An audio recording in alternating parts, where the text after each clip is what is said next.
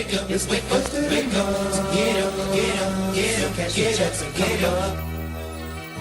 sure you subscribe, hit the like button before you leave. Remember, join my live stream. Subscribe today. We do lives 3-4 times a week, and you'll get all the information you need.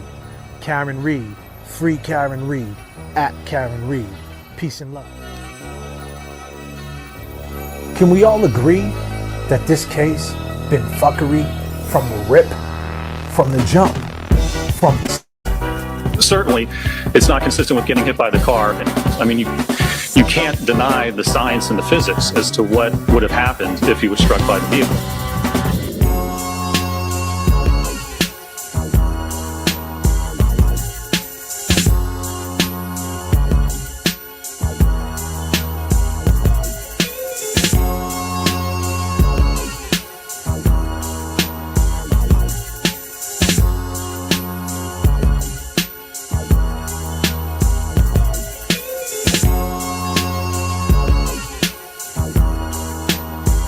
Living in the streets, nothing to gain, nothing to lose. So they see my pain, so they name drop, dry snitch. Fucked in the game, the glam and the glitz. What's the price on fame?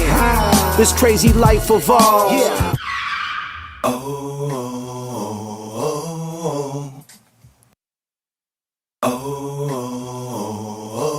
I'm running through the alley, getting a alley. Hop at the second of sundown, no front from January on down to December. I'm loving the burst of the month. Wake up, wake up, it's wake up, wake up. Get up, get up, get up, cash your checks again.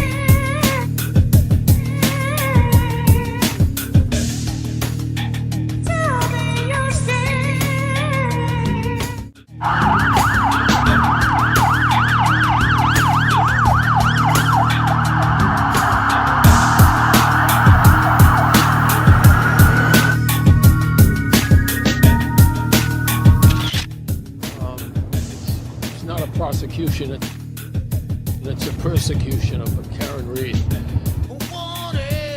Yeah, it's. We remain hopeful.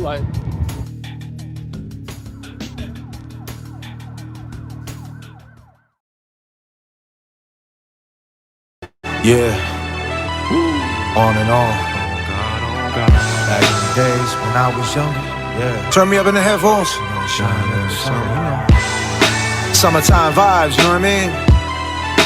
He put it on my mama. Where's my ladies at, all my mothers at, you know what I mean? Yeah, state to state, worldwide, listen. We pilot through the struggle, above and beyond. It's a long fall from pride. What you standing on? Goals in plain sight. Get your landing strong. He fucked up to play because he ran it wrong. Underbelly of Boston, filled with racist rats. The sneak gets away, but it often traces back.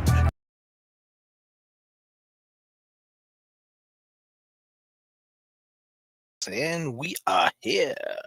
We are here. We're unmuted. We're ready to go.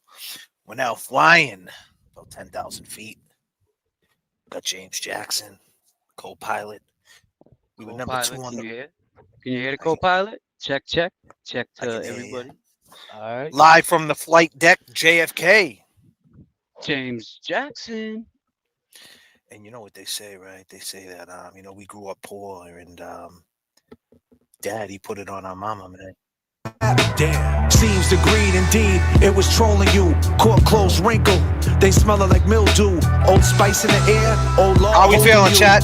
It's in God's hands with a creed overview. Yeah. Too many suckers pulling, not enough pushing. Feeling like Guru, driving Boston to Brooklyn. God's working overtime, devil is cooking. God shot twice, survived, but the cancer took him. Damn. Back in the days when I was younger, Dad was never home, he put it on my mama. I was just a baby when I seen all the trauma. But on guard, we gonna shine every summer. Back in the days when I was younger, Dad was never home, he put it on my mama. I was just a baby when I seen all the trauma. But on guard, we gonna shine every summer. Come on. Daddy wasn't around, mama held it down. How'd you raise us on? Yes, yes, yes, yes. James, it's 2025. We're here. Everybody in the chat, Happy New Year. Happy New Year to everybody. Another year, Jay. Another year around the sun. You know, you can't complain. Who would listen? Right. Nobody. Nobody. It's going to be a good year, though. I feel it. JFK, you had called this back in September, Hank wanting Karen on the stand. Well, we're going to get into that tonight. I can assure everybody. See, you know, there's a lot of funny business going on around here. Gifted 1 JFK membership, Joseph Kane. Thank you, Joseph. Appreciate that. The song that you just heard in the beginning is called Back in the Days. If you're interested, you could go inside my bio right now, in my bio at my Bandcamp, and buy the whole album. 11 songs. 11 JFK songs. The song that you heard when you first came into the room, called Can't Sleep, featuring Chip Fu from the legendary group Fushnikins. Great song. You can go in my bio and buy that, or in my description and buy that. In my bio, our Venmo is in my bio. My James Jackson Venmo is right here. Talk to him, James. Yeah, James Jackson, money sign James Amaral Jr. That's my Cash App. James, the Venmo is James-Amaral-5. And you're seeing I just blew him up on the screen, and we're live from the flight deck. Live from the flight deck. And need everybody to run over to my video section and go like that video back in the days. Go leave a comment. Let's get it going. Share it some more. Talk about it. Leave a comment. If you like it, if you don't like it, whatever. Whatever you feel, whatever your vice is. You're now flying about 13,000 feet. Strap in.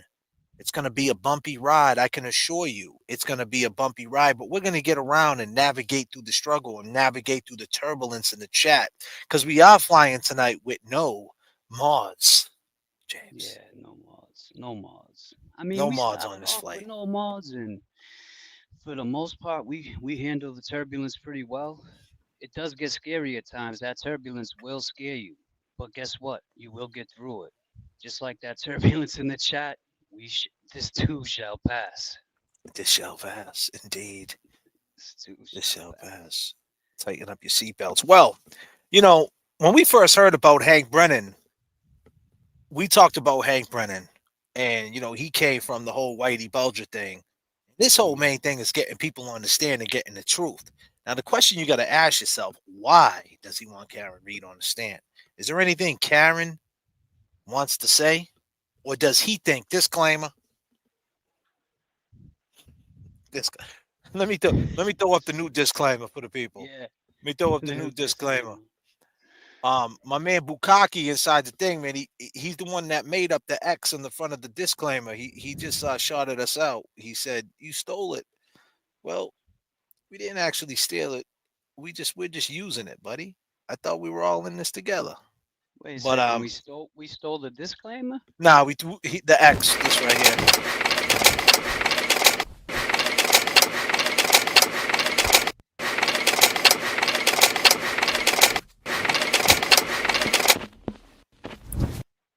No, we definitely didn't steal the disclaimer. We're the originals to throw up the X. Just the way he writes X. I go XX disclaimer. XXX. Yes. He puts 3 X's disclaimer. Right. I was playing It's All Love Boys. Nah, no question, Bukaki, but credit is due. I seen that in there. And I was like, hey, that's cool that he did that. But yeah, since we're throwing up the disclaimer, let's just get a disclaimer in. This is a disclaimer right here that we got to talk about. It gets kind of crazy at times.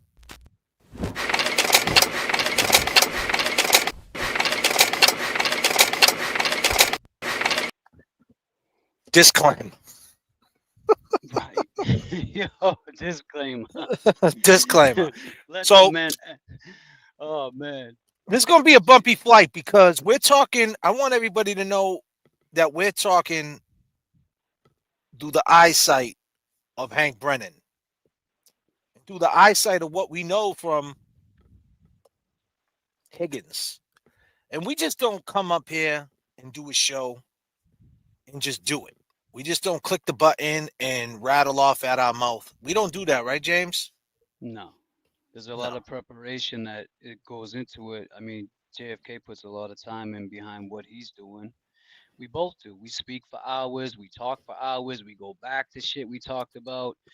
We talk about things we got information on. We put all the pieces. It's like a puzzle, man. You take this piece, that piece, put it together. Here we go. So by no means are you on this flight without experienced pilots. Right. If you We're not gonna- you a parachute.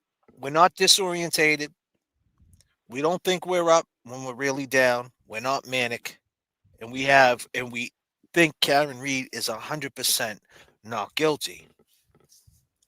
But we're speaking from a court of law. Can we all agree that there's a new trial coming up, James? Can we all agree on that?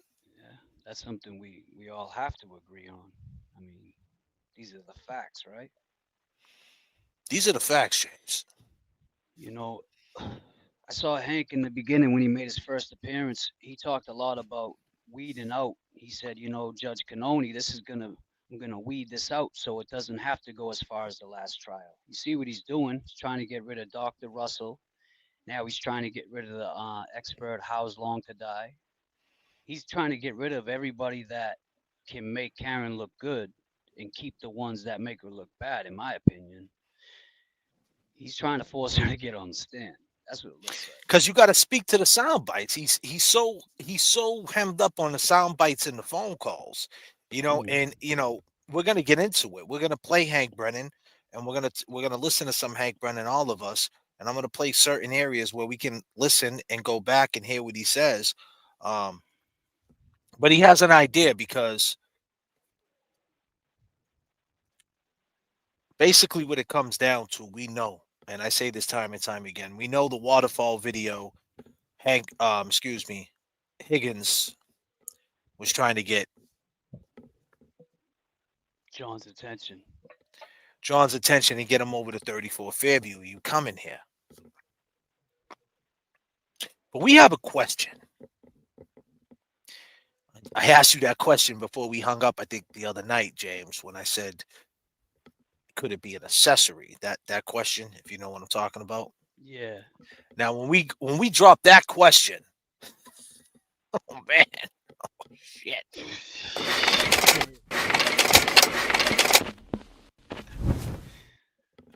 Oh man.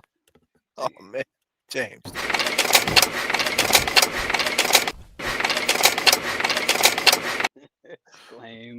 Disclaimer. When we ask that question, it's a serious disclaimer. Serious. It's a serious disclaimer because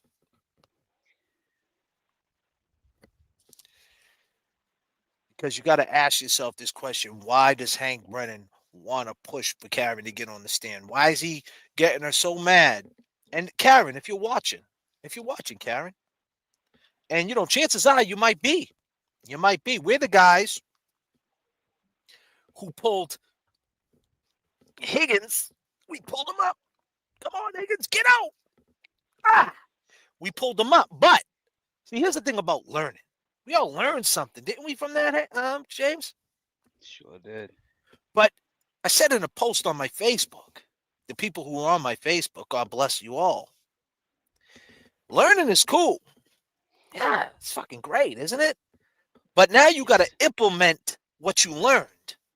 See, the problem is we all learned He that said something. Be careful who you get your advice from. That was be it. careful. Yeah. Good morning. Good Well, morning. good afternoon now. But yeah, I saw that. And that's very true, Jay. You know, there's a lot of people that will say things, but be careful. I mean, I'm guilty of this a lot. I say things. My man calls me Context James sometimes because he'd be like Context James. I say, all right, then I have to go back, throw up a disclaimer on the phone, take it back, rewind, and say what I was trying to say. And that's dialogue. That's PR. That's all that. So you have to keep that up front. But we did learn something. And what we learned was Higgins called up Lion, an ATF agent, called up Lion and said his name was Kevin. We also Mm, know that he's a witness to a murder trial. We also know that he said when this comes out that she did it, right? We also know that the phone call lasted 22 seconds, and we learned a lot about him. We also know this. Can we all agree that that was the only time we ever heard from Higgins in the last 3 years? Now, we all know that. But we want to hold on. We knew he's a decorated dude, and he said, "You wrong, you wrong, you wrong." That's cute. That's cute. It's so he likes fucking us cute. too. He And he likes us, loves he said. us. He loves He us. loves us. Yeah. Higgins, what's up? Let's wave to Higgins. Higgins, What's up? you my See, the back thing guy. is, the thing is, we learned that. We learned that he's a decorated dude, and we also learned that he thinks we're wrong. And we're wrong. And that's cool. We can run with them sound bites, just like Hank Brennan. It's funny how these sound bites came from our show, and all we talk about on this show is sound bites. It's sound bites, right? That's hilarious. Actually, I haven't even thought of that. Wow. Isn't it funny the way God takes the wheel and things, pan out? But the thing is, we all learn that, but no one's implementing what really implementing that in their shows. No one's implementing that the reason why he called. Mm, Everybody's acting like Higgins just called. He just randomly made a phone call, and it happened to be the JFK Fuckery Donuts and James show. Fuckery Donuts is now open officially, and officially. that's okay. But when I mean about implementing, this is not no shade. I'm not saying that you have to commend us and anything like that, but we're all on the same side. Can we all agree? Right. So why did he come out of his closet? Why did he say these things? Why did he pick up the phone? Because we did the waterfall video about 350 fucking times. Maybe because we went to the waterfall and did a reenactment and showed how close it was. And maybe we name dropped a dude named Seaside from Cambridge that might be in the chat right now. Seaside, where you at? You in there? Because I got my eyes Seaside. peeled because a couple of Yeah. times he was in the chat and we missed him. Yeah, we missed him the other night. I was like, damn. Seaside, I'm sorry, man. If we find you tonight, we are making sure that everybody knows. So what I'm saying is if you implement Shit. that and everybody talks about the waterfall, the same way you're talking about decorated dudes, ha ha ha ha, and you wrong, you wrong. But what are we wrong about? We're wrong about Right. the waterfall video. The video at 11:58 when he's throwing up his hands and his hand gets caught up by good old Chris A and the same guy Chris A who left at 12:10. The last one leaving the waterfall, but the first one to say on the stand that he wasn't even trying to go out, but he was the He last wasn't. one to leave. Yeah. Oh, wasn't it Colin Albert allegedly who hit John O'Keefe over the head with something? Mm, Isn't this the same guy that Higgins, you know Higgins, right? You testified that you didn't say bye to anybody, and Chris A, you didn't say that happened at the door, and either did you, Brian A, right? So we got to implement that, right? Like we got to implement that reason why he called. He didn't just call. We can't just look at it like he just called. That's a huge piece that that's a we have to big stay on piece. top of it in I the think riddle so. that he left. And when this comes out, that she did it. Does that mean the fix is in, James? Does that mean the feds know something that he made when in his profit deal, or he saw something? I don't know. It's a riddle. Interesting. You spoke with him for 22 seconds, which is the same amount of time as Butt Dial Brian A. And he said a lot. Exactly. Yeah, But what he pulled said a him out? lot. I actually thing bet some is, dice back here on 22. everyone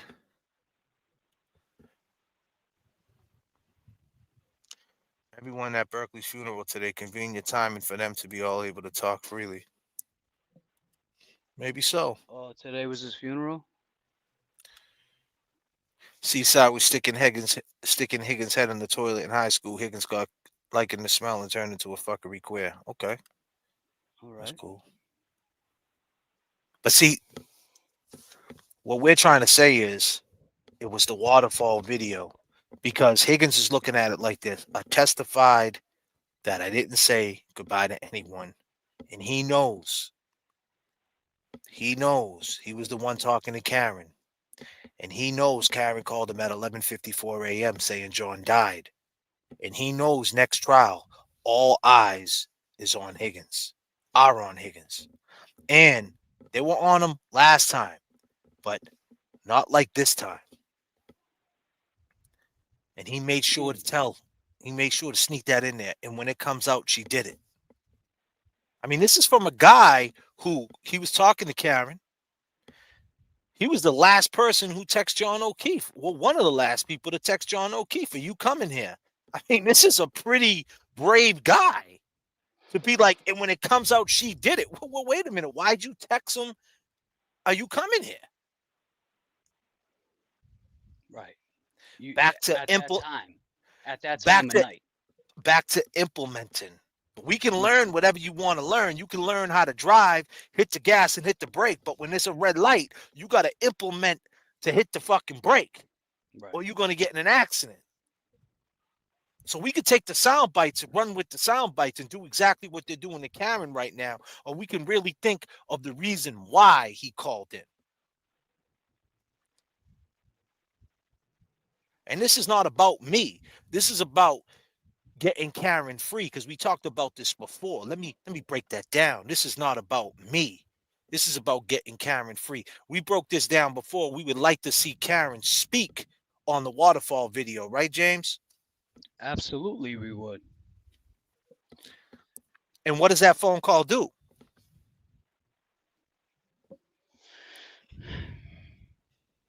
With her? For Karen. For Karen. That phone call right there gives her the initiative to speak on it. Why is an ATF agent, witness to a murder, calling in on a YouTube show to claim his innocence? Oh, by the way, the reason why he called in, Channel 4, Channel 7, Channel 9, is because the people he called into, they're big advocates of this waterfall issue. Matter of fact, that's all they basically do on their channel. They actually went to the waterfall. Maybe everybody needs to go look at the waterfall. Maybe everybody needs to go look at the waterfall video. But we could talk about the tail light, and we could talk about how's long to die in cold. But what is Hank Brennan doing, James? He's weeding out. That's what he's doing right now. He's trying to get that shit kicked out, how's long to die in cold. But he can't get that video kicked out, can he? And he can't get out Brian Higgins saying, I didn't say goodbye to nobody kicked out, because it's very clear that you said goodbye to somebody, or you was waving on John O'Keefe. That's definitely coming up in the next hearing. Can we all agree that there's a new trial? Yes. Hold on a second. Throw him up, James. Wait, we got the conspiracy. What happened? What's that say? The conspirators are on edge, no doubt. Oh, okay. I thought you were talking about the conspirators. Yeah, conspirators. No, it is. We've been talking about Hank though too, Jay, for a long time, and how he works about how he was gonna what he was gonna do with Whitey Bulger. He was gonna let Whitey take the stand, even if it incriminated himself, to get the truth out for those families to hear the truth. So that's what. Oh, this is what he said. And James Bulger was prepared to tell that story. It is a loss for everybody, for the jury, for the victims' families, for the community, for the public, not to have him take the stand. I expected he would have been the most convincing witness because he'd be the one witness who would not try to protect himself. I think that's reinforced by the approach Jay Carney and I took. But to have somebody take the stand just to give a confession, but not to give the entire story and protect the government, makes absolutely no sense. If the government had no fear of what James Bulger would say, there'd be no reason not to let him testify to his arrangement. If immunity was so absurd, then they simply could have dispelled it in front of the jury. So although the government continually suggests that they're disappointed he didn't testify, they try to silence him at every turn in this case. And it was an extraordinary loss because talk about the idea of closure. What better closure could you have than the person who could stand before the jury and the community and say exactly what happened?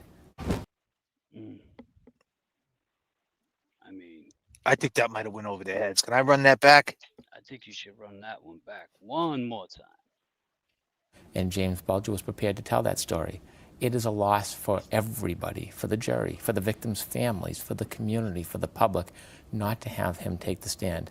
I expected he would have been the most convincing witness because he'd be the one witness who would not try to protect himself. I think that's reinforced by the approach Jay Carney and I took. But to have somebody take the stand just to give a confession, but not to give the entire story and protect the government, makes absolutely no sense. If the government had no fear of what James Bulger would say, there'd be no reason not to let him testify to his arrangement. If immunity was so absurd, then they simply could have dispelled it in front of the jury. So although the government continually suggests that they're disappointed he didn't testify, they try to silence him at every turn in this case. And it was an extraordinary loss because talk about the idea of closure.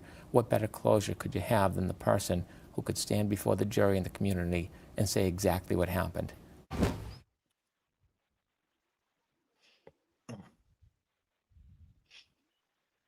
All right, Hank Brennan. Too low. Hank Brennan. Hank Brennan. Can't hear Hank you. Brennan. Hank Brennan. Hank Brennan. Let me just fix this. Check this out. Miss Reed calls her father and her mother a little after 1 o'clock on the night she struck and killed John O'Keefe. She calls both of them, and those calls were unanswered, according to the phone records.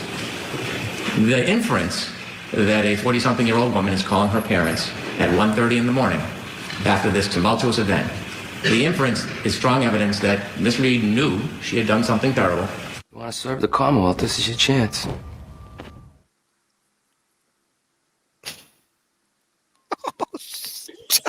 Want to serve the Commonwealth? This is your chance, buddy.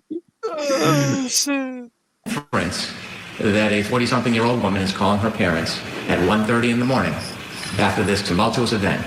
The inference is strong evidence that Miss Reed knew she had done something terrible. You want to serve the Commonwealth, this is your chance. Oh, man. Well, see, here's the thing, people. This is how you gotta parallel it to the Karenread case. The feds, he wanted to tell the feds, right? Excuse me, he wanted to tell the Commonwealth. Well, he was in the feds, excuse me. He wanted to tell the feds that Whitey would get on the stand and expose the feds and tell them everything you want to hear. And at the same time, he'll incriminate himself. He'll say, yep, I shot that one, I did this, I did that, but I never ratted anybody out. Right. I never had the card. I wasn't on the payroll. I was paying them for information. And he would give, and you heard what he said. He said the closure. He said, what better closure? What better closure? Disappointed he didn't testify. They tried to silence him at every turn in this case. And it was an extraordinary loss because talk about the idea of closure.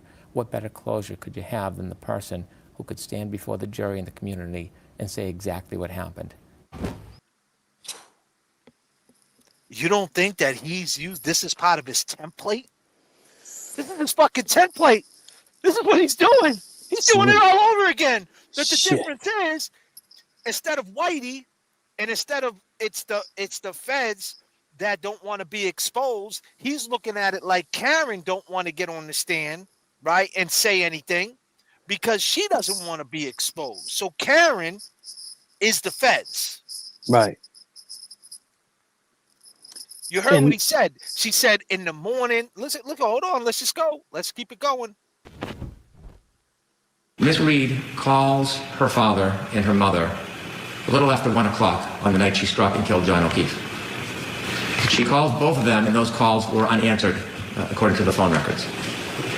The inference that a 40-something-year-old woman is calling her parents at 1:30 in the morning after this tumultuous event, the inference is strong evidence that Miss Reed knew she had done something terrible.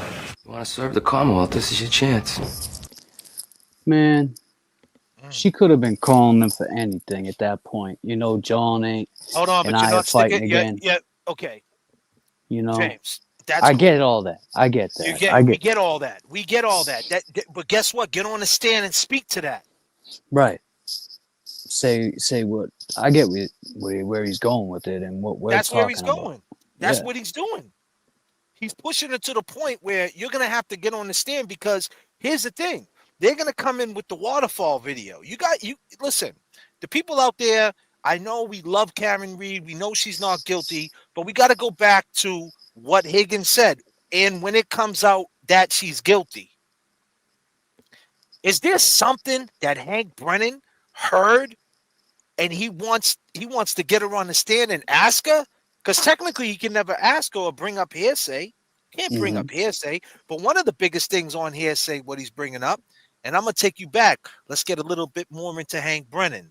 Let's get into a little bit more of Hank Brennan. Let's talk about it, James. Hearsay. Jackson. Hearsay with the Hankster. Studio gangster.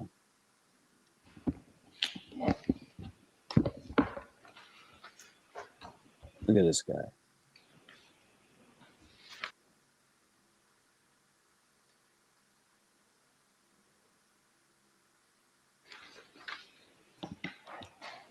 The Commonwealth has filed a Rule 17 motion to obtain phone records from William Reed for a 24-hour period.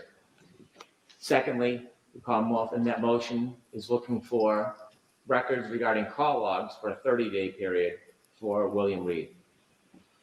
Although a different motion similarly, the Commonwealth has filed motions simply for the call log for 30 days for Janet Reed.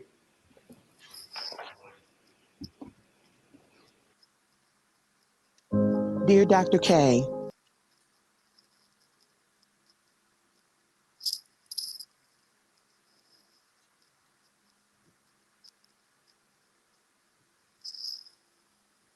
with two of these charges, one being second-degree murder, to show the element of knowledge.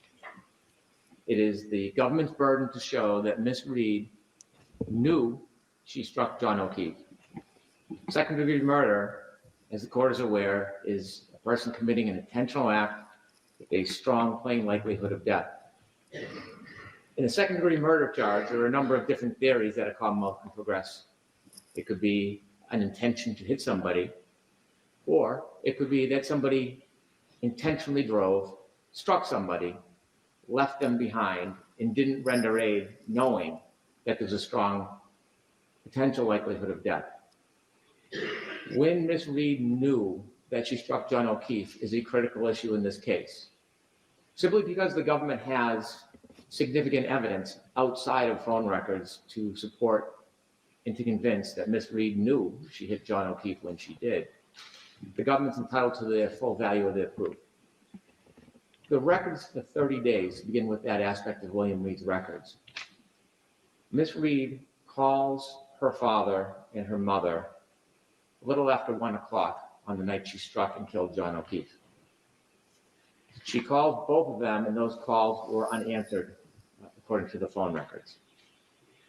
The inference that a 40-something-year-old woman is calling her parents at 1:30 in the morning after this tumultuous event, the inference is strong evidence that Miss Reed knew she had done something terrible. She knew she had struck John O'Keefe, and she knew that she had left him behind. The 30-day period is an attempt to protect the privacy rights of William and Janet Reed by not asking for the call, the text messages, not asking for SMS messages, not looking to forensically download the phone, just the call records, because I expect it will establish that there are no other calls in that 30-day period from Miss Reed to her parents at 1:30 in the morning. But can't you get that from Ms. Reed's phone? No. No. There were 2 search warrants from Miss Reed's phone. I can't read them. The search warrant that was attached that I have isn't clear, so I'll need clear copies of those search warrants. Those are provided by the defense. I can provide clear copies. The 2 search warrants from Miss Reed's phone are from a period Threw him right under the bus. January 29th at 6 p.m. Okay. And the other one is January 28th, 9:30 to January 29th, 5:30. Okay. And so they're not in Miss Reed's records. I am not looking to see any of the other numbers that the family called, friends, family, whatever their purpose is. I'm not looking to even see it. I want to see and demonstrate there's an absence of phone calls between Miss Reed and her parents the 30 days prior to when she drove into John O'Keefe. Now, it would help the defense. They want to expand that to 6 months or a year. I'm agreeable. Because if there was phone calls at 1:30 in the morning, I would not argue the inference. He should say allegedly. You're right. That would be an unfair inference. But in the absence of any other calls, it is terribly remarkable that she is panic calling her parents at 1:30 in the morning. And here's why it's important. The type of injury John O'Keefe suffered that led to his Listen death close. was a type of injury that was treatable. If he had received treatment within 1 to 2 hours, I expect that there are medical procedures that could have saved him. They could have produced a drill and drilled it into his brain to create bleeding so it wouldn't swell. Listen. Or they could have cracked his cranium. Now, certainly he would have suffered significant impairment. This guy's a doctor now. But I expect the government is pursuing a witness. And my expectation on my research is a witness will say life-saving procedures within the first 2 hours would have saved or could have saved John O'Keefe. And so if Miss Reed knew, listen, within the first 2 hours that she hit him and that medical procedures could have saved his life, then this is relevant material to show her knowledge that something dramatic had happened. Knowledge. And that's why I want the 30 days. Only phone calls with her mother and father. Nothing else am I interested in.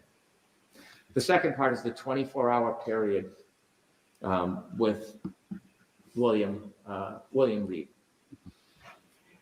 The 24-hour phone records will show Mr. Reed's phone calls throughout that evening or that morning. And it's important because Mr. Reed had an opportunity to speak publicly, and he did so on Fox 25, which is the subject of another motion. And when he speaks to Fox 25, he gives what I see as an implied admission that his daughter told him that she had hit something. I think there's more to that story that will be explored at trial. The time of the phone calls to Miss Reed are important. They're reflected in her phone records in the morning that she speaks to her father while she's still in the back of a police car before she's brought to the hospital. In that discussion with Fox 25, the quote is, in your first discussions, my motion leaves off the yes in discussion, but it's in the first discussions, what did she tell you? Mr. Reed asserts that she tells him about this implied confession at the hospital, which is after the actual first conversation. And so it'll be important to be able to confront Mr. Reed, if necessary, with his own phone records. He can denounce or deny his daughter's phone records. He doesn't have to accept them as true.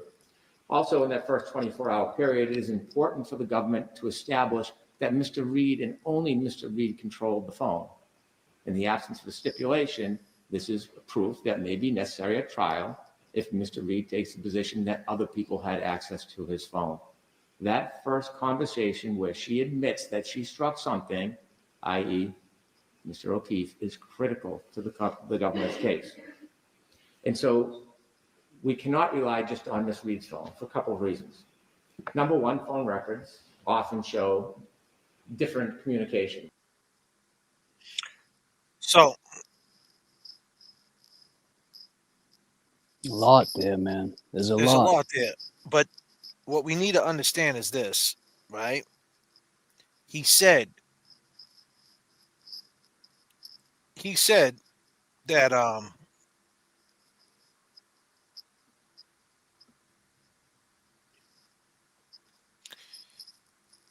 if you listen to what he said, About the He which said that part? the main thing that I took from that. Now we all know they didn't get Karen Reed's dad's records in. Okay, that's old news. The records didn't come in, whatever, right? But they did get the records from the Fox and all that stuff, right? All the sound bites. Um, the main thing is he could have been saved. Now he goes on to say that she went back there. Mm. I truly believe Hank Brennan thinks she went back to 34 Fairview. Yeah. There's the problem. The way he said it sounded like he put that there was a chance to save him, and then he names off all these things that could have happened as if he was a doctor, like you said. But I do believe firmly he's only saying that because he believes she went back there. Disclaimer, I'm saying Hank Brennan believes that.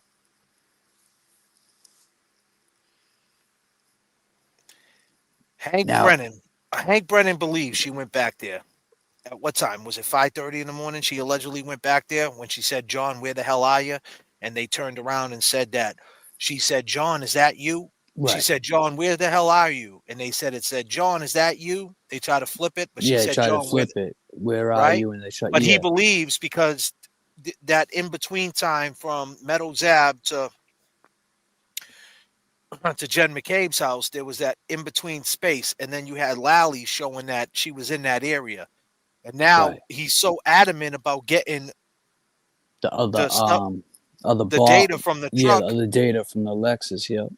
Now I remember Melanie Little in one of her episodes said they erased all the navigation out of Karen Reed's phone, her GPS data out of her phone, and they erased it. If they would have never erased her GPS data, they wouldn't even need all that stuff from the truck because it would have been in Karen Reed's phone. The Mm, navigation, right? It would the right. GPS. It would have showed she was there, right? But I guess they erased their GPS or something, Karen Reed's. But the point is, Hank Brennan wants to get the stuff from the truck. Now, what if, disclaimer, people, disclaimer, that's a serious disclaimer. Serious disclaimer. I mean, it might be the biggest disclaimer all the time. Yeah, it might be. Was prepared to tell that story. Damn, Hank, you crazy, man. Damn. Um, yeah, it's a serious disclaimer.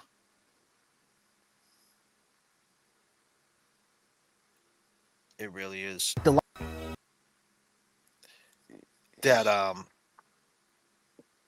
If Hank's thinking this, well, could be. what I'm saying is, what if she went back there? Well, What if that's no? a Excuse me. What if it comes out? Excuse me. Disclaimer. disclaimer. Disclaimer. Disclaimer.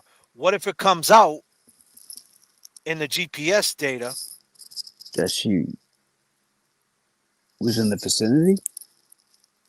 that she was there, that she went to Yeah. 34 Fairview? What happens? Well, I do mean, they it doesn't charge you prove with it. accessory, or how's that work? What I mean, Well, that's a question.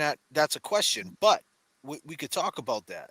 But before we talk about that, we gotta throw up a serious disclaimer.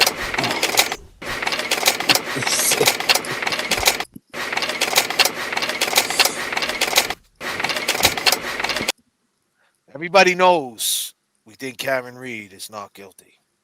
right. The question is, it doesn't prove if she did go back there at 5:30 a.m. that John was out on the lawn, Yeah. right? Right.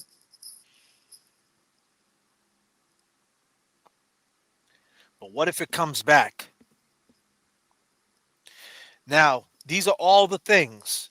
Did he hear from somebody? Did someone, you got to ask yourself this question. Everybody got to ask themselves this question. Why is this guy so adamant of pushing it to the point where she has to speak to something? She got to speak to the sound bites. She got to speak to, let's watch a little bit more. Let's watch a little bit more. before we talk any further. We're gonna watch a little bit more, and then we'll get back to that. That cool with you, James? Yeah. Super chats, people. Appreciated all the super chats. We're gonna get to them. Check out James. His Venmo's in the description. It's on his at James Jackson, James Amaral Jr., Cash Yeah. App, JFK Show Off. All that's appreciated. Go check out my album. If you're on the replay crew, we love you too. We're gonna watch a Replay. little bit more. We're gonna watch a little bit more of Hank Brennan, and we're gonna break down what we think. And we're learning about this. We're learning about this guy. We've been learning about this guy. This guy is pushing her to the point where it's like, hey, and I just want to say this before we watch a little bit more. He knows, keep in mind, there's one thing we didn't mention. Keep in mind that in the Supreme Court right now, they're ruling if it's going to get dropped to manslaughter. Right, James? And I Yes. think he knows it's going to get dropped to manslaughter. And I think that it's easier to prove the manslaughter than it is to prove a murder. Because if she didn't murder him, then maybe she didn't. Then maybe there's not a manslaughter, right? So it's like James made a good point. Jimmy from Lynn made a good point that he'd rather have it all together to confuse him a little bit. But just to have that manslaughter itself, I think that's what he's Narrows going. it down. Yeah. It narrows it down, and I think that's what he's going for, and he's trying to push her on the stand. That's what I think. Yeah, I believe that too. He came in saying it, man. He said he was going to make it a very short, short and sweet, basically. We're going to get this done at a, a good amount of time.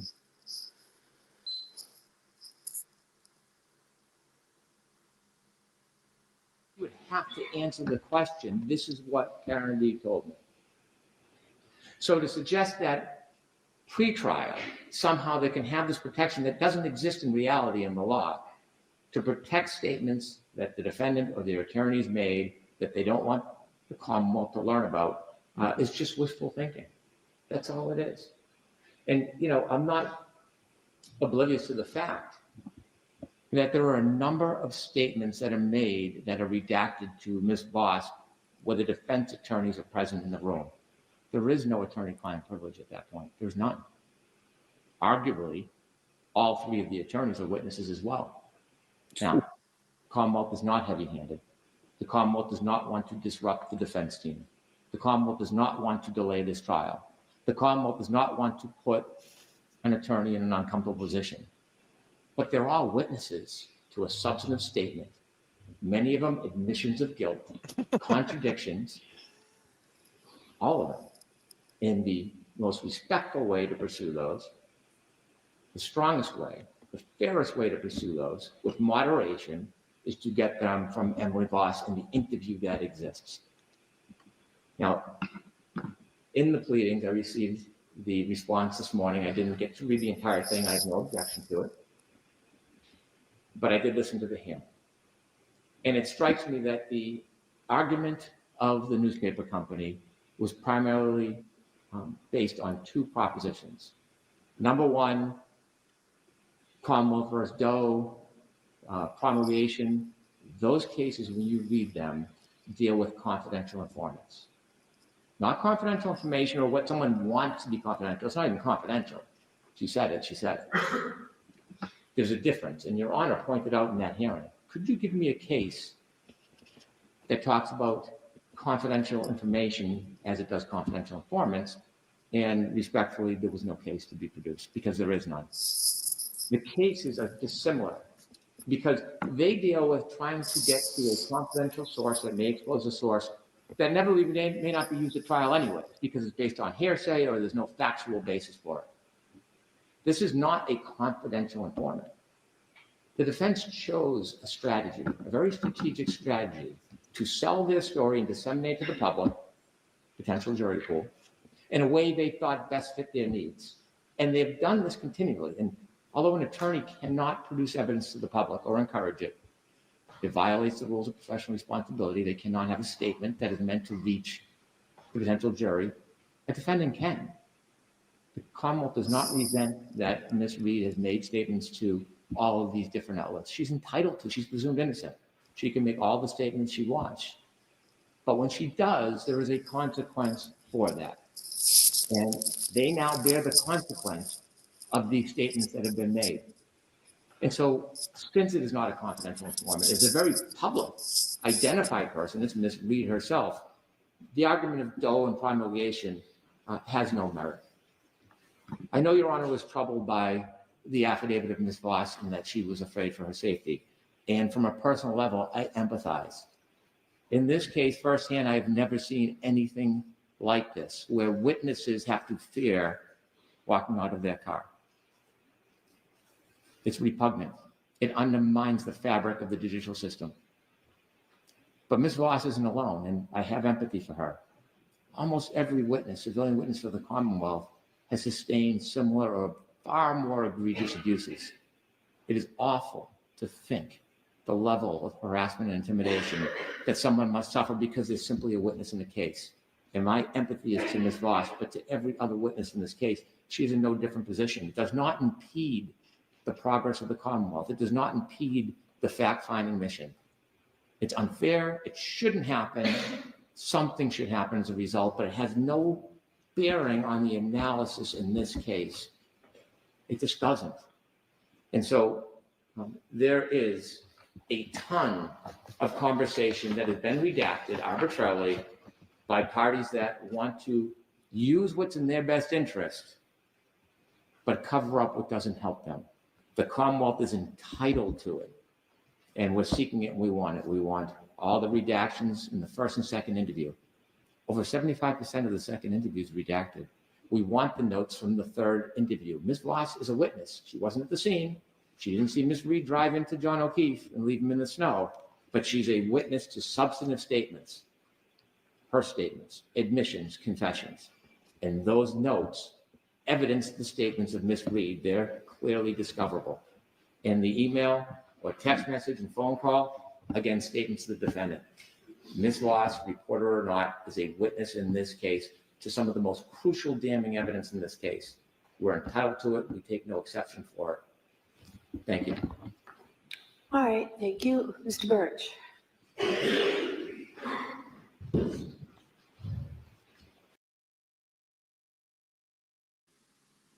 Wow, man. Can you hear me, Jay? Yeah, I can hear you. All right. I figured I'd just use it here because it rub against my bed, makes sound sometimes. But No, you gotta stop playing with that. Yeah. yeah. Keep playing with it. Something sounds like you're eating No, chips. it's over just there. rubbing against my beard. That's why the mic is like that. Sorry, chat.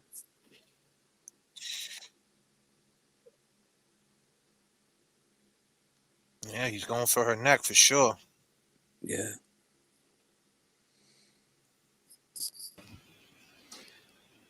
This posits two separate ideas, the way I interpret it. The first is the Commonwealth says it needs more audio because the redacted audio provided thus far either contains no damaging omissions by Reed.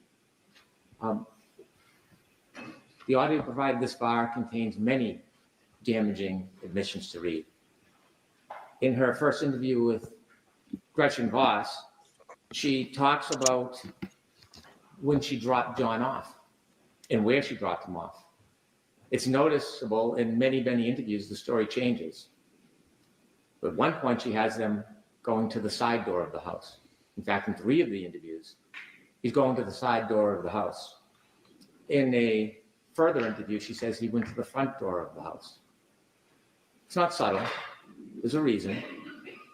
The stories and the versions given by Ms. Reed evolve in time. Coincidentally, they evolve sometimes with the production of Discovery. And so I am not suggesting for a second that there are no damaging statements by Ms. Reed. In fact, there are confessions, there are admissions, and there are contradictions based on later statements given. And so all I can simply say is that is not the Commonwealth's position. That is stated wrongly. Also, or it reveals that she was not entirely forthright in her unsworn press interviews with Voss. Well, we're entitled to take her statements with Ms. Voss and compare them to all the other statements she made, 2020, Vanity Fair, Dateline, and others. And so the question isn't whether her statement to Voss or Ms. Voss is accurate. It is in comparison to other statements. Is it accurate? And we know that it's not. There are many instances where she has given different statements between versions. Also internally, in Ms. Voss's interview, as I mentioned, there are statements, redaction, a return, and a different statement. For example, she was only sipping at the waterfall, which would suggest further drinking. And then after a redaction and interruption, she's sipping water at the waterfall, as incredulous as that may be. And so clearly something happened during that redaction that changed the admission to drinking alcohol, which is part of this case, to something of water. And so I think that the claim in this motion really has no relevance to the analysis. It's not on point. The reason I said there was a 2-hour interview, and I'll accept that I'm wrong, is when I listened to the FTR tape, counsel respectfully said it was a 2-hour interview. And that's where I got my information from, not Ms. Voss's affidavit. So it may have been a 1-hour interview, which still leaves us with 1/3 of the interview, 2/3 redacted. That is significant. The Commonwealth comes back, we're entitled to come back when we want, if we have a good faith basis and if the court invites us. We come back now after I've had a chance to actually listen to 4 hours of interview, or you add them up, 3 hours and 40 minutes of interview. I've studied them, I've listened to them many times. I've ordered transcripts, I've perused the transcripts, I've compared the two. I've compared them to all the other statements. So time has now made these much more relevant than they maybe initially thought. I can't speak for the Commonwealth at that point. We're entitled to the full force of our proof. We don't have to just take some. We don't have to take a fraction. Just because it's inconvenient or uncomfortable for parties, the government is entitled to the full force of their proof. And representing the people of this Commonwealth, I am pursuing the full force of our proof in every aspect because we're entitled to it. It is notable in the FTR hearing that counsel for Ms. Voss and for the publication said that the third interview they discussed, and the parties, meaning the defense attorneys, the defendant, the defense attorney, the defendant, and Ms. Voss could decide to use that material. It wasn't that it was precluded or no one could ever see it. It's only if it helped them. And so he said that they agreed that if they wanted to, they could use that material. They just decided not to. Because they decided not to use incriminating information in their story doesn't give them the power to decide who does and when they do. So we're entitled to the full force of our proof, and we're going to pursue it. We're entitled to all of these records, all this information. There is no legal argument against it. None. Wow, man. This guy ain't leaving no money on the table, huh? He's leaving no money on the table. He wants it all.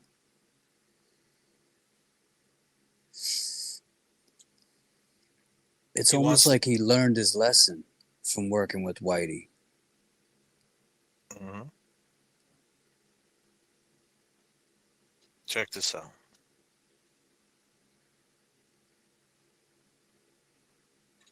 This is the killer right here. This is the killer. That goes to service, which pertains to all three. But do you have different arguments, a little bit different on each? I do. Okay, so 600 people in the chat. I appreciate everybody being here. We're going to get down to the Hank Brennan. We're going to speak on it. We're going to go over it. We're going to talk about it. The reason why he's going at her. We're going to play this fight again with him and Whitey Bulger, how he wanted to put Whitey Bulger on the stand, where he thought it was a total missed opportunity in the federal court to have Whitey Bulger on the stand because the truth could have came out. And he was like, what better closure? This guy's about closure. But then again, it's what he believes. He believes Karen did this. He believes Karen went back there that morning. That's what I really, truly, my opinion, James. You with me? Yeah. We believe that that's what he thinks. We're going to get to it. So hang in there. I'm going to play a couple more little minutes of this guy, and we're going to talk about it. Thank you, chat.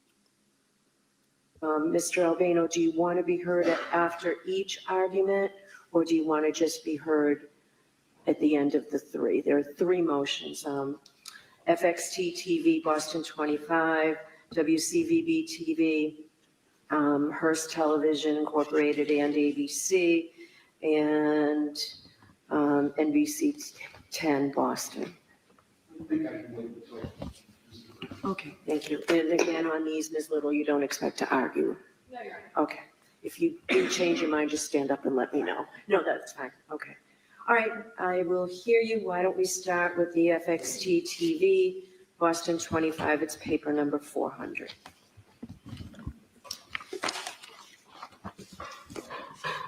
As has been discussed, Fox 25 and its employees conducted an interview of William and Janet Reed. I've quoted on subsection 5 some of the language from that interview. And during my quote, it says, during your first discussion with Karen. It should say, during your first discussions with Karen. There's an S left off.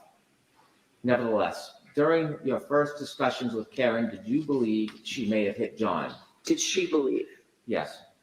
Okay, I thought you said, did you believe? Then I misspoke. My apologies. Did she believe she may have hit John? William Reed responded, no, she felt she struck something.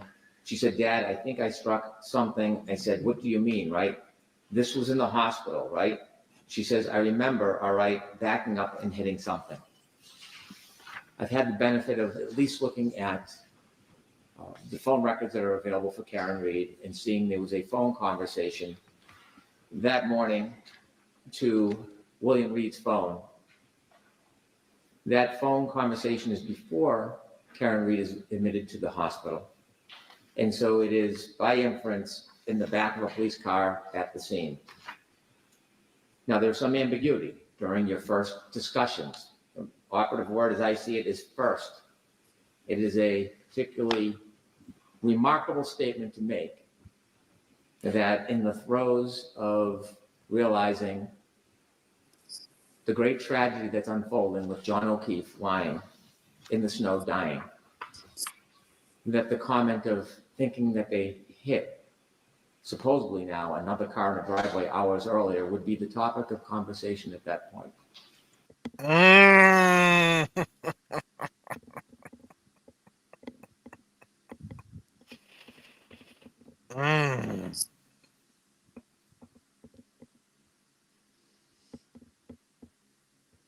Man.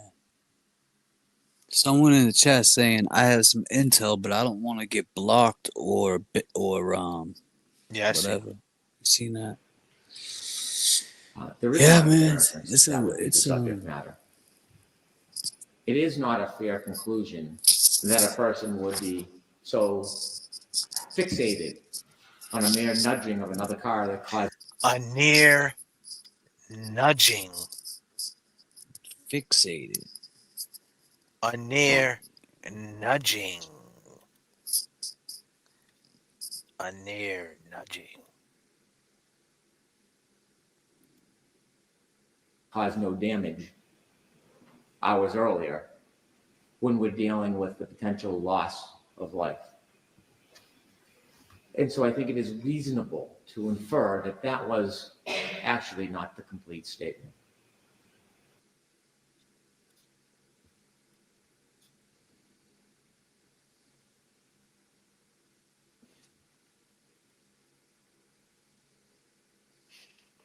Hank Brennan. I just want to tell everybody this is a disclaimer.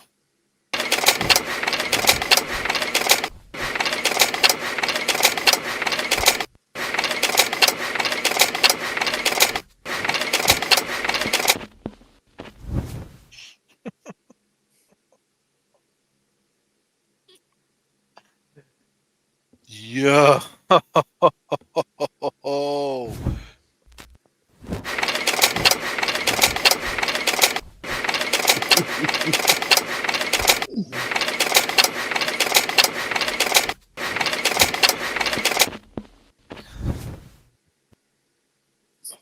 Jesus, man.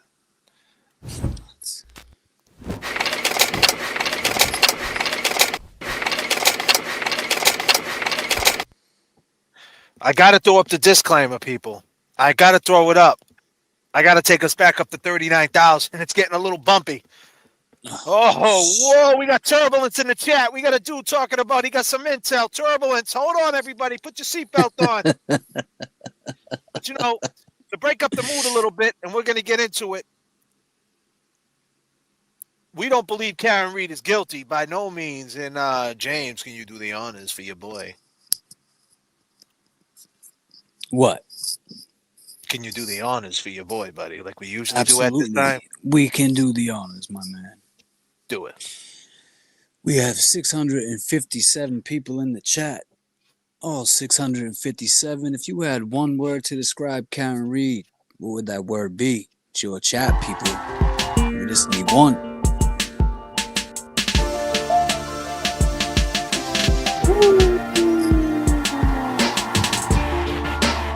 Let's break it up.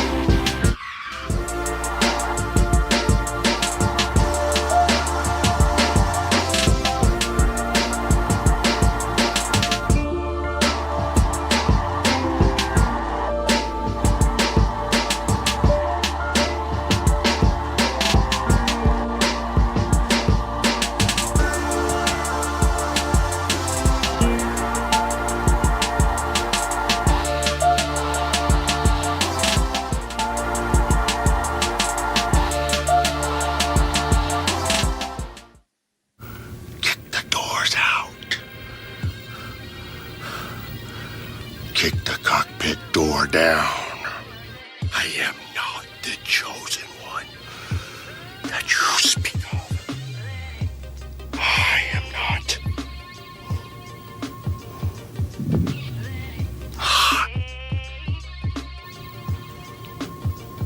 The only one.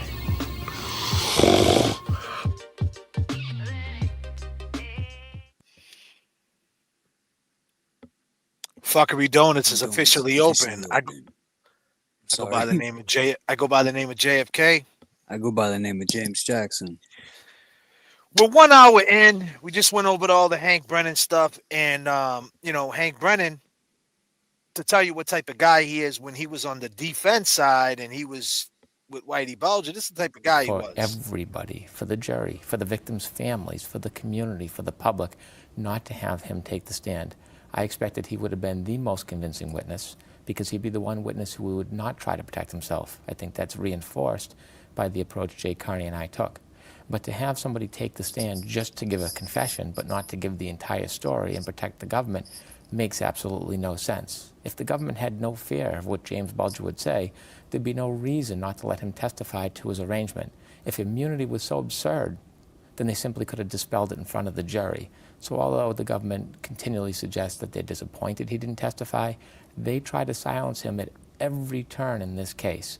And it was an extraordinary loss because talk about the idea of closure. What better closure could you have than the person who could stand before the jury and the community and say exactly what happened? How times have changed, Hank. Times have changed, Hank. But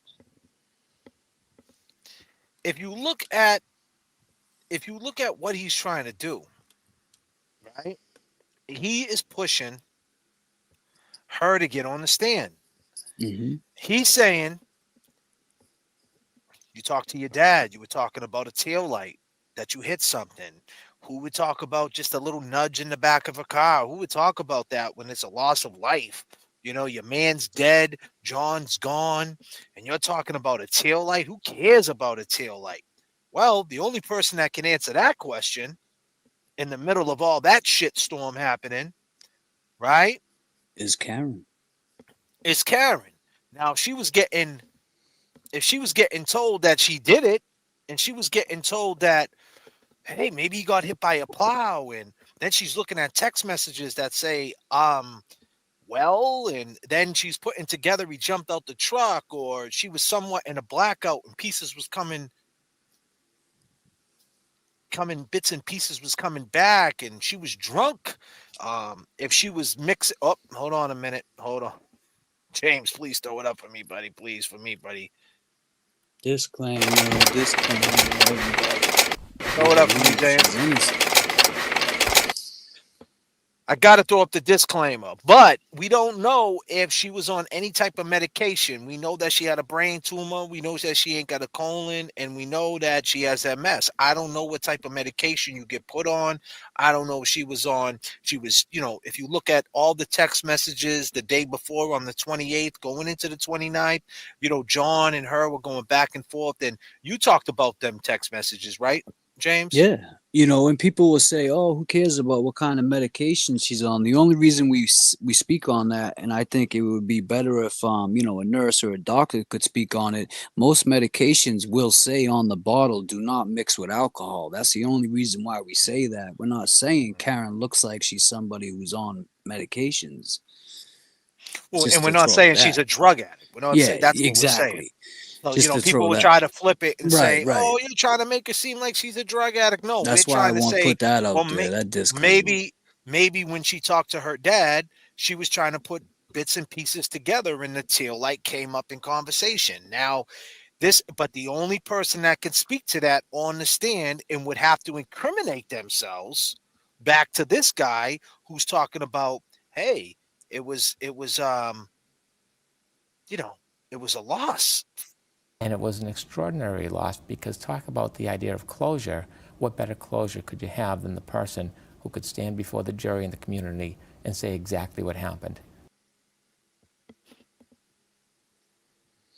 I got something she could say for that one, for that little nudge and calling her dad or whatever. I mean, she could say a lot, but she can't. Yeah. But it's going to be said. You see how he's going at her neck. He wants it to be said. If everything that we just seen, if that's any indication of, what the trial is going to be, and in his summation and his opening statements, like, who would talk about a little nudge on the car? They're going to talk about she broke the tail light on the car. Okay, maybe she did crack a tail light. She definitely, maybe. But who would talk about that when you just found your man dead on the ground? Who would talk about that? Right? And what 40-year-old person gonna be calling their moms? And look at all these sound bites. And oh, by the way, they're gonna tell you that there was a fight at the waterfall. You're gonna see videos of a guy named Higgins that she was going behind the deceased back with. Right? Yo, listen, I'm talking, Hank, disclaimer. I don't want you guys to hate me. I want you to understand what Hank Brennan's doing here. This guy right here, not your man JFK. I'm trying to help Karen. Karen, I'm trying to help you. So we gotta. What I'm trying to say is the jury pool's out there. How many people do you talk to in a day, James? You talked to someone the other night, and they were on the fence, right? Yeah, I talked to someone the other night that says that he believes she did it, and I asked him why, and he said, "Well, I just think that she did it by accident and she left." Not everybody knows this case, people. I know it's in the news. I know we want to believe that everybody is saying that she didn't do it, but the fact is there's a lot of people that don't know enough. And if they don't know enough and they happen to get picked for a jury duty and they don't know, they ain't watching JFK 3-4 nights a week, right? And they're only learning right then and there. Hank Brennan, as much as you guys want to call him whatever you want to call him, he got some points. Yeah, he's intelligent for his where he's coming at it, I would say.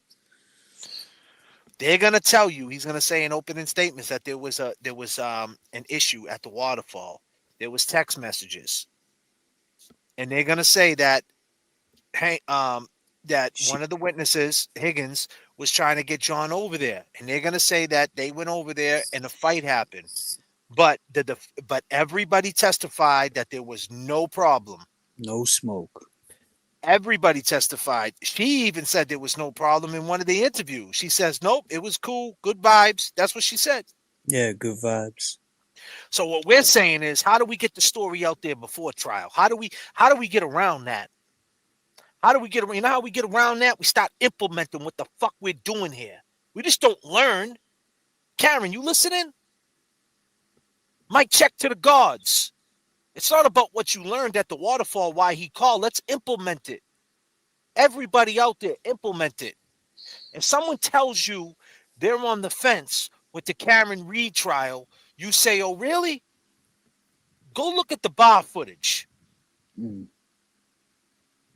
Because 35 minutes after that bar footage, John O'Keefe was hurt bad. Real bad.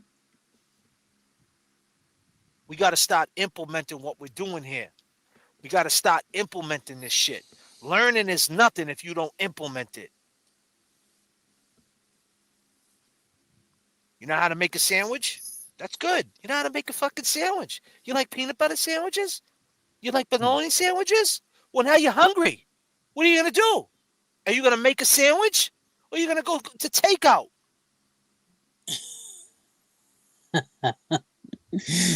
Oh, shit. I'm just saying, man, we got to start implementing this shit, man. Start talking about this shit, man. You know what I mean? Yeah. And you know, disclaimer, I just get hyped up because I'm just like, yo, my thing to people, if they say they don't know about it, I say, oh, really? Well, go Google waterfall footage. Go watch that. When you see the guy with the two big guys with the hoodies throwing up their hands at 11:58, the clock says 11:58. Keep in mind, he texts the guy who's dead at 12:20. And in 1 hour, it wasn't a night, people. It wasn't a night, right, Higgins? It wasn't a night. Yeah, He Higgins. walked in there at 11 o'clock and he was hurt by 12:30 really bad. It was an hour and a half. So to think that it wasn't on site, it's not about luring them there. People are saying, oh, they didn't set up the trap. It wasn't like they set them up. No, it just happened that way. It was only 90 minutes and the shit hit the fan. Go ahead, James. I don't even think Higgins really wanted to. I think Higgins was probably, wasn't sure at first if he wanted to get down with John like that. And then as the night went on and things progressed, because, I mean, you seen John laughing at him like, are you serious? Really? You? So I don't think it was like you said, I think it was just, it happened. It just the way the night played out, and that's how it happened. And man. But he went there. They went there to start shit. That's the bottom line. If you think for 1 minute that Chris A, who, keep in mind, we could just keep going back. I'm trying to stick to our boy Hank. But keep in mind, John O'Keefe texts Chris, yo, you coming out tonight? He's right next door at CF McCarthy's. If you don't think for 1 minute that Chris A didn't peek into CF McCarthy's to see who John was with, you're out of your mind. And when he seen that he was with Karen and he was on the phone with the boys coming back from New York, allegedly coming back from New York with his brother Kevin. And what did John ask? What did he ask? Which brother's there is going to be there? He said, no, he said, is your brother Kevin going to be there? And he said, which Brian? And which Brian, yeah. Isn't it funny though? Kevin wasn't there. Well, he wasn't on this. He didn't show up, but he was in the car ride back. Was he from though? New York. Was he not there? 12:29 people. Yeah, he could have been outside. 12:29. She had eyeballs. 12:31. She texts John, pulling back at me. She goes inside the party. She's doing Jen McCabe things. Isn't that right, Jen? And you're like, where the hell is this dude? He didn't come in the house? Let me go out the window and look. 9 minutes later, this is what you testified to. I'm just going on your testimony. This doesn't mean this happened. But if this is true, if there's any truth to it, you went out the window at 12:40, 9 minutes later, and you looked out the window by the flagpole. I know that flagpole. You seen that flagpole, right? And then you said you seen a truck out there. Did you now, mistake which truck do you think she saw? Well, she didn't see. She didn't see. She didn't see Karen's. No, because she was already home. Right. But you seen a truck running. Well, that makes you think. Who would leave a truck running in that spot? That knows that area, that knows that house, that knows he can just pull up and leave his truck running. And who was just with them all, too? Kevin. Ooh, and didn't he used to live there? Didn't he grow up in that house? He grew up in that house. Whoa! Hold on a minute. He used to give little Chris wedgies, little Caillou. Oh, shit. Disclaimer. Oh, shit. Nah, but that's, I mean, I hear a lot of people say about the truck pulling up real quick. I see people say, oh, that was Brian Albert moving his truck. But they always never mentioned Kevin Albert coming. They had the same truck. What, he would have the truck running, wouldn't he? In the And middle of a blizzard, the snow's right. coming. He's got that truck. He don't care. It's the state's truck. He leave it run. What cop do you know? Seaside. What's going on, buddy? Are you in there? Do I see you? Did I just see you, Seaside? Did Is you? that Seaside? Where's he at? I thought I seen Seaside. Nah. Did I just see Seaside? Nah. I didn't see him. I don't. Maybe I did. If, Seaside, you there? Leave another comment. You got to check the comments. He was in it last time. Seaside, you there? Throw up your peace signs, Seaside. Now, what police officer will not leave their car running? Of course. Right? All of them do. All of them leave their cars running.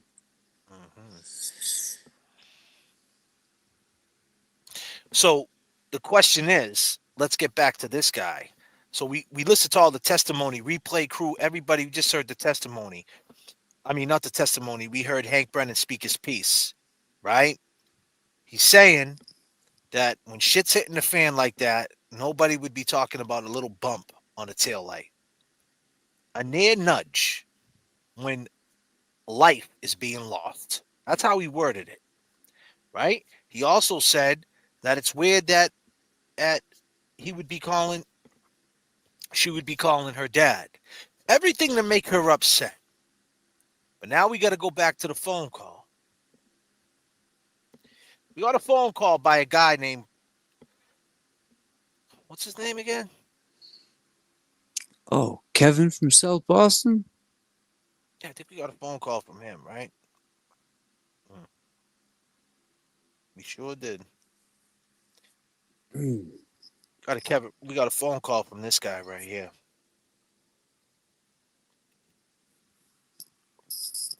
Kevin from South Boston. What's up, Kevin from Southie? What's happening? No, listen, I appreciate the things that you two do, you and James, right? But let me ask you something. Those two dudes that you're accusing, right? They're decorated dudes. What happens? Like, can you look at this from both sides? And this comes out that she's like, can you look at this from both sides? And this comes out that happens. Like, can you look at this from both sides? And this comes out happens. Like, can you look at this from both sides? And this comes out that she actually did it. Are you ready? Are you ready to like? Are you ready to like? Are you ready to like? Actually did it. Are you?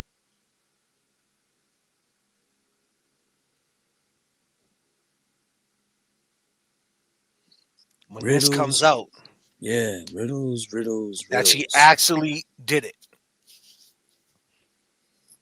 Now, you got to ask yourself this question. What does he mean by that? Now, the bigger issue here is if it comes out that she did show up, the 34 Fairview, she went back there. Let's just say, hypothetical, speculation, Karen. If it comes back that she did, let me throw it at you this way.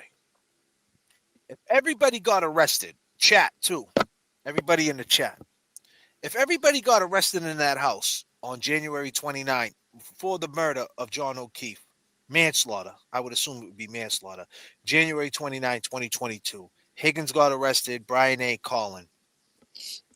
They get arrested. Uh-oh. Uh-oh.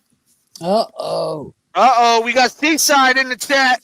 We got Seaside. Where you Today's been, man? Boston Herald, Chief Burke died. Saturday, no cause mentioned. Some say it was cancer. Question mark. Question We got mark. Seaside in the chat, everybody. Mark ST's in the house. Everybody show Seaside some love. Seaside. Hey, Seaside. Was that Higgins that called Seaside? Seaside, you know him. Was that Higgins? They will blame him for the cover. They will blame him for the cover up now. Oh, Seaside with some information. Whoa, he said allegedly from cancer. Hold on, we got turbulence in the fucking chat. Seaside. Seaside is Yeah. dropping bombs on them, everybody. I'm telling you, that's some good information right there. Don't Hold let on a that minute, go I gotta over take it your back up head. to 39. Put the flaps down. We're going in the Hudson. Put the unable. Oh, Shit, put the shit. flaps down. God damn.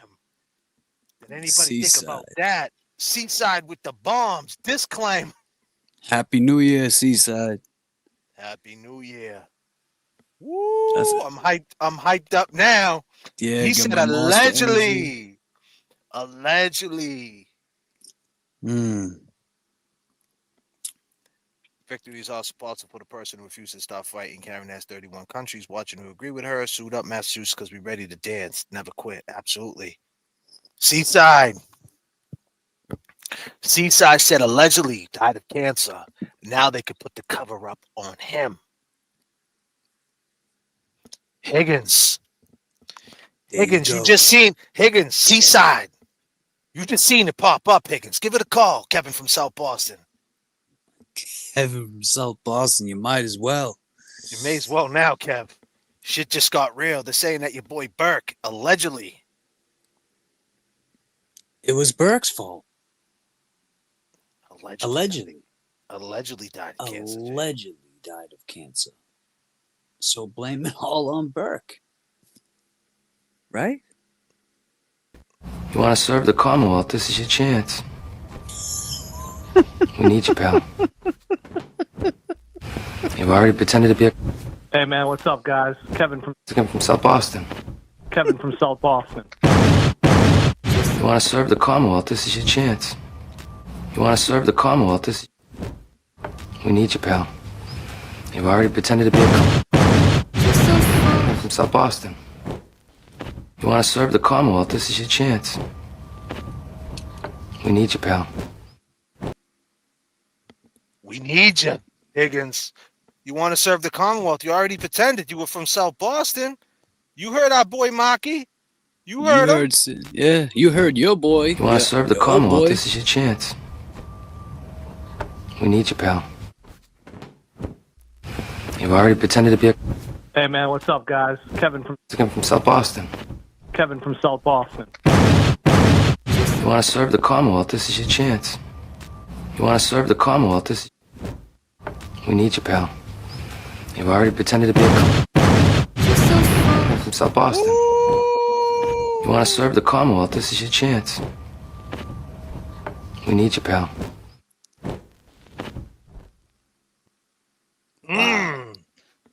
Fuckery Donuts is open. Whoa, we just got the bomb drop from Seaside himself, people.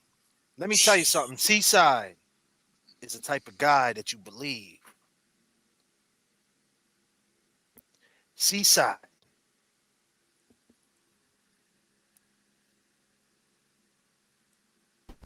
You want to serve the Commonwealth? This is your chance. We need you, pal. You've already pretended to be a... Hey, man, what's up, guys? Kevin from South Boston. Kevin from South Boston. You want to serve the Commonwealth? This is your chance. You want to serve the Commonwealth? This... We need you, pal. You've already pretended to be a... From South Boston. You want to serve the Commonwealth? This is your chance. We need you, pal. Higgins.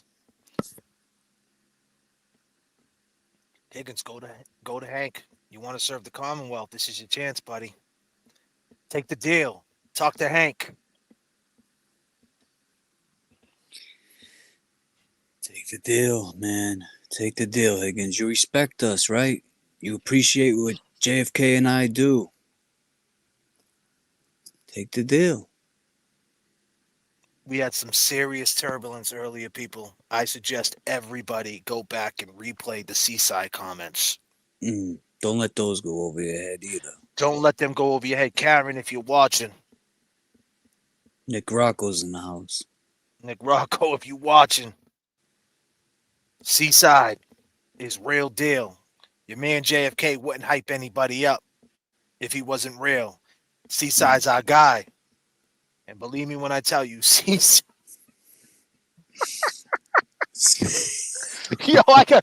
This 737, man. I need to put the flaps down. God damn, man. He said, allegedly died of cancer. Now he could take the blame. Oh, looky here, huh? Wow. Oh, shit, dude. And it keeps on giving, huh? The gift that keeps on giving is the Commonwealth. Yeah. And the funny thing about it is, right? People say to me, funny thing is, man, let's talk to Maki for a second. You want to talk to Maki? Maki, what up? Maki, is that you? Is that you, Maki? People investing themselves in the business, all the hours that you invested in yourself. My resources and put all behind myself. I bet on the champ myself. JFK, we got roster Phil, Check out Nacho. JFK status selector. Shout out. That's what it is. What's up. The Lord love.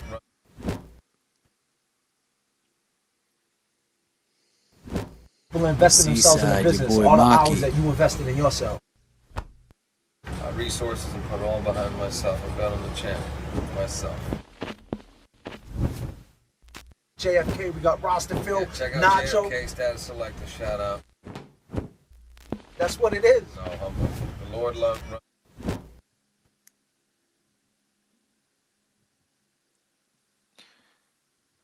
What did it hit down? Seaside is back. Shared states. Seaside help set Higgins free. The only one who set Higgins free is Higgins.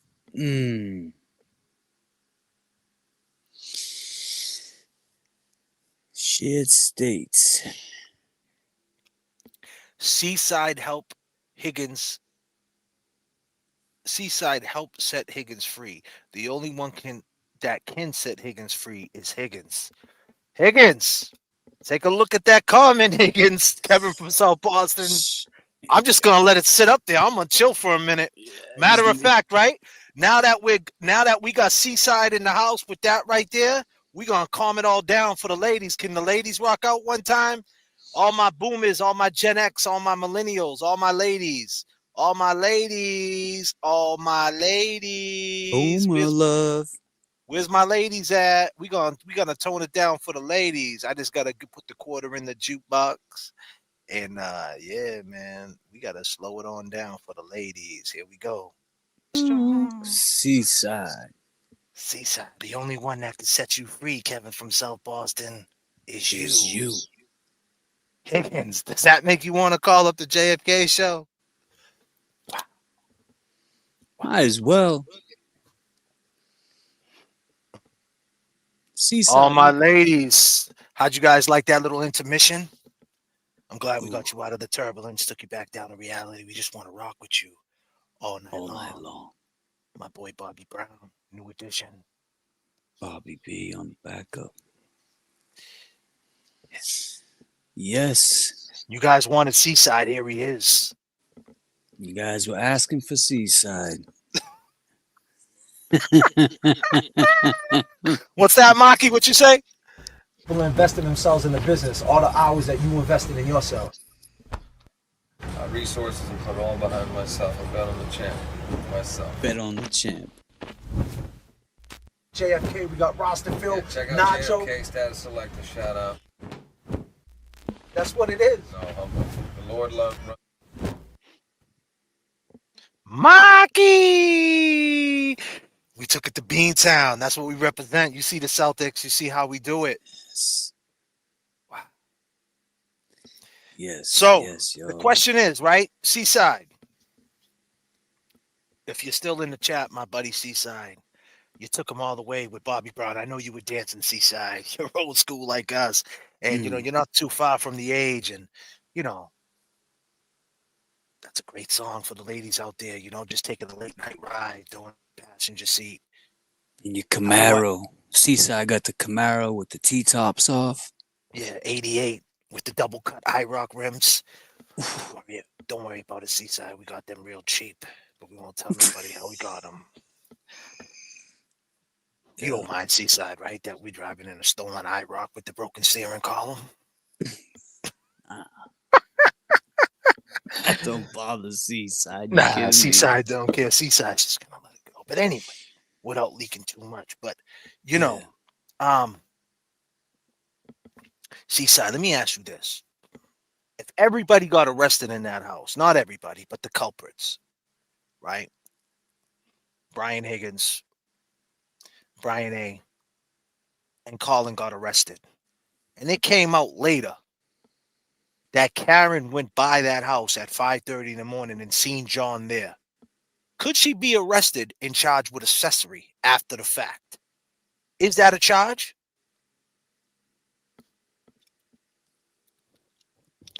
Seaside, where you at?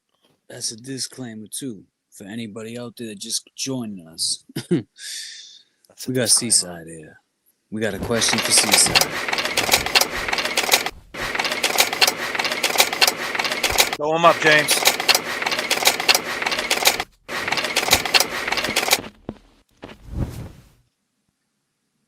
See, we do it different here on the JFK channel. We entertain you. So far, you're an hour and 38 minutes into the flight. We ran into a little bit of turbulence. I hope you're strapped in. That's okay. This 737 is equipped. A little bit of Bobby Brown, a little bit of Seaside on your screen right now. You're live. We're live on the flight deck. I go by the name of JFK. I go by the name of James Jackson. You could have been anywhere in the world, but you're here with us, all 696. And we appreciate that. We appreciate your time for sure. JFK's in the house tonight, looking for that boomer love. Sure is. James Jackson's in the house tonight, and I'm looking for some boomer love. It's 2025. Seaside's in the house tonight, and he's looking for some boomer love. You know, Higgins, you did him real dirty. I think we should do a prayer, James. Should we do a prayer for John O'Keefe? Why not?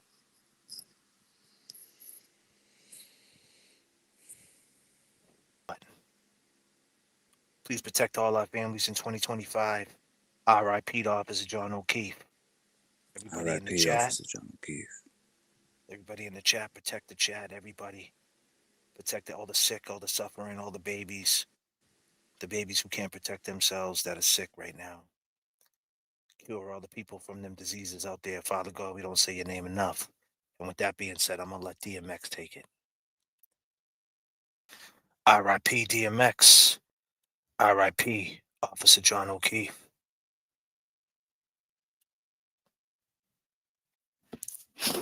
Wow. Deep, right, James? You muted up? Oh, I'm sorry. Yeah, I was muted up. Yeah, that's deep, man. DMX was he was good at with the prayers, you know. They touch you, man. R.I.P. Officer John O'Keefe. Yeah. Never forget Officer John O'Keefe. And that's the question. Betero, if you're out there, if you guys if Seaside doesn't answer this, if he doesn't get back to us, he might have checked off.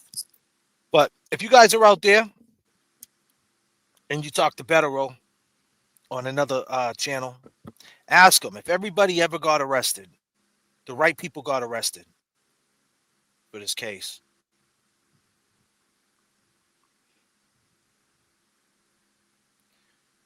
Brian A.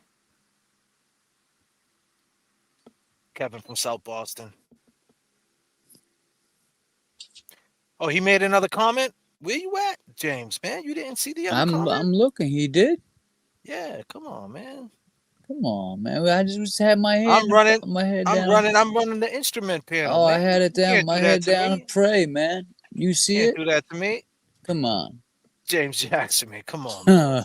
Shit. See you, Seaside? I hope it's a good one. I gotta find it now, though. I don't think he made one. Yeah, Who said that? someone just said it. Yeah, but someone also said. Dude, he made another comment, bro. Someone didn't All lie. right, I'm looking.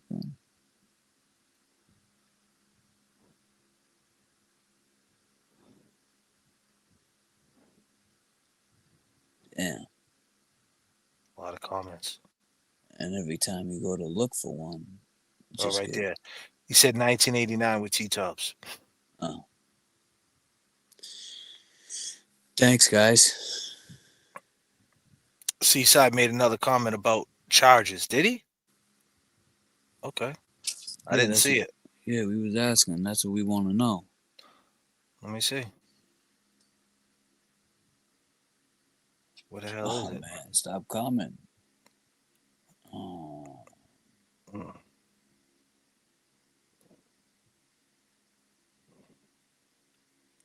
Find it, Joe. Nah. I'll find it.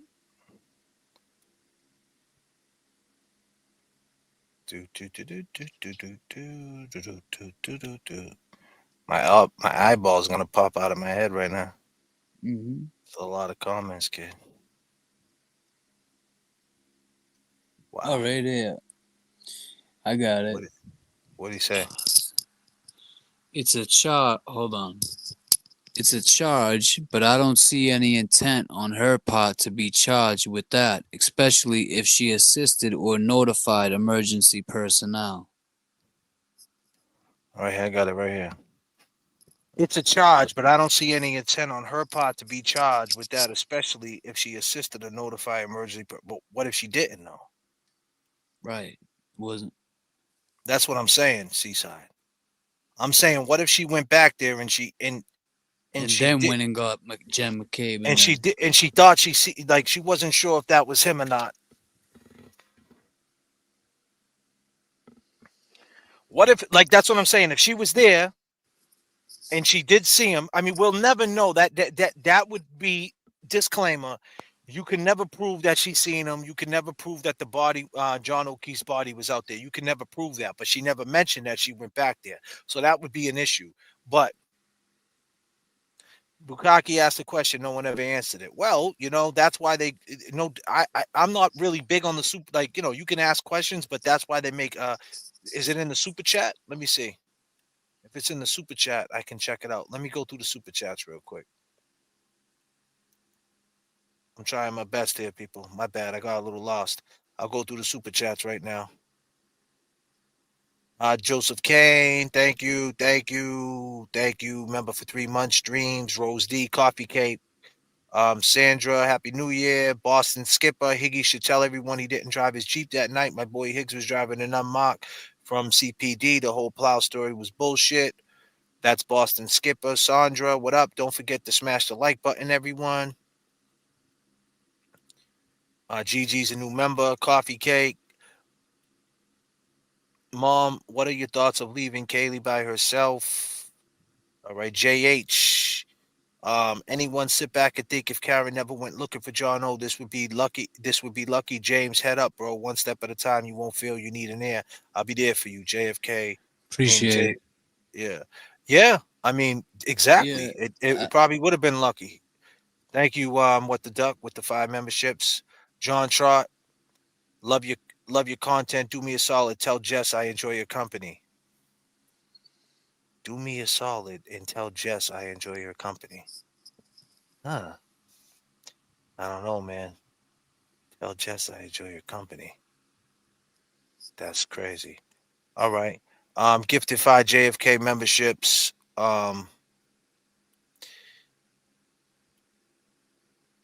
Victory is also possible for the person who refuses to stop fighting. Karen has 31 countries watching who agree. I read that one. Did Bukaki leave a Nah, I didn't see that. I mean, I went back and wait, Karen JFK. I read. was arguing. Hold up. He said JFK. I was arguing with Charlene, aka Higgins. Oh, so we got someone in here named Charlene. He's saying, and he thinks it's Higgins. I mean, Maybe. Charlene, you are actively supporting exactly what you're accused of supporting. I don't know, man. Charlene said my question leads to her guilt.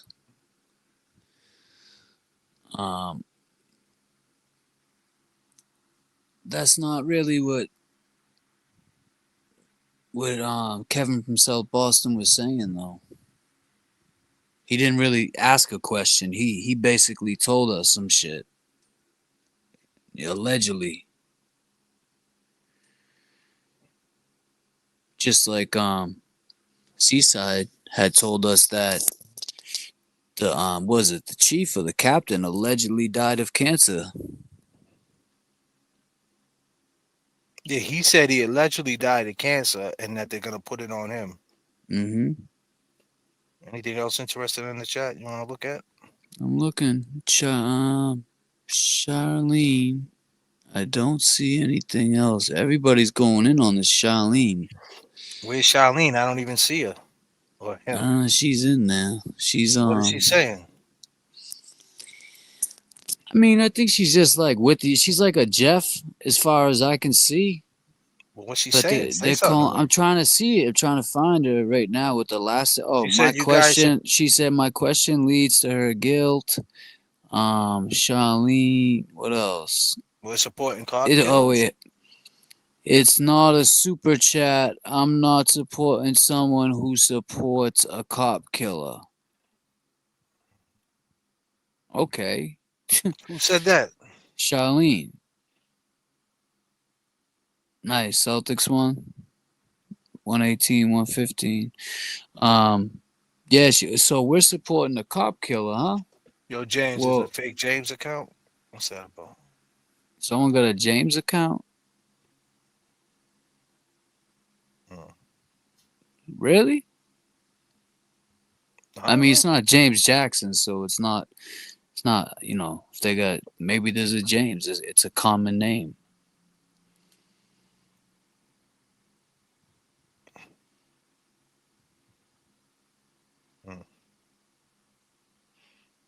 I haven't seen not one comment by this chick Charlene. I'm trying to find her.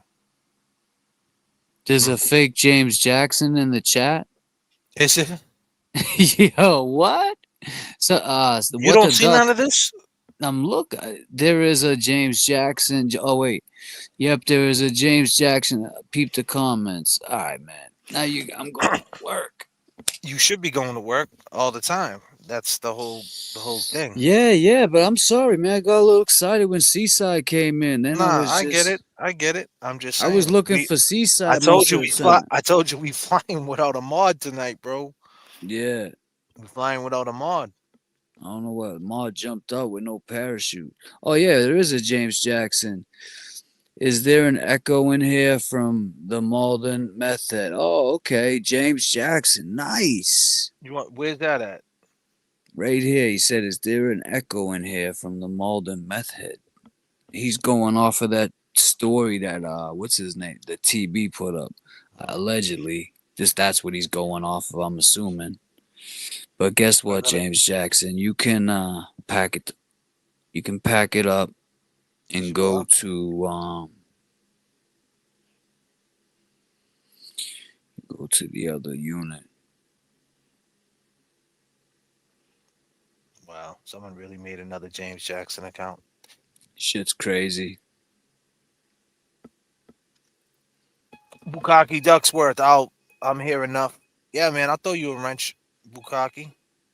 You want me to throw you a wrench? I'll throw you a wrench. Let me see. Throw him a wrench. Let me see. Bukaki, where's he at? Throw him a wrench. We love James, Seaside, and Higgins. Yeah. Well, you know what I'm going to do? Well, that's a question. The question was, though, if she did leave and she didn't, say anything, could she be charged? And is that the direction Hank Brennan's trying to go with? He's looking at I think you have to do it. Nah, you can do it, bro. See? You be tripping, bro. We already went through this, my man. Oh, okay. I got wait. You could throw him Yeah, a but wrench, you said the 3 circles, but I can't see him right now. All right, I'll do it after, bro. JFK, you're all distracted with the slow jam. I was chilling, man. I'm just chilling. Thank you. I'm trying to run the show, beginning, middle, and an end, And I'm about to take the calls now. But yeah, it sucks when you don't have a mod, because they'll creep in, especially when you got 700 people. The trolls will creep in, and then it sucks because then you gotta slow things down. And That's all that comes up when I go to put. don't worry about it, bro.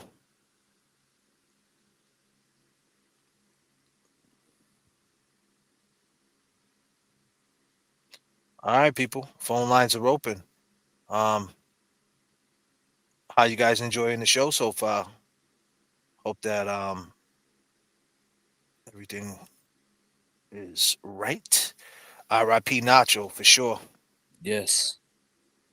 R.I.P. Nacho for sure.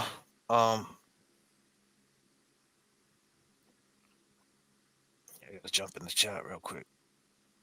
Phone lines are open, people. It's your chat. We're talking about Hank Brennan. You guys want to call in? We're talking about Hank Brennan. Do you think Nacho passed away, Darcy? Yeah, it's been what, a couple years now, Jay?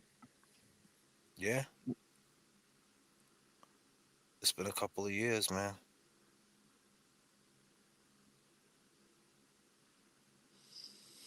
I don't know, Sherry, why people think it's Higgins. I don't think Charlene is Higgins either. Yeah, I just hit you with the wrench, man. You got Bukaki. it? Yeah. I Bukaki. mean, you could have did it. I don't know why I don't know you said how, you couldn't do Jay. it. I can't. I don't know how you're saying I could do it. I can do it.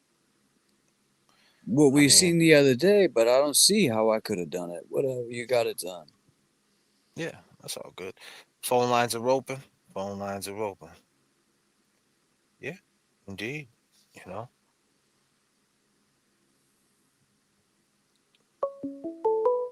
And here, we got an unknown. Call from Alex. Hello. Hi, Who's this? my name's Craig. What's up, Craig? I get really nervous when I'm on live TV. Oh yeah? Why is that?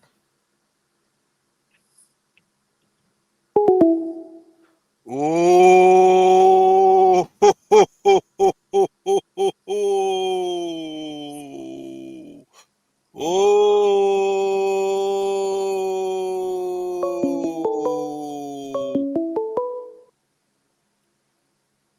call from What's up, man?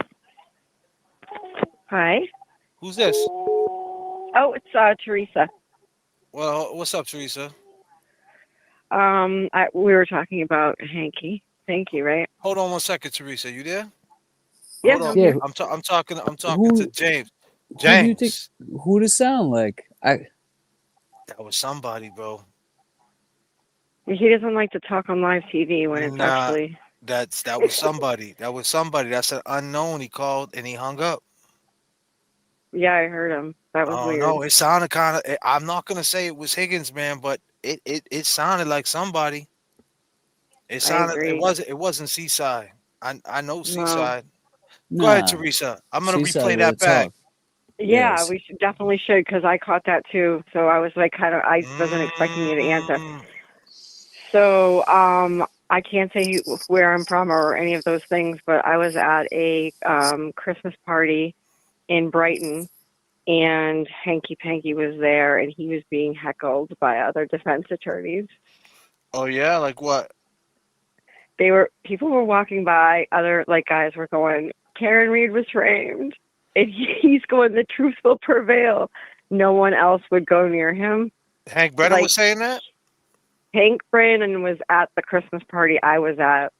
And what do My you do for? husband is What do a you do defense. for? My husband's a defense attorney, so. Really? Oh, really? Yeah, the Christmas party was at a Chinese Can he help? restaurant. Can you hook Yeah. James up? He needs a lawyer. Yeah, James, we'll see what we can do, James. James is stressed out, man. Stressing. Yeah, I can On definitely death help row. him out. I'll see if I James, can man, figure out a way to. throw your email at him. Yes, I'm putting my email in the chat. Yeah, he'll help you out, definitely. He'll tell you. Is he a fan of the show, or he's just he doesn't pay attention Oh to yeah. this shit? Is he? Oh no. We're old. We were old TV writers from Is he watching back right before now? he even. No. He's not watching. What's his first name? He'd kill me if I told anybody because What's it, you don't want to say his I name? got a picture of this girl with. I got a picture of this woman who wanted her picture with taken with Hank Brennan. So I took my camera and I took a picture of the woman who wanted her picture taken with him. And he couldn't even look at her because the dress she was wearing, her boobs were out. Like, so, like, I don't know what she was doing wearing this dress, but it was just crazy. It was crazy. What to stand Hank there, was? but What Hank he was being heckled nervous? by other defense attorneys. So people just saying Karen's innocent. Oh yeah, absolutely. All of them. Was Hank drinking? What was he doing? What kind of? He was not drinking. No. And who was he there with, if you don't mind me asking? Nobody. Wow. Damn, Hank. Nobody. Yeah. And where was Nobody. Where was this party at? Well, it's a fairly known Chinese restaurant in Brighton. Hank. You at that Christmas party? And he said to everyone that he was a defense attorney because really? he's like, I'm a defense attorney. So that's why I'm sitting here so confused because really I'm like, why? Yes, he did. Yeah, and he said to a couple people, the truth will prevail. And I What is so what does your husband think about this? He, How does he break it down? How does he break it down into like in lawyer language? She's factually innocent. She's factually innocent. You know, I asked the lawyer this before, right? And I said, what do you think about it? You know what he told me? At the end of the day, it's whatever the jury decides. Mm-hmm. Yeah, well, I'm really worried about that. I worry about any jury now because I really just honestly, I don't see how they couldn't have taken those ARCA guys more seriously. And listen, Well, like how's he going to get a fair trial? Seems a little bit more rigged than I thought possible could even happen, but it's Norfolk County, so I'm not surprised. But the whole the jury foreman was a little stinky too. So anyway, I can't hear you, so I'm gonna let you go. You can't hear me? Oh, now I can. Okay, sorry. I'm here. I'm listening. Yeah. I'm letting you talk. So yeah, I know. Oh no, sorry. That's all. That's all right. Yeah, What you been drinking tonight, girl? I didn't drink a single thing. I've been sober for a long time. Really? So nice. Yeah. So what you been doing? What you drinking some tea over there? What got you all hyped up? Some ghost energy? Well, I haven't told. I'm not. I wasn't really supposed to tell anybody I seen Hanky. So for me to call, I'm whispering because I didn't want anyone to know I saw him. Well, now everybody knows. Now everybody knows. People. Well, listen, Teresa, I appreciate the phone call, and this is a gem for sure. Yeah, I did want everyone to know that he was being heckled. Nice. So, Well, yeah. hey, that's wild, man. That's wild for sure. And we appreciate your time. And how we doing? Yeah, I how always you have think a great. we're doing? Yeah, I think you guys are doing great. Tell James that he can reach out. I'll my email him. Okay. Yeah, tell him my email's in there, and I about appreciate his it. case. I appreciate And that. I enjoy your stuff. I think it's a lot of fun. So keep it up. And I love the waterfall video because I think that will really brings a bigger. We didn't really see all that, but now that we see that, there's a lot of more questions that we have. Indeed. And listen, Yeah. James dropped his email in the Oh, chat. great. And Okay. And so check All that right. out. All right. And appreciate your Yeah. time, sweetie. Okay. Thanks. All right. Peace. Good night. Good night. Bye. Wow. We Nick get the best Rocco, he phone said- calls on this channel. Yeah, we do. I don't know who Just heard they were in heard. the office early December. I don't know who just heard they were in the office early December. I think he's answering something. Answering someone. Yeah, we do. I mean, but she said he was being heckled, but he also was being, kind of cocky too. The truth will prevail, he said. Yeah. But right, that last phone call, Craig. it sounded. Yeah, I get nervous when I'm on TV. and it's like, man, you weren't on TV, just your voice. Nobody could see you, Higgins. If it was Higgins, That was weird. That was a brittle. Mm. I get nervous when I'm on TV. What does that mean? What's up, Craig? And it was an unknown, man. I don't know who that was. I'm gonna go back. I'm gonna listen to it. Greg. I think Nick Rocco asked me a question, how I know Maki. You asked me how I know Maki. I knew Maki since 1998. I knew Maki a long time. I haven't talked to Maki in a while. I talked to Ace. I talked to Ace a lot. I talked to the Briz, all Maki's close boys. I haven't talked to Maki, man. Maki's Maki's Maki, man. But me and Maki was real close at one time. We were real close. Yes, they were. I would still dare I say we're still close. No space, no time. But Hollywood is like 2 years is like 6 months. You don't talk to someone for 36 months. When you do talk, it's like there's no space, no time. It's kind of works that way. But yeah, Mock did a lot for me. I actually got a song with Mocky Mock back when he was still Mocky Mock. We was in the studio, he was rapping. The Briz didn't die. The Briz didn't die, man. The Briz ain't dead. Who the fuck said the Briz died? Don't say that. Hold on. Let me go on and say, do not say the Briz is dead. That's When did that? It said the Briz Briz didn't die. Nah, the Briz didn't die, man. I just seen the Briz on my IG. Donkey died, man, and Nacho died, but the Briz ain't dead. Don't say that. No, don't say that. Hold on a minute. Do not say that. The Briz is a good dude. Nah, the Briz didn't die, man, because Maki would have said something. Don't say that, man. You just fucked me up. Don't say that. Don't say that. Do not say that. Right. It's like we said in the beginning, man. You can get information, but where you get it from, you got to be careful. He's right here, though, but I don't know. Like, he got a couple of, he's on my IG, man. Like, as of recently, But they say too. he came back from Florida and passed. When was this? When was this? When was this? I'm going to Google it and just get on this phone. When was this? When was this? Don't say that, dude. Don't say that, dog. Dang, How? dude, do not say that. Don't say that. A year? Nah, you're wrong. You're wrong. A year or so? Nah, you're wrong. Nacho is passed away. That's two different people. Nacho died 2 years ago. The Briz definitely didn't die. The Briz is fine. The Briz was just on my story. I think on Christmas or maybe New Year's. One of on my stories on IG, and he was liking my shit.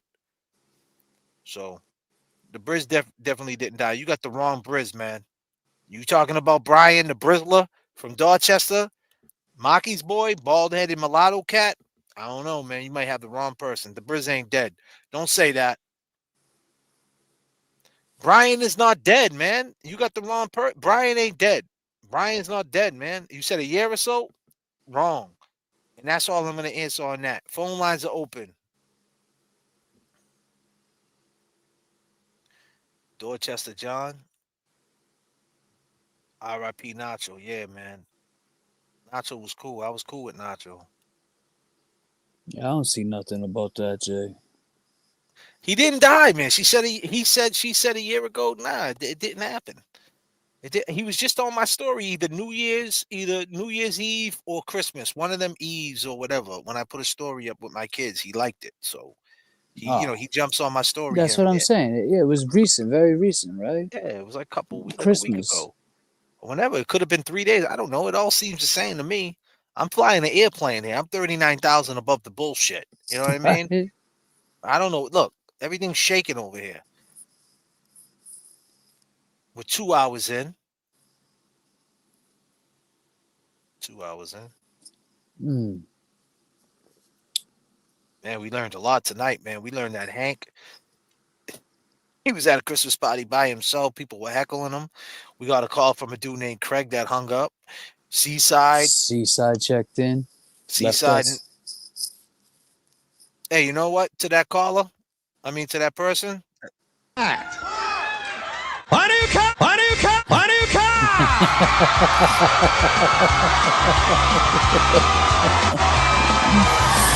Oh, shit.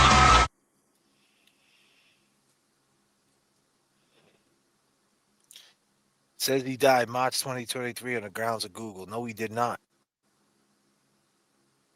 He definitely didn't die.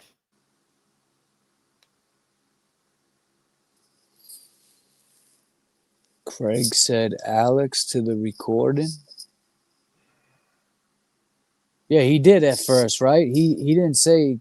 He said first. He said Alex, and then he said Craig. I think he used two names first, unless sometimes it crossed lines.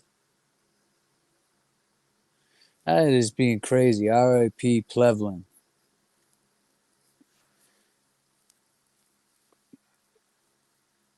But yeah, man, Seaside said allegedly that Chief Berkowitz passed from cancer.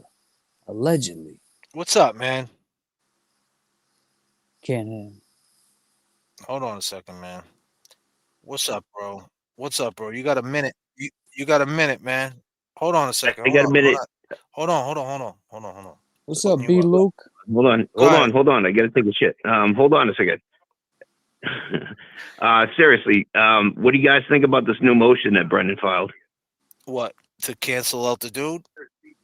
Yeah, dude, that's big. That's huge. I mean, you got to think the entire defense is predicated on that 1-228 message, your search. I mean, I think you need to turn down your TV, man, or you're gonna have to get off. Sorry. Yeah, hold on a the flight. second. Hold on a second. Yeah. All right, I got to turn down. So that's huge. If that gets dismissed, it's bad. Why is it bad though? Why is it bad? Because that's the only reason that Turtle Boy even jumped in on this case. He said, "Hold on a second." He did a search at 228.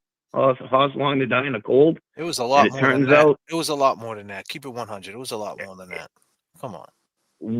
What else? What else you got? What? Come on. Do you really want to go through this, man? Do you really want to go through this? Just saying. You got zero physical evidence of the conspiracy theory. But there's reasonable doubt. Zero Whether physical evidence. you believe it or not, there's reasonable doubt. If you get a jury to believe that Higgins and they might have beat him up and put him out there, that's it.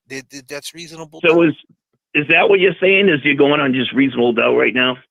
Am I going? Yeah, I'm going on. That's what I think. Well, let me be clear. Hold on. Let me be clear. Yep. I think Karenread is innocent. Okay. Now, but the point is, for guys like you who think she's guilty, the way I would approach someone like yourself, I would say there's reasonable doubt whether you want to see her burn or not. There's reasonable doubt. It's who says what and who gets what in and who presses that and how it goes. If Hank Brennan gets on his shit like he did in these like if you watch the whole show and he convinces a jury that she's guilty, then she's guilty. You know what I mean? But if you can convince there's reasonable doubt and the jury believes their side, it's how the court goes that day. Let me ask you this question. If she is convicted, will you stand behind that decision? Or are you going to say, I don't care, no matter what, I still think she's innocent? But see, you can't say that. If she's convicted and something comes out that that she did it, then I would have to. If you could show me that she did it, you can't show me that she did it. You yourself can't show me that. What do you mean? Let me ask you this: based it on the evidence. It's based on the evidence. You're saying the on the GPS data. evidence.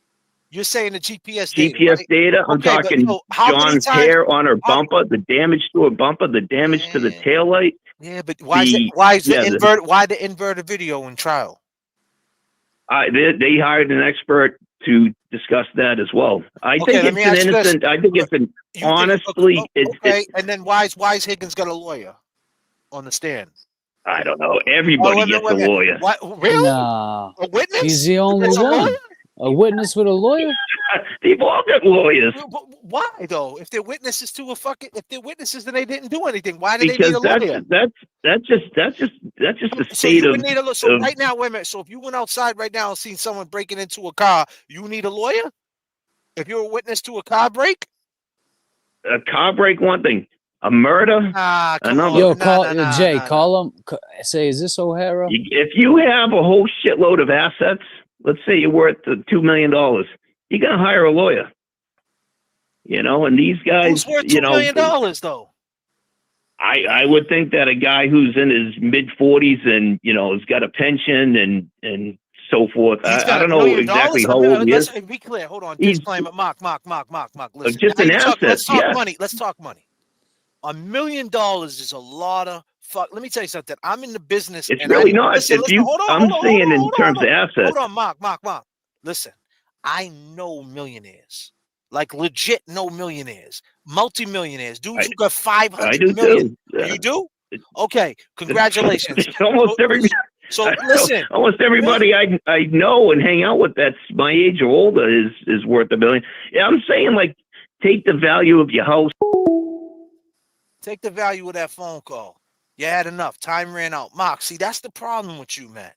Now you're saying these guys are worth millions of dollars, and that's the reason why they got a lawyer. You're saying Big Bad Brian A had $1 million, so he's got to get a lawyer. $1 million sounds it's let me tell you something. I bench press 275 by myself. All right. That shit is easier said than done. All right. Let me tell you something. When you're in the gym and you lifting weights, it's easier said. It's like saying, she got $1 million. It's a lot of fucking money. Nick Rocco knows. Yeah, Nick right? knows. Nick knows. This guy said everyone's got a bet. CC, what's going on? You're live with JFK. Hi. I was hoping you'd answer, and you could put me on hold so I could tell whoever that guy is that he needs to go watch day 28 of the trial and watch Dr. Stonebridge's testimony. Because she describes what killed John. And it wasn't getting hit by a car. It wasn't a blow to the back of the head. Right. And that's what, he needs to go watch that. He doesn't want to. He doesn't want. Listen, CC, they just want to see Karen fry. They don't like it. They don't. That's it. Yeah. They see the pink. They see everybody. They see people like me and James. They just can't stand it. But yet they're on every. They're on every comment. They call every phone call, but they hate it. Doesn't make any sense. They're actually addicted. This thing about what this motion today, trying to keep the cellulite guy out, and then Dr. Russell. I don't know what Auntie Bev is going to do about it, if she's going to stop those people from testifying. But, we have to wonder. I asked you this when Higgins called. Why did he say what you're going to do when you find out? Why? How would they know? That, Exactly. I think they're betting on that data comes back that she was close enough to that house. And that they're gonna say that she went back to that house. That's what I think. I don't care what they say. The facts and the evidence prove. Okay. But this is the way they're gonna sell it, CC. They tried to Lally tried to sell it last time. But you gotta understand. Let me just say this. And the jury can come back in an hour and acquit her. It didn't make any sense. Let me just say this, CC. I think that two things that Hank Brennan's betting on. I think he's betting on that Supreme Court drops it down to manslaughter, and that data comes back that she was in that vicinity of that area, and he's just gonna run with that, and he's gonna just say all the things he already said. He's gonna say all the things he already said, and they're gonna say everything they already said, and it's gonna be who believes who. That's what I think it's gonna come down to. And like you said, there's gonna be factual stuff like that where you're gonna say, all right, how'd he die? Where's the blood and all that stuff? But are they gonna really, is the jury gonna concentrate on that? Or are they gonna concentrate on other things? I think I don't know. I think it's kind of ridiculous that Hank is doing the same thing Mally did, playing defense with all these people that were in the house. If they supposedly had nothing to do with it, then why is he having to defend them and take these people out that have something to do with, you know, gives evidence that Karen did not do this, you know, unless they playing dirty, you know, and if they don't let her have a defense, that's ridiculous. But, you know, and then what are they going to do? Not call their own neuropathologist who talked about the damage to the frontal lobes? The left lobe had extra damage, you know, and the right lobe, you know, that happened because he hit his elbow on the taillight, and the taillight became teeth and scratched up his arm, and then he fell back and hit his head. Where'd all that damage come from? That's their own neuropathologist. I agree with everything you're saying, and like I said, if we get a bunch of jurors like you, we're good. Well, right? And you know what? That's why you keep calling, right? You keep calling and you saying that stuff, and that's what we need, and that's why we need you to keep calling. Till maybe a potential juror is listening right now, and they're listening to what you said, and when that comes up, they're gonna zone into it. So you're doing your job, Cece. Well, I don't know. It just, you know, I'm an old lady. I know, you know that. Okay. And many years ago, us women fought for our liberty, you know, and it's like, this is wrong. This is wrong. Because she's a woman and he's a cop that's been on freaking TV. They're going to do this to the woman? I mean, that's what it's looking like. They're trying, but that's why JFK's here and CC's on the phone, because we're doing the best we can to say, hey, when you guys got like Mark calling, check out the waterfall video. CC calling, check out what the expert said about the injuries. Yeah, I think the defense just needs to keep it simple. Okay? Show that part of the waterfall that they didn't show last time that you've been showing. Right. Okay? Show if they don't, if the what do you call them? Prosecution does not call Renee Stonebridge again. Okay? And they call somebody else that says something different. But that woman was brilliant. She's 4 times certified. 4 times. 4 times board certified. 4 times. 4 times as a doctor, a brain doctor. She's brilliant. But I don't think that jury paid attention to her. I think they paid more attention to how she was dressed, and she had a tattoo on her arm. She has some you know? sleeves, huh? Yeah. Isn't that messed up? Yeah, it's messed up. Because she chose her freedom to dress. Well, it was a 2-month. It was a 2-month trial. The time, you know, they couldn't go back. I mean, that's the thing. They got to shrink it down. If they could do that in 30 days, I think we'll be all right. If they can put that on, and you know, put that on, if they allow Dr. Russell. If not, hey man, get another expert. Get that guy that was on Melanie Little's show that works with police dogs that said it's a dog bite. You know, it doesn't matter though. The dog doesn't matter because the dog didn't kill him. What killed him was the brain damage, the damage to his brain, okay, that caused his brain to hemorrhage, and it go down into the spine. You know, I mean, but thank God, whoever hit him in the back of the head or how he got hit in the back of the head, that is probably.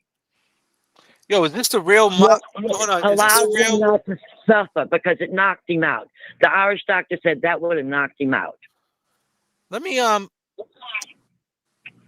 take the next phone call, sweetie. All right, CC. I appreciate the call, sweetie. We'll talk soon. All right. All right. Bye-bye. All right. Bye. Bye-bye. The real. Call from Connie Marie. You're live with JFK and James. Oh, I can't believe I got through. Hey, thank you. Hold on 1 second, please. Is this Okay. Is this MW? Is this what do you call it? The swimmer's brother? MW Phelps. No, it's not. No, not you. I'm talking to James right now. I'm sorry. In the Hold on chat. 1 second. Oh, okay. Yeah, so I got it up on the screen right Yeah, now. yeah. M. Williams. So I'm his really- brother's what do you call it? So this is Matty Phelps and his brother's Michael Phelps. So Matt Phelps don't know how to swim, right? He's drowning. He's in over his fucking head, right? So he's the one with the swimmies at the Oh, he's So got the floaties. he's got the floaties at the fucking at the what do you call it? What do they call it? The The spray pad. sprinklers. Yeah, the sprinklers. Yeah. Damn, man. Yeah, man. He just hit. Hey, so we got him in the house. Oh, what's going Yeah. on, buddy?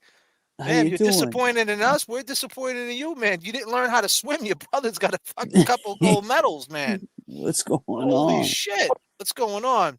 Go ahead, sweetie. It's your phone call. Go ahead. What you want to talk about? I was just listening to, what was her name? Cece? Cece, yeah. Talking about the injuries to John O'Keefe. Yeah. And I'm a registered nurse, and Nice. I watched the trial, and there's just no way the Lexus could have done that. Facts. God bless you, by the way, being a registered nurse. You work what hours do you work? Oh, well, I decided to take care of my son. Now he's going to be 25, and he's my one and only. Oh, and nice. so I became a stay-at-home mom now. Okay. To put it on my mama. Yeah. Right. Yeah. And, Nice. and so anyway, but I still, I miss my career, but no, God bless Karen. It's so sad to see what she's going through. Yeah, And- it is sad. You're right. And just the injuries. No, I can't stand the McAlberts.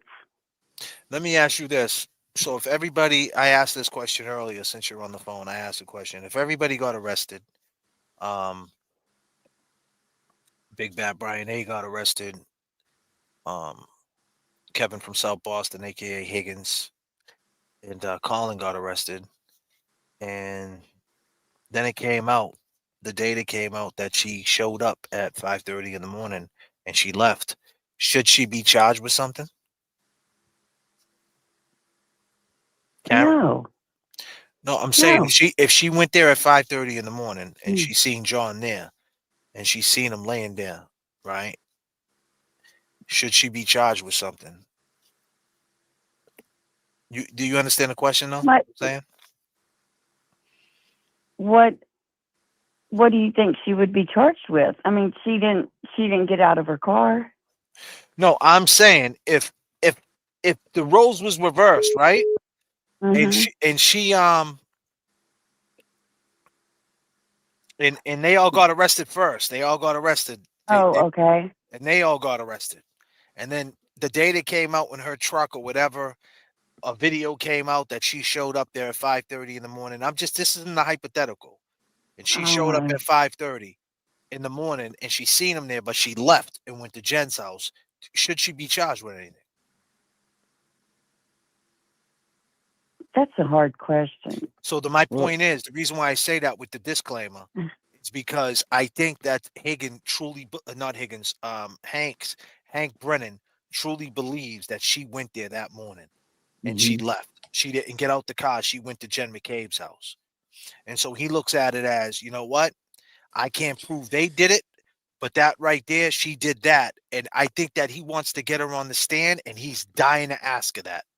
Because based on who he is and how he wanted to get he thinks that's the reason why she's not getting on the stand. That's what he thinks. I truly believe he thinks the reason why she won't get on the stand because she would have to admit she went there and she drove off. And the question is, would that get her in trouble? Well, she did provide CPR to him. No, this is before. People are getting it twisted. We're talking about before. Mm-hmm. We're talking about 5:30 in the morning. They're saying that because from One Meadows Ave to Jen McCabe's house is like a 5-minute or like I think like an 8-minute drive. She didn't get there until like 25 minutes, 30 minutes, or something like that, right? So they're trying to say that she went back to the scene. That's how they charged her with the murder. That's how they got the murder charge because they're saying she went back, she seen him there, and she went to go get Jen McCabe. She could have got out the car right then and there and called 911, but she didn't. Yeah, so that's I believe that. Basically. So I believe that he wants to get her on the stand to hear that. That's what I believe. That's just an assumption that I have. Why wasn't that ever brought up in the first trial? No, it's brought up. It's brought up. Lally was saying that she went back there. Yeah, you got Because they're saying that's the different reason men. why. Because they're saying that's the reason why she knew he was there. She's saying that she knew he was. They're saying that the reason why she knew he was there is because she just came from there. Then they Believe could me, have got that. believe me when I tell you this next trial, you're gonna hear this a lot. This is gonna be up front. This is gonna be right there in the front. That's the only reason why I'm saying. I'm not saying this shit to make to go after Karen. Disclaimer. Yeah. None of that stuff. I'm saying on the next trial, this is the direction that Hank Brennan is going. And that's going to be his main thing. His main thing is going to be like, all right, if you didn't do it, get on the stand and tell me what you do. Tell me where you went. Where'd you go for that 25, 30 minutes? Why'd you take so long to get to Jen's house? What did you do? How'd you crack the taillight? You sure you didn't crack it on something else? Like, he wants to get her on the stand. That's all that is. Because She could get she could get on the stand, but she still didn't do it. Exactly. But this is, you heard that. Have you been watching the show from the beginning? From the beginning of the show? You see all the sound bites that keep playing about the truth, right? This guy's got his own agenda. And if he's think about it, this case is the same. It's got the same weight as the Whitey Bulger case, right? So it's like dirty. It's dirty. Same shit. So it's made out of the same bone gristle, right? So like he's doing this, he's using the same template. He's using the same template. Like he's editing the video the same way. He's doing it the same way. That's what it seems like. Like this is what he's doing. Because that's the only thing. That's because Beverly is sickening too. I can't stand her. That's the only thing I could think the reason why he's doing it. But listen, sweetie, I'm gonna go on and take the next call. I appreciate your phone. I appreciate you. God bless you and James too. I love y'all so much. We love you too, sweetie. Love you. Peace. Thanks. Beautiful phone call, James. Beautiful phone call. We get beautiful phone calls over here. Mike Phelps, man, you still at the splash pad, buddy? Did you take the swimmies off? You got the floaties on still? See, word has it, Phelps, right? That you haven't. What? Wait a minute, Phelps. I got something for you, buddy. Themselves in the business, all the hours that you invested in yourself. Resources and put all behind myself. I bet on the champ. Look at the bet on the champ, Phelps. Maki just told us what to do. Phelps, he made a second comment. What was the second? James is slacking tonight, huh? We getting these booming. James is just James. We get second comments. Come on, James. What happened? I mean, we just smashed it to a mountain. We lost the wing. We're losing altitude. Oh shit! Put up Nick Rocco's message. James wants to wear sunglasses and not do anything tonight. That's all right. I thought you just hired a new person, man. What's going on? Yeah. Bukaki. What's going on? I thought we had a new flight attendant. What the fuck? Yeah. James, you see Phelps' second comment? What'd he say? Let me find this floaty. He's floating around somewhere. Word has it, he hasn't took a shower in 2 weeks because he's afraid of the sharks. Oh, that was the last. Phelps said we all seem to be food and to use our critical thinking skills. Really, Phelps? Well, did you use your critical thinking skills or how to swim, Phelps? Because you haven't took a shower in weeks because you're afraid you're going to drown. You can't drown in the shower, Phelps. There's no sharks in the water. You're live with JFK and James Jackson. Hey. Yeah, we hit. What's happening? Can't we all right. Can't How we doing? How we doing? I'm doing good. All right. Listen. Why is it that I don't remember this 25 minutes that you guys are talking about in this trial? And I watched it, and I don't remember ever hearing that. Yeah, it's there. I don't know if it's exactly 25 minutes. Nick Rocco could tell you. Nick Rocco, what's exactly the time they're saying that it took her to get to Meadows Ave to Jen's house, and that she took a detour? I think it was like. Hold on, Jay. I found Nick's. Nick said, "Well, if it's really you, is that Phelps, detour on tracking? Is there tracking of it? Hold on 1 second, sweetie. Go ahead, James. Just give me 1 Well, second. if it's really you, Mike, tell everyone the first thing you. I'm sorry, they keep moving. Tell everyone the first thing you said to me on the phone when I called you after you asked to interview me. So he's saying if it's really you, Phelps, tell everybody what you said to me the first time on the phone when you asked to interview me. We already know what Phelps is about. He's in this for a totally different thing. We already know that.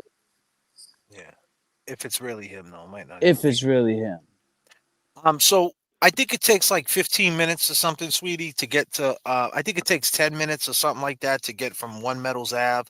She hit John at 12:31. John 360 stopped at 12:30. Karen hit John's Wi-Fi at 12:37. Oh, also now Charlene's back. Okay. Well, no one got rid of Charlene. I thought you got rid of this person. Yeah, get rid of Charlene. I don't know. I mean, the problem is, right? We're dealing with some. This is Spirit Airlines tonight. My flight attendants are trash. No, she got removed, man. That's not nice. What you mean? You didn't boot her? Yeah, I thought she's you booted been. her. She's Well, how did been. I don't Charlene? know how she Well, came. Yeah, she's gone. well, Look at Charlene. Oh no, hidden by. Yeah, Charlene was hidden.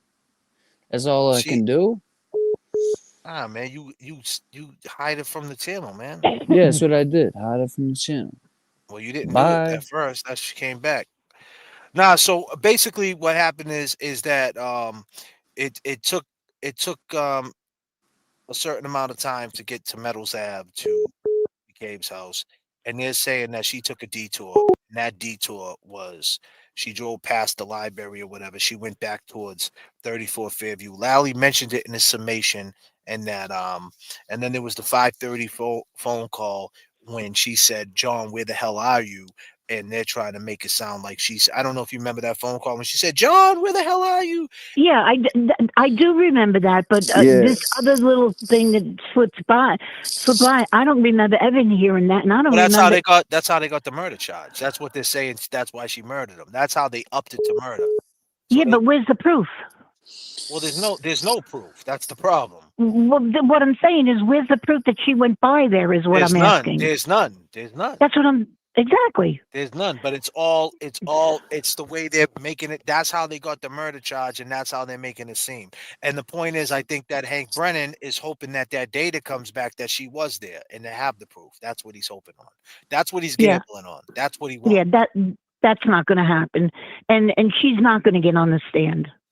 Karen is not going to get on the stand. Karen is not a stupid woman, and her lawyers will not allow it. And there's no reason for her to be on the stand. Think that's I don't real, care what Jay? Hank Brennan's doing. He could do whatever he wants to do. He could try whatever he wants to try, but he's not going to be successful at this. He's just not. Well, you're saying not get on the stand, but then when he gets up in his summation and he says everybody got on the stand except for her, and you got to understand if it gets dropped down to manslaughter, right, and she's not facing life, do you still think she shouldn't get on the stand? I don't think she should get on the stand ever. Ever. So no matter what the charge is, ever. They're gonna There's make no you reason realize, for her to be. but this trial's gonna be different. Okay, that's your opinion, but what happens when they stop bringing up all them? They stop bringing up all the sound bites. Sound bites. And they stop The bringing sound up bites all. of what? What do you mean of the Wow. 2020 and all the stuff she said? The sound bite. What do you think that's gonna sound like to a jury? I think I hit him. I hit his knee. I clipped his knee. I'm just saying, like, don't you want to speak to that? Don't you want to speak? And they're gonna say she's not even speaking to that. That's how he's gonna. She doesn't have to, and she doesn't have to, and you know what? Jurors are not stupid. Jurors are not Jurors stupid? already know that They people, already found her guilty. defendants don't have to get on the stand. Okay, but most defendants don't get on the stand. If they know that, most people know the defendants don't get on the stand because they have a criminal record or they're a criminal. When you got no criminal record and you got nothing to hide, you could get on the stand. See, someone like me can't get on the stand because they're going to use a criminal record against me. You want to know something? If it was me and I knew I did nothing wrong, I wouldn't even get on the stand just to prove them wrong. Why would I? for no matter what the charge was. Why would I? You don't have to do that. Someone's There's telling no you. reason for it. If someone's telling you, there's no reason for it. But if this is your second trial and they drop it down to manslaughter, and they're telling you that you called up your dad because you allegedly hit somebody, and no 40-year-old would do that. And then they turn around and say you went back to the scene and you're calling them all these times, and Higgins, you did nothing, had like Higgins had nothing to do with it, and you made all this Right. up, and you conspired with a blogger, and they're saying all these things about you. Why wouldn't you get on the stand and just say, listen, and look right the jury in the face and say, I didn't do none of that? I'm not saying that she has to, but you're saying you wouldn't. I'm saying, why not? Nah, it's not that. How many people that are found not guilty have gotten on the stand? I just think your opinion and my opinion are different, but I think this got a little too dirty. I think the case I would never tell her to get on the stand. If the murder charge, Never. if the murder charge stands and it still stands, the murder case still stands, I would say don't get on the stand. If they drop it down to manslaughter, I would say get on the stand. Karen, that's what I would say. The only reason why is because then it's in your hands, and you can say what happened, and you could convince them yourself. Because if not, I'm telling you, it's red and black. It's red and black. It's 50-50. I'm just watching. I'm looking at what Hank Brennan's doing, how he's piecing it together. I mean, you gotta listen. I'm not trying to convince you. I'm just saying they didn't hire Hank Brennan because he can't convince a jury. That's all I'm saying. Believe me when I tell you, the guy. I see exactly what's going on. I hear what's going on. I'm reading about what's going on, and yeah, because Lally couldn't pull it off, and no one in the DA's office wanted to do it, and I get it because he's supposedly so great of a lawyer that he did Whitey Bulger. You see where that got him? Yeah, but he also said, did you watch the beginning of the show, what we said at the beginning of the show? Have you watched? Have you been watching? No, because I I told you last time, I just came in the last 10 minutes. All right, so check it out, right? What I'll just say is this. Go back and watch the beginning of the show. We played some clips and we talked more about why we think Hank Brennan is trying to do what he's doing. And maybe you'll have I understand why he's trying to do what he's doing. I get that, but I just, as far as like the whole her getting on the stand, nah. I don't think she has to get on the stand, but I mean, it's come to if you see the trial start going in a different direction, that might be a card you pull out your hat. That's all I'm saying. That's the last Well, I mean, so we're not going to know that until we get at least 3/4 of the way through this trial. What's going to happen at the next turn? I hear you, but That's based on your boy that you're listening to and watching right now's experience, I could see where this shit is going. And based on that phone call that I got, I can see where it's going. They want her on the stand. That's how they're going to frame this. They're going to say, if she's so innocent, why don't she take the stand? And that's what they're going to try to sell to the jury. Hey, listen, I might be wrong. I'm not saying I'm right, but that's going to be one of the things they're going to try to sell to the jury. Yeah, I get it. Gaslight the whole. That's it. I'm just saying. I mean, I hear you. That's her right not to get on the stand.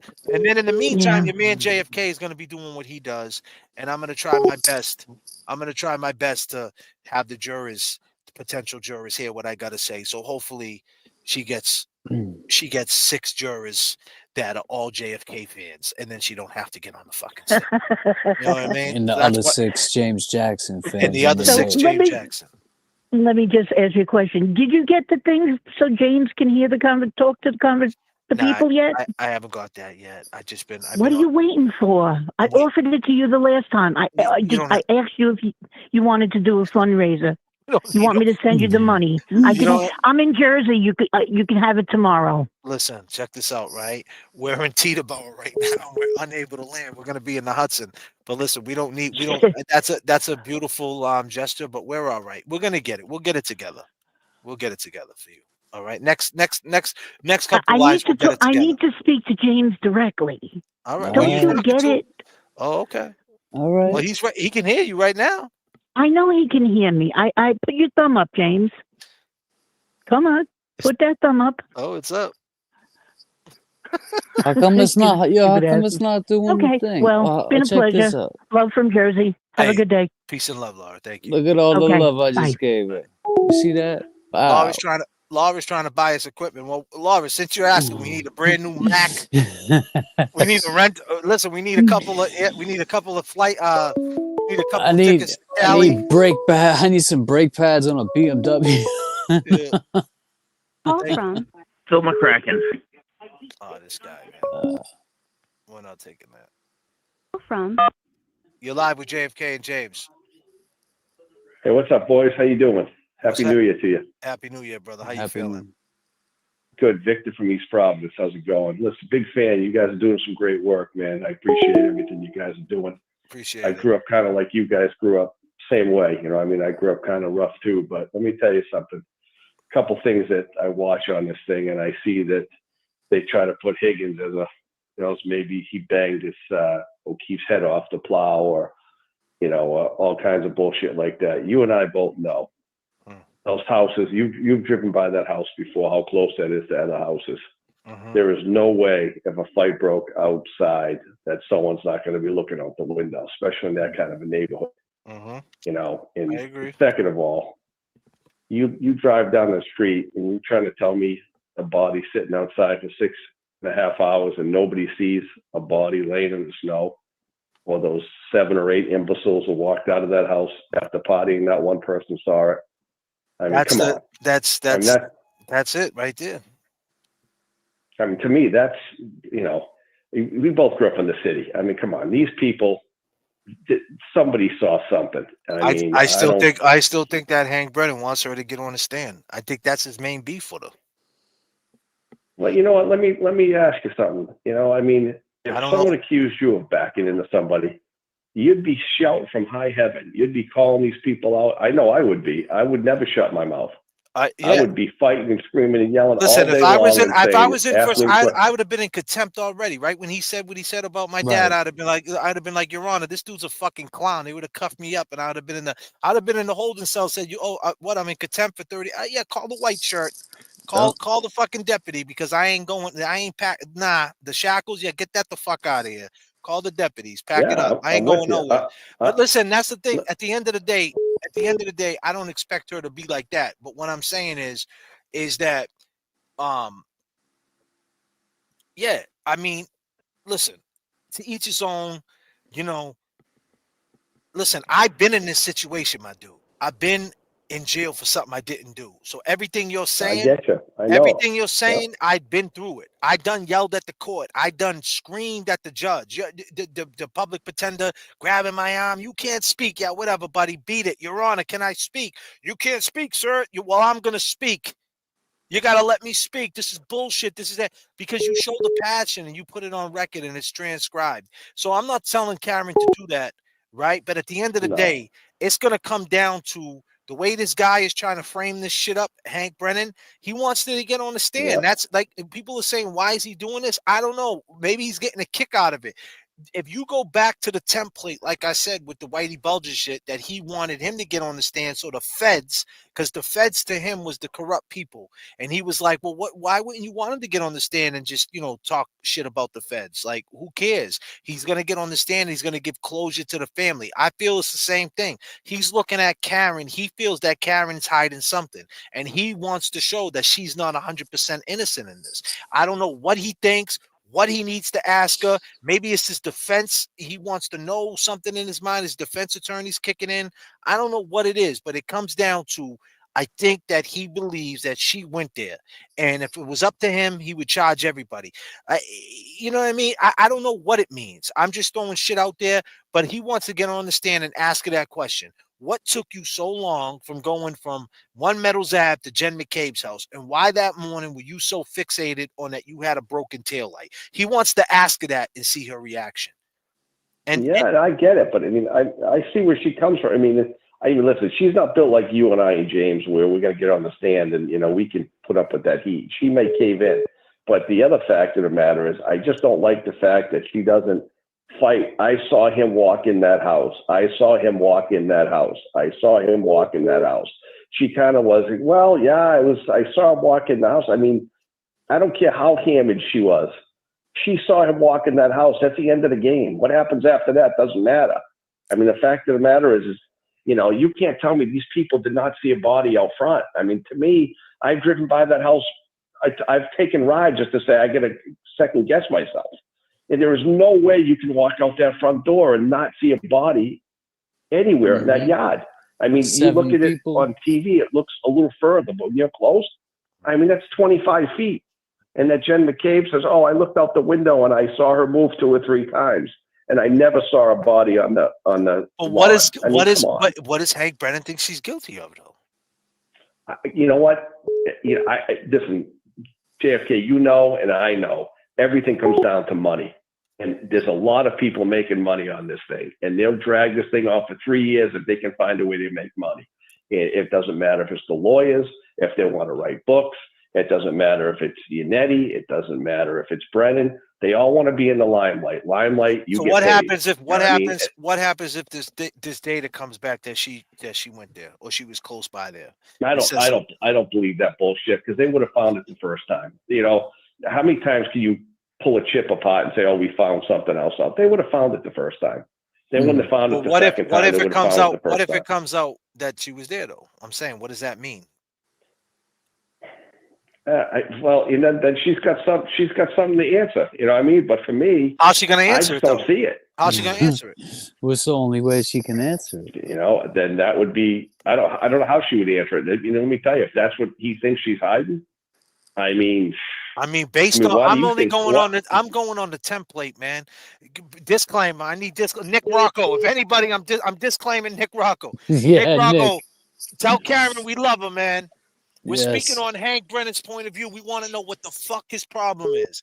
We went through the whole show. If you didn't go through the show, if you haven't watched the whole show, right? And I'll do it right now. Right. I'll do it right now, man. I'll do it right now, just to take it back. Hold on one second, buddy. Just bear with me. Bear with me 1 second, brother. Bear with me. I'm about to pull this up. You got it. I'm about to pull this up one more time. I got my man on the phone. What you say your name was again, bro? Sorry. Victor from East Providence. Victor from East Providence, man. Correct. Yeah, Foxwoods in the house. You know what I mean? Up the block a little bit. Mohegan son of Foxwoods, Victor. Which one you going to? Mohegan. You know what? I started out at Foxwoods. I'm older than you, so I remember when that place opened up. But you know, Mohegan is, you know, it's a lot more fun. Foxwoods got a little dusty people rolling in on the bus. Yeah. That Mohegan is, yeah. I mean, they're good people, man. But you know what? They need to clean it up a little bit. Yeah. I remember that one. You know, I remember it down there when when it was one small building when they first opened up, probably in the late '90s. You know what I mean? How old are you, my man? If you don't mind me asking. 52. Okay, you ain't that much older than me, brother. You right there. I'm not right there. that much older than you. But let me pull this up real quick. Hold on 1 second, brother. Right, Vic? Hold on. Check this out. This is what we're saying, the template. This is the template. And James Bulger was prepared to tell that story. It is a loss for everybody, for the jury, for the victims' families, for the community, for the public, not to have him take the stand. I expected he would have been the most convincing witness because he'd be the one witness who would not try to protect himself. I think that's reinforced by the approach Jay Carney and I took. But to have somebody take the stand just to give a confession, but not to give the entire story and protect the government, makes absolutely no sense. If the government had no fear of what James Bulger would say, there'd be no reason not to let him testify to his arrangement. If immunity was so absurd, then they simply could have dispelled it in front of the jury. So although the government continually suggests that they're disappointed he didn't testify, they try to silence him at every turn in this case. And it was an extraordinary loss because talk about the idea of closure, what better closure could you have than the person who could stand before the jury and the community and say exactly what happened. Ms. Reed calls her father and her mother a little after 1 o'clock on the night she struck and killed John O'Keefe. She calls both of them, and those calls were unanswered, according to the phone records. The inference that a 40-something-year-old woman is calling her parents at 1:30 in the morning after this tumultuous event, the inference is strong evidence that Ms. Reed knew she had done something terrible. You want to serve the Commonwealth, this is your chance. Hey, turn down your microphone in the back, brother, if you don't mind. Yeah, trying to through the catch up. phone. So That's all right. Now you caught up. yeah, You I caught up mean, now. So you've seen the I mean, template. What I'm talking about. He wanted to put Whitey I on the did. stand. He wanted to put Whitey on the stand so the truth, the real truth, could come out. And if and think about it, this case is the same seriousness, the same dirt, the same type of template, the same type of shit he's dealing with. Is this guy trying to get his revenge off the Whitey case? Like, can he separate himself? Here's the question, Victor. Can he separate himself from that Whitey case to this case? Because it seems like he's doing the same shit. Yeah, I get you. I get you. You make a good point there. You know what I mean? But I mean, you're talking about corrupt government that when Whitey was involved, how deep that went with the FBI and the handlers and so on and so forth. I don't think Karenread represents some sort of dirty doings. You know what I mean? I think No, it's I don't more think they're protecting. I don't think that's cheap. I think they're protecting the state police. But Yeah, what I'm saying they're is, protecting a lot of but people. is he trying to get the truth? Is he trying to, is in his mind, is he on a fucking crashing out? Is he doing it his way? Because you got to understand, he's a special district attorney, right? He's a special one. I get it. So he has his own way, his own swag, and his own way of going about it. And you heard him on this thing, like, we want to get him on the stand. Like, what's he trying to do? Like, if you ask me, he wants to put Karen on the stand, and he wants to say, listen, you know, and without saying it, he wants to say, hey, even if you got to incriminate yourself, you have to say the truth.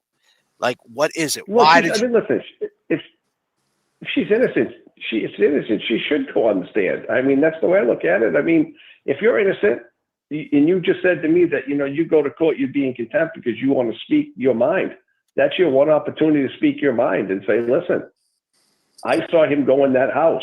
You know what I mean? I mean, you know, if she wants to sit there and go, well, I'm not sure, I was drinking, I was listening to music, and, you know, I overdrank. I mean, come on. I mean, you're talking about what, you know, what happened. Tell us what happened. And the only thing that I get mad about her, it's like, listen, speak the truth before they try to drag something out of you. You know what I mean? I don't know if you're Nettie and Jackson and they're great, you know, lawyers, but honestly, it's like, I was a little disappointed. They bring out 6 witnesses. I mean, honestly, they're the last words that the jury's going to hear before the closing argument. Mm-hmm. Why didn't they pound some of those facts home? Why didn't they just say so much? They could have brought Jen McKay back and said, hey, you said that you said that you seen the car at 1240. Oh, by the way, you didn't see the car at 1240 because she was on the internet at 1236. That could have been one of the last things. Oh, by the way, let's bring Higgins back. You didn't say goodbye.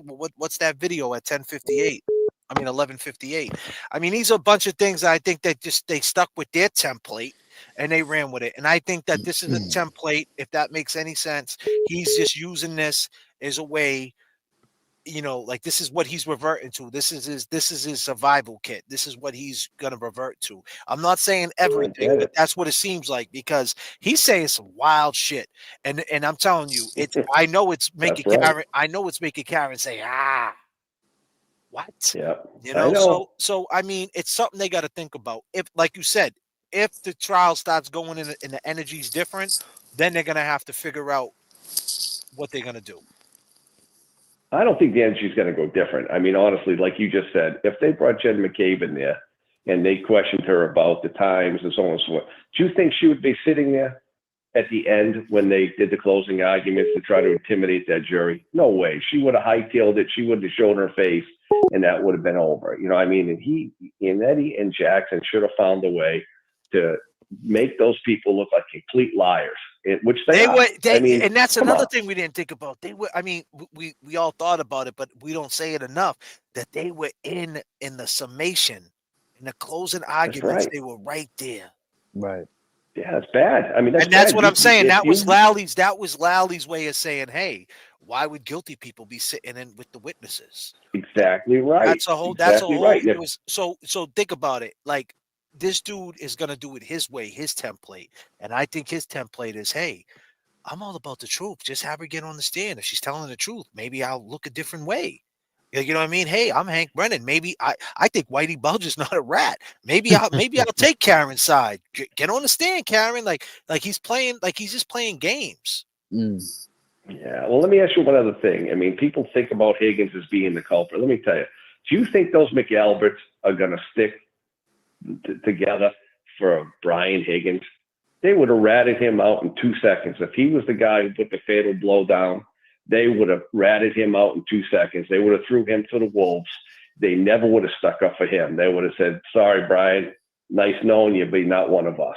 You know what I mean? So I don't see how they think that he had something to do with the fatal blow. I believe he had something to do with moving the body, and I also believe that he had something to do with going to the Canton Police Department to figure out what was going on over there.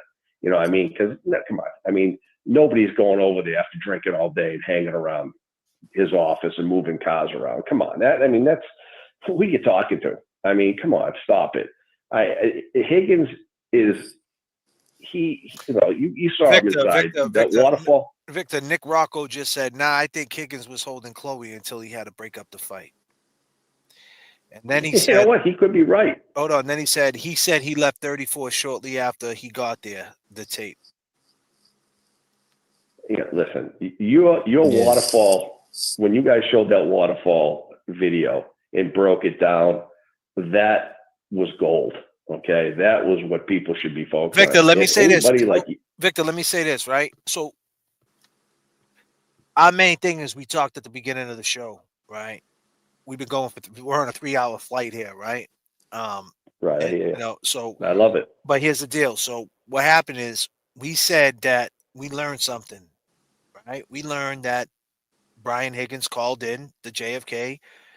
We had Seaside up here tonight. If you've been watching, Seaside jumped in, and Seaside's real deal, right? So at the end of the day, we said we all learned something. We learned you wrong, decorated dudes and all that bullshit, right? But why did he call in? He called in because of Seaside, and he called in because of the waterfall video. That's why. So back to implementing why he called in, and back to what you said. Like, we're not implementing that enough. Now, I say all that to ask you this question: do you think that we gave Karen the perfect way to speak about that waterfall video when that camera's in her face? Meaning, and let me just stress it up for you. Meaning, the camera comes on her and say, "Hey, I don't know, the guy." One of the people, witnesses called in a YouTube channel because they played the waterfall video, and he lied. Right. And said, I'm just saying, I don't know where she would say it, how she would say it. I don't know when the time is right, but it's a way to speak to the waterfall video because she never spoke on it before. Yeah, it's a way to That's where it all parallel. started. That's where it all started. That's where it all started. You're 100% She claimed, right. but she That's where claims started. it. But keep in mind, she never mentioned that. She said on the 2020 and on the other interviews that there was no smoke. Well, her defense on that could be her back was turned. That's some of the problem right there. I mean, listen, between you and I think she's hiding something. Do I think she hit him? Absolutely 1,000%. What do you think she's hiding? Who knows? Maybe there's some bullshit that goes on with that family. Those McAlberts and her. Who knows? Maybe, reputation. No one wants to ruin their reputation. Maybe something more was going on between her and Higgins. So maybe Nick Rocco said, I gotta go with Nick Rocco. Nick Rocco saying maybe she didn't notice it. Okay, fine. But she was in the car. Yeah. She was in the Nick. Right. She was in the car. She was in the car with him, though, driving to 34th Fairview. John didn't say nothing the whole ride. He was on the phone with your girl Jennifer McKay for 48 seconds and 36 seconds. You know what I mean? Like, she didn't overhear anything. I mean, she knew why she dropped him off. She knew why she dropped him off. Why do you think, Victor? Because I have a feeling that she knew that he was going to go in there, and he wanted to see if he was going to fight for her honor, because she, he was going to what? Say that again. Hold on a minute. Say that again. She wanted to know if JFK. She wanted to know if John O'Keefe was going to go and fight for her honor. Like, shit, we got turbulence over the you know what I'm saying? Like, listen, so you got to go and take Victor, so you're saying, Victor, that he was fighting for Karen? She wanted to see if he was. He wanted to see if she was. I mean, like, hey, do I mean that much to you? Go in and fight for me. You know what I mean? And I think, listen, let me tell you. Wait a minute. So you're saying Karen told him to go in there and fight for him? Is that what you're saying? Not told him to, but he said, I'm going there. And she didn't say, no, let's just go home and spend a long night. There is no way. Let me tell you something. There is no way that my girl would go and say, hey, yeah, drop me off over there for, I'm going to go and check the place out. And if it's good, I'll wave to you, you come in the house. Come on, nobody's doing that. They're both walking in together. They're both walking out together. There's something missing there. And I think she wanted John to go in there and give Higgins a fucking kick right in his ass. And he probably did. And big bad Brian said, not in my house, and probably took a pop at him. You know what I mean? And I think that dumb little kid hit him in the back of the head with a barbell. That's what I'm thinking. And they let him bleed out. Jay, that's Nick, what happened. Nick the Rocco. dog, dog probably bit him when he started seeing Albert in the middle of it. The dog bit him. And that's it. They dragged his body out there at 5 o'clock, and that's it. Don't tell me that kid didn't have frostbite. Don't tell me nobody didn't see that body. Don't tell me a pizza delivery guy didn't see that body. Don't tell me an Uber guy didn't see that body. All right, but we all know the snowplow guy didn't see the body. James got a question. I mean, come on, Victor. James got a question. Oh, I was just reading what Nick said. He said, "What if John didn't say anything in the car because then Karen?" Hold on, I'll tell you what he said. I'll tell you, Victor, what he said. He said, "What if John didn't say anything in the car because then Karen wouldn't have brought him there?" He said, "What if John didn't say anything in the car because if he would have said something, Karen wouldn't have brought him there. So maybe he didn't say a word. Could have stayed quiet. You live together. You know, I mean, you live together. You know, maybe they don't live together. They had 2 separate houses, but there's no way that you would know or did not know what was going on there. I mean, you were in that place. You guys. Nick, hold on a second, Victor. Victor, hold on. We got Nick Rocco representing. Nick Rocco said, "I know for a fact she didn't." Hold on a minute, we got turbulence. Nick Rocco, we gotta put the flaps down. You gotta calm the fuck down, Nick Rocco. Holy shit! This. Yo. He said he said, "I know." Nick, he said, Nick, "I know." easy.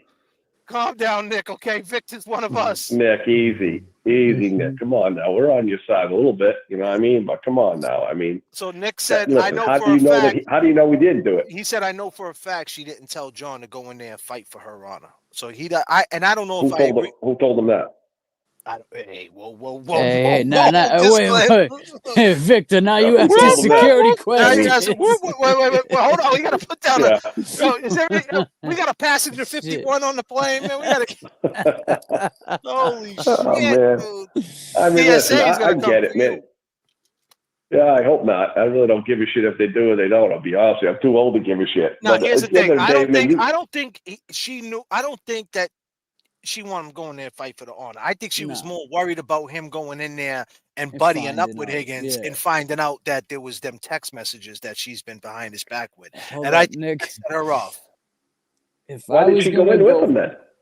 Because if I was going to go fight someone because I thought my girl was cheating, I would tell her on my plans, wouldn't be able to trust her, right? If I was going to, Nick Rocco said this, hold on a second.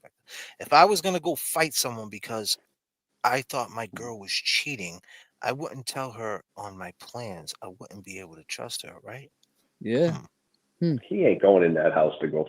No, That's I don't see an argument. Yeah, I don't think it had. I don't know, Nick. I'm not buying that. She thought he was cheating. Shit. That's another thing. Like, where did she get that from? Why did she automatically assume he was cheating? And I think it comes down to that he was on the phone. Hold on.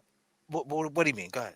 I think he meant like saying if Karen was cheating, he's saying John wouldn't have said anything to Karen. If Karen was cheating, he said. But she was cheating. That's a fact. Yeah, she was. Yeah, she was. If I was gonna go fight someone because he said no, he thought. Don't make her. I don't think he said no. He thought she was cheating. Well, Nick. She didn't, he was.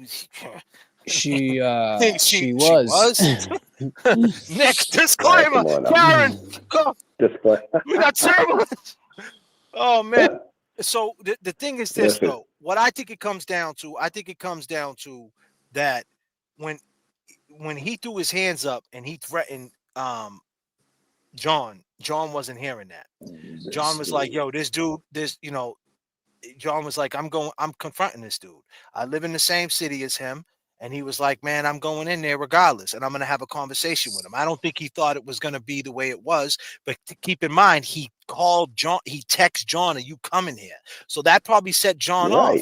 Like, what? I'm going in there. And they were buddies. And then in her mind, she thought, damn, he's in there right now. They're all going to be bros over hoes, and he's going to show the phone calls and everything we did. And that's why she peeled off, because he didn't come out to get her.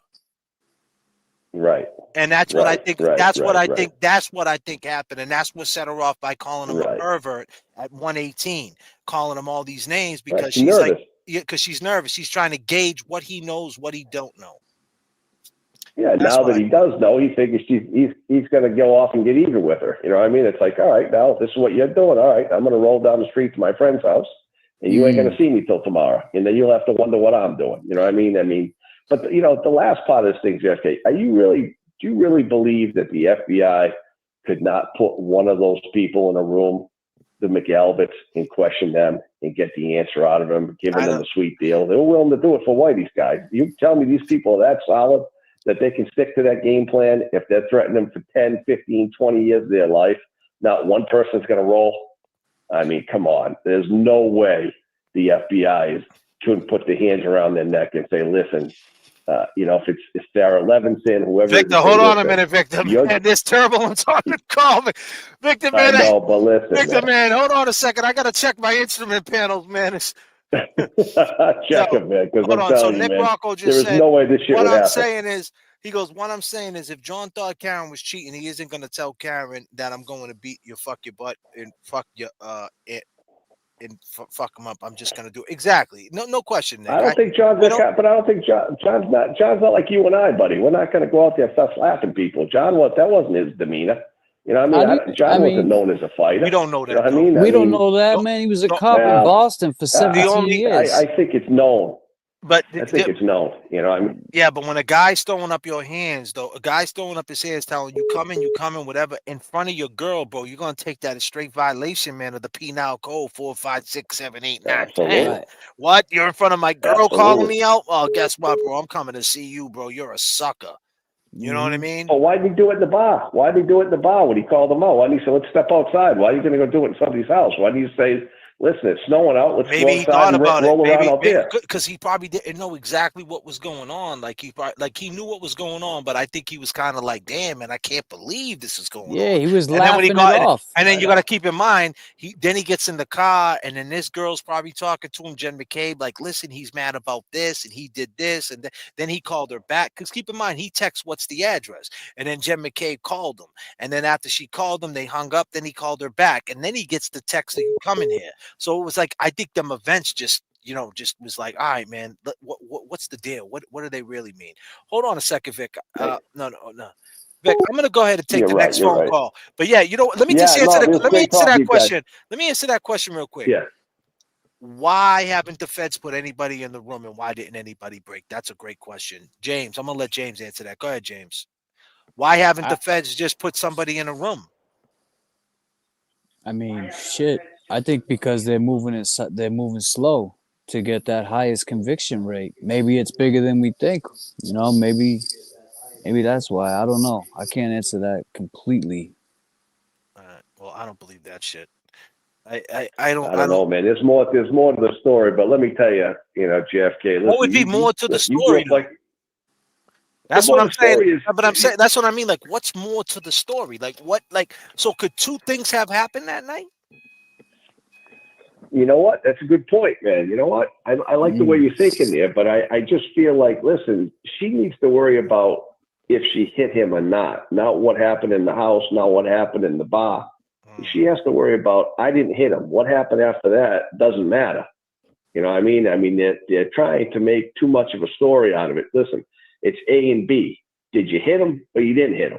After that, it's over. What happened after that is nobody's business. I mean, that's up to somebody to find out who murdered him. It's not her problem.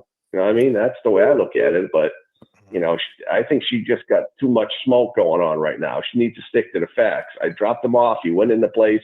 I drove home. Do you think she played herself with the sound bites?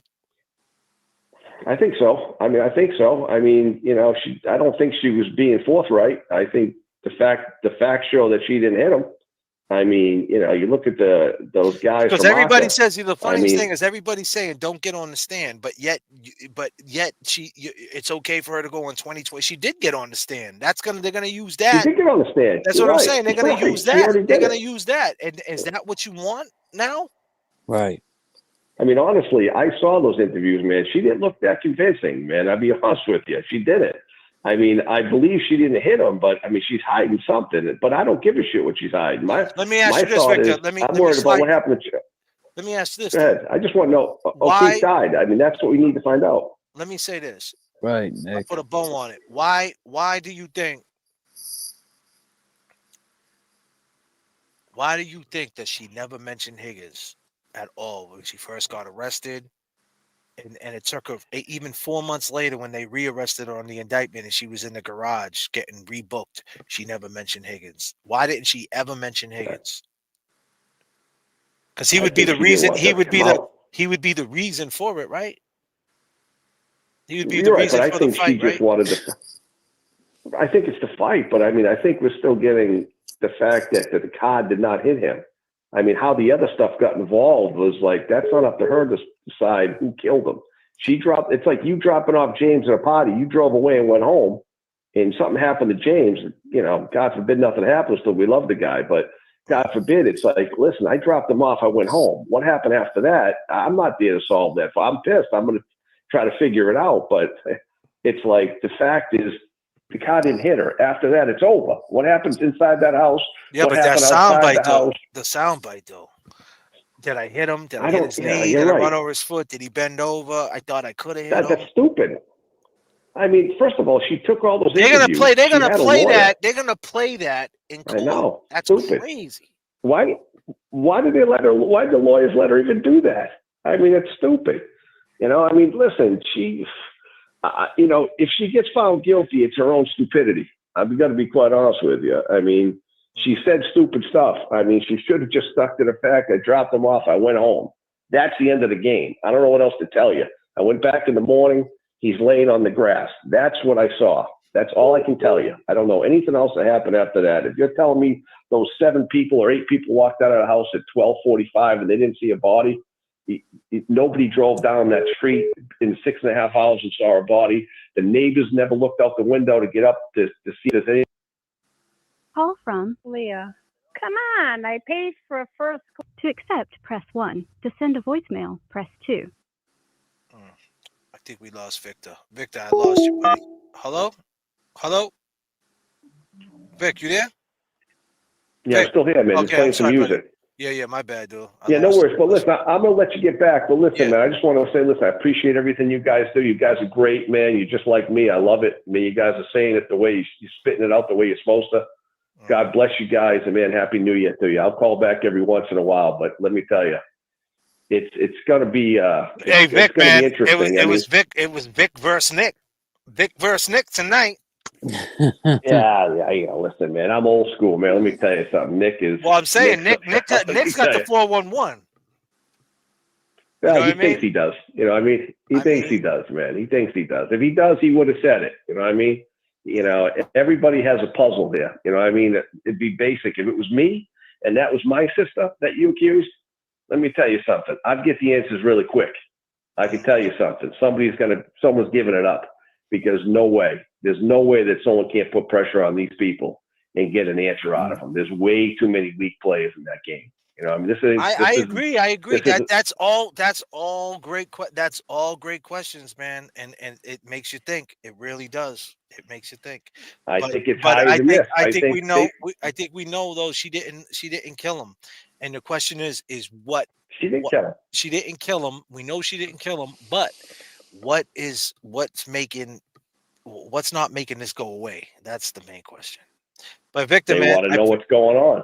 I appreciate the phone call, my brother. We'll talk soon. Yeah, Appreciate me too, it, man. All right, man. Happy New Year to you guys. Hey, James, Happy good luck New with Year. that family stuff. I've been down that road. It sucks, brother. Good luck to you. Appreciate you. Peace. Thank you, Victor. Thanks, Victor. Appreciate it. I think she didn't bring up Higgins because she didn't think anything like that happened. She thought she maybe did hit him, something else. But once the cover-up theory came up, it opened her eyes. All right. Yeah. I'll take this one. Call from Josie Lou, You're live with JFK and James. and I could be anywhere in the world, but I'm here with you guys. That's How are a you guys doing? We're good. How we feeling? Good. Happy New Year to you both. Happy New Year to So, you. starting with your show, the way you started, I don't know if you happened to see 11 years ago, Hank Brennan was interviewed and by one of these news channels right after the Whitey Bulger trial. And he said that you expect criminals to commit crimes. Yeah. You don't expect crimes to be committed by law enforcement.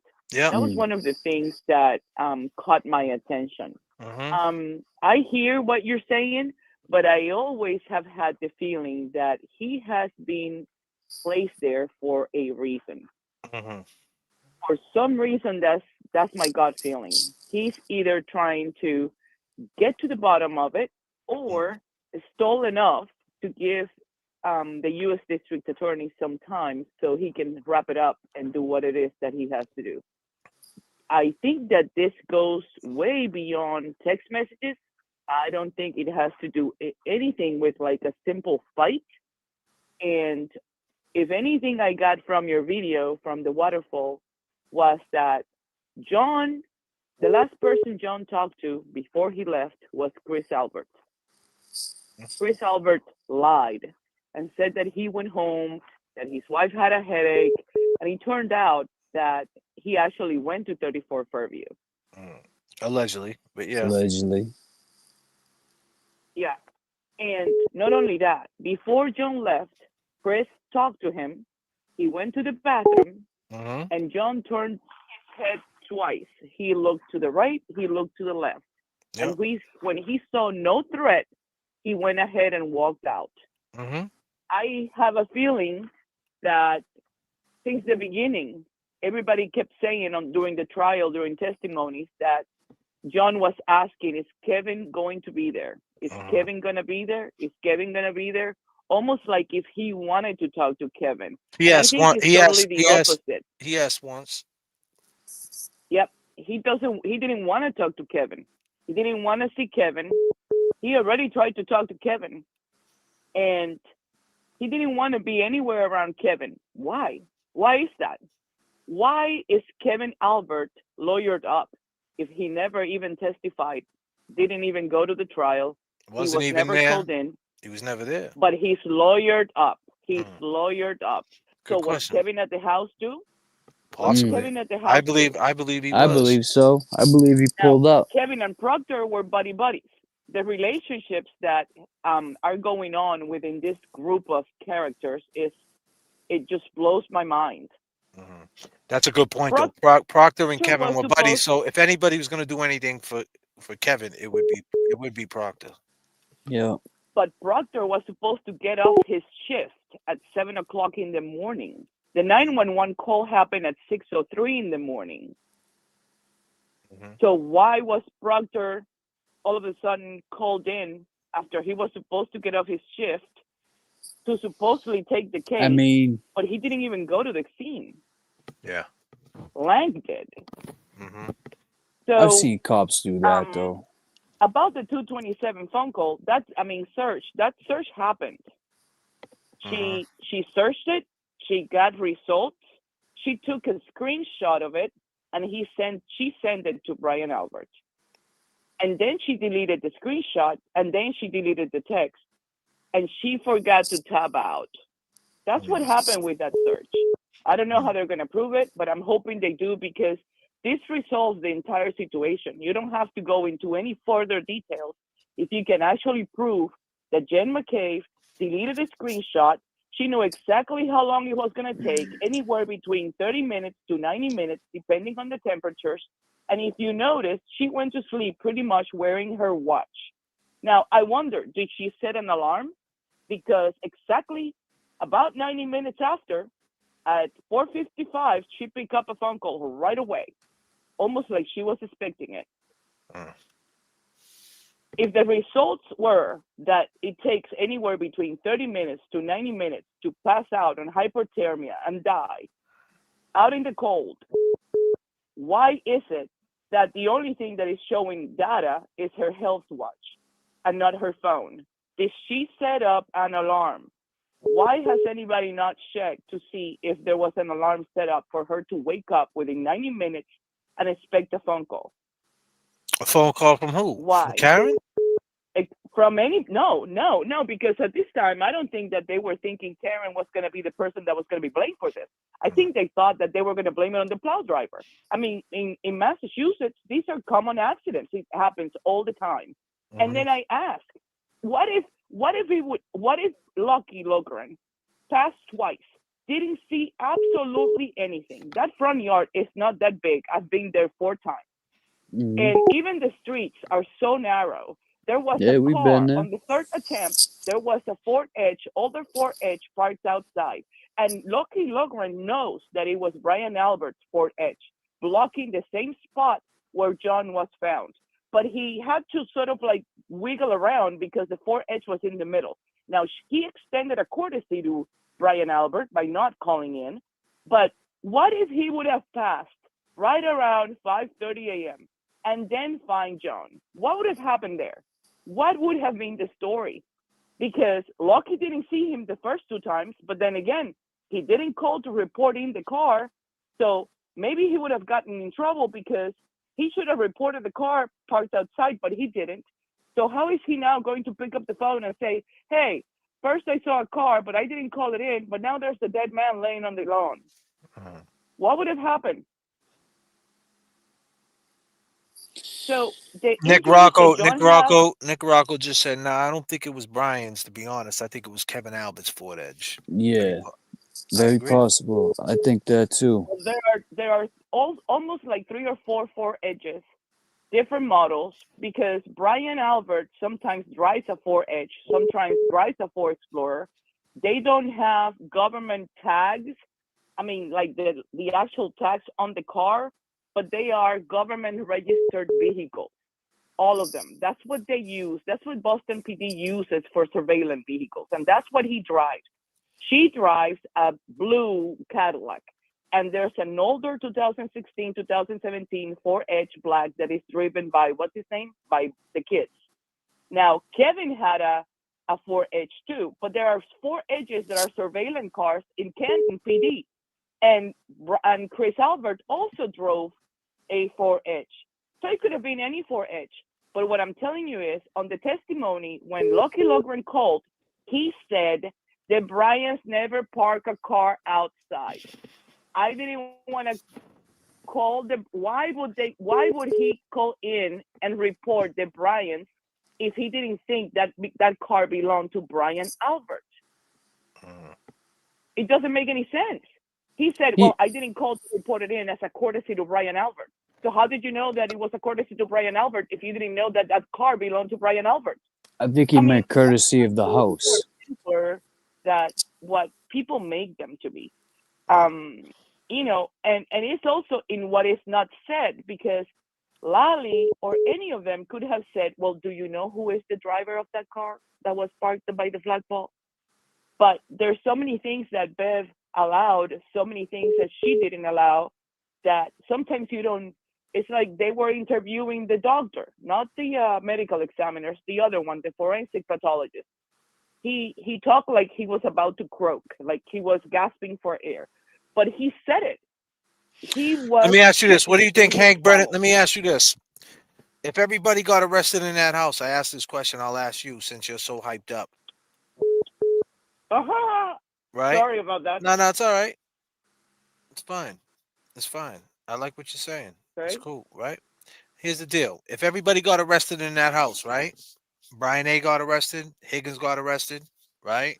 And say Colin got arrested. Then it came out later on that Karen went by there at 5:30 in the morning, and she seen John there before everybody. Right? They were gonna blame it on the plow driver, but she went there and she seen John, but she ended up going to her friend's house and she didn't call the police. Do you think she should be charged with anything, or could she be charged with anything? I think she could, and I think she should. I mean, I don't think that would ever happen because Karen had an idea. John told, this is how the conversation went. Just drop me off, drop me off. I need to do something. Why? We were not invited. I didn't hear an invitation. Just drop me off. I'll call you. I'll wave you or something. If not, I'll catch a ride or I'll call you later. John, come on, let's just go. And that's why she was pissed. And the things that she said to him by text messages and voicemails were half of the stuff that I would have told my boyfriend had it been him. And I would have said it in English and Spanish. I would have sent him to go fry green tomatoes. But what I'm trying to say is she went home to go to his niece. But she had a feeling why he went in there. And it wasn't because of a fight. Higgins was just a bait. It was a stupid bait. So let me ask you this. Brian, Chris, all of them took the text messages as a bait to get John out. But the plan was not to get him in 34 Fairview. The plan was to wrap it up at the waterfall, right around where the parking lot it is, where they parked, right tucked in the back that nobody saw. But Karen refused to go with Jen. Because Karen, that was not Karen's circle. Karen didn't hang out with any of those people. Karen's circle was John, and she was trying to fit in with John's friends. So wait. Hold on, Tios. Time out. You see, you forgot a whole thing though. I hear everything you're saying, but so then, okay, what did I forget? Then so she just drove off mad. She just drove off pissed off because it had nothing to do with Higgins. No, she knew what you're telling me. She didn't know what was going on with. She didn't feel weird with Higgins in the bar that night. No, she knew. No. Yeah, she knew. She knew that. Right, and then when she was sitting outside, hold on. So when she's sitting outside and she sees John go in the house, and she says she looks down at her phone. She said she looked down at her phone and look at text messages and emails. That's exactly what she said. She didn't see the text message. Well. No, she saw that. She probably saw that when she was at the waterfall. So she's seen that in the bar. Okay, so she's seen that in the bar. She still thinks everything's cool. So you're saying she might have seen that in the bar. She still thinks that wouldn't be cool. Knew. That would not be cool. No, yeah, I agree. But with why you. didn't she ever met? And then she pulls off mad. So and then women, and then when she's in the car with John driving to 34 Fairview, she don't hear what John's saying to Jen. And women, so John texts Jen. Text Jen, what's the address? And then Jen called him. Why is that? Why did she call him? Why wouldn't she just text him back the address? Why they? I agree with what you. are they talking? And then when you talk about the end, when you talk about the ending of the bar, the night Chris was the last one to leave to go wash his hands. Do you remember who was sitting at 11:58? Who was going between both people? When John was at the bar, when he turned around and seen Higgins doing that to him, Jen McCabe was right there, bugging out, moving her hair, looking left and right. Jen was right there, knowing that there was an issue. So she's on the phone with him the whole car right there. What do you think she's saying? She's right, and then she texts him. Wait a minute. Then she texts him here. You're here. What she texts him here? Right, with the question mark explanation point. Does she mean like, holy shit, you came?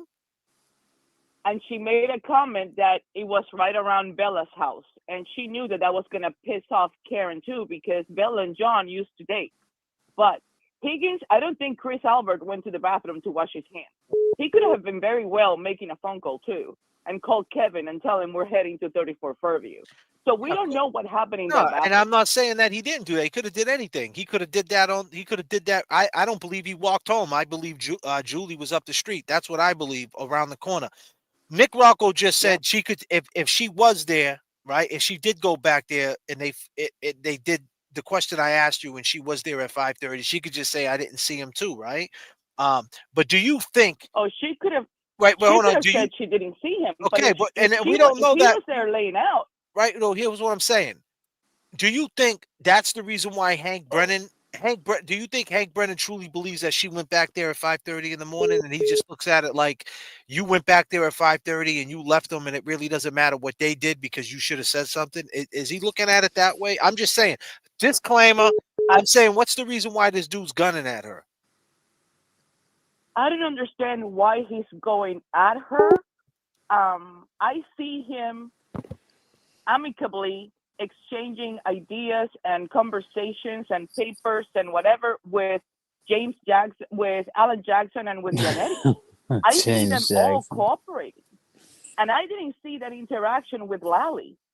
So what I'm trying to alert is that when I'm observing the interactions between both sides of the lawyers and the fact that he's digging into different things almost to disregard that could have not been a possibility, it's not only that he's trying to find something on her. He's maybe trying just to discard it. Okay, so if the chip comes back, Nick Rocco, we got Nick Rocco, man, dropping bombs over here. Nick Rocco said Hank wants the chip to get GPS to trigger the point GPS location. Exactly, we know this.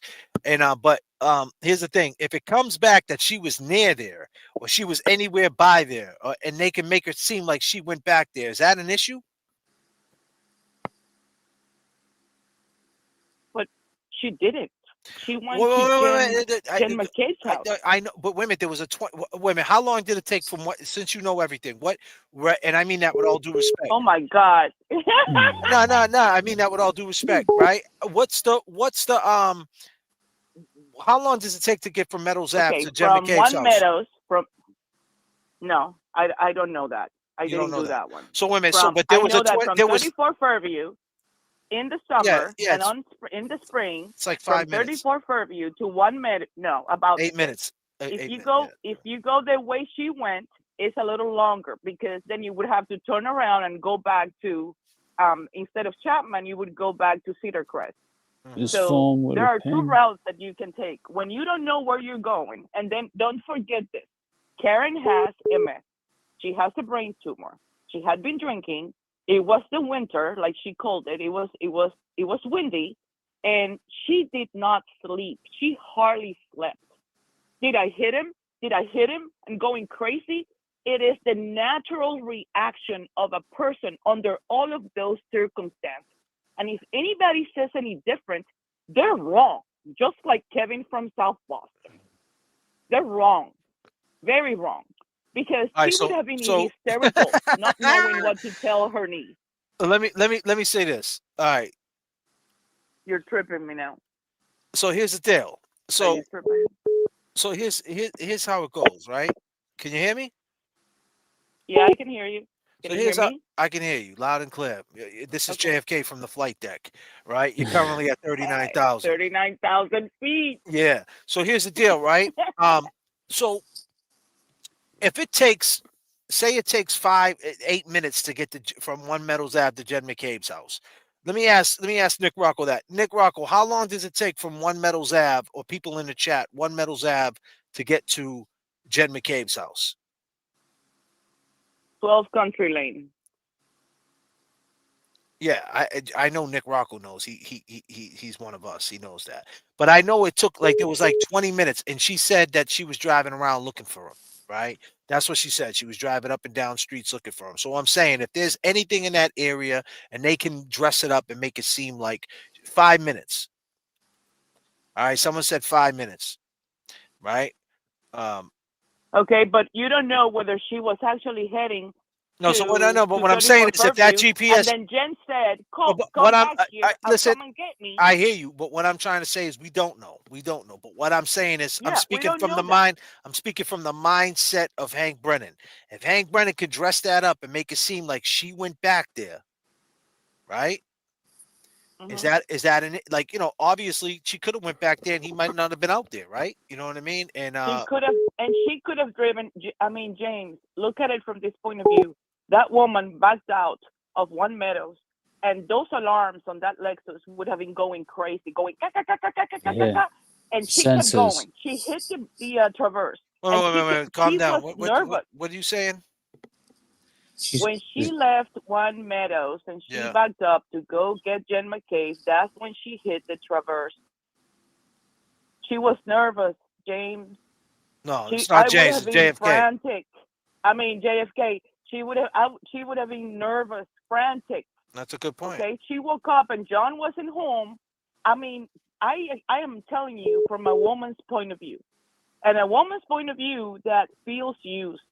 Because the guy that she's with is using her, is taking advantage of her. She wants to be with him. She wants to Hold help him. on, She hold put that on, hold house on. You can't talk shit on a about trust John. for those No, no, kids. no, no, no, no, no. I You have can't. to. No, we Wait, can't wait, have wait, that. wait. Wait, No, no, no, you no. Wait, wait, used wait, them? wait, wait, wait. Hold on a minute. Wait. We need to give credit where credit is due here. John was a great guy, very altruistic, very generous, and he would give his share of his bag to anybody. But he had a drinking problem, he had a flirting problem, and he had also a problem where Karen was convenient because she was being there for the kids when he couldn't. So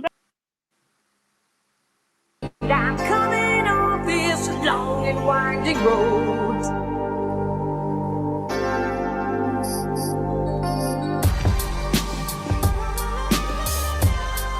I'm on my way.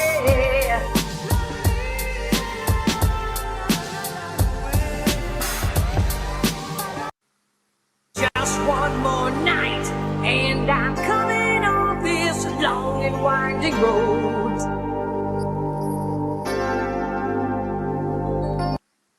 Just one more night, and I'm coming off this long and winding road.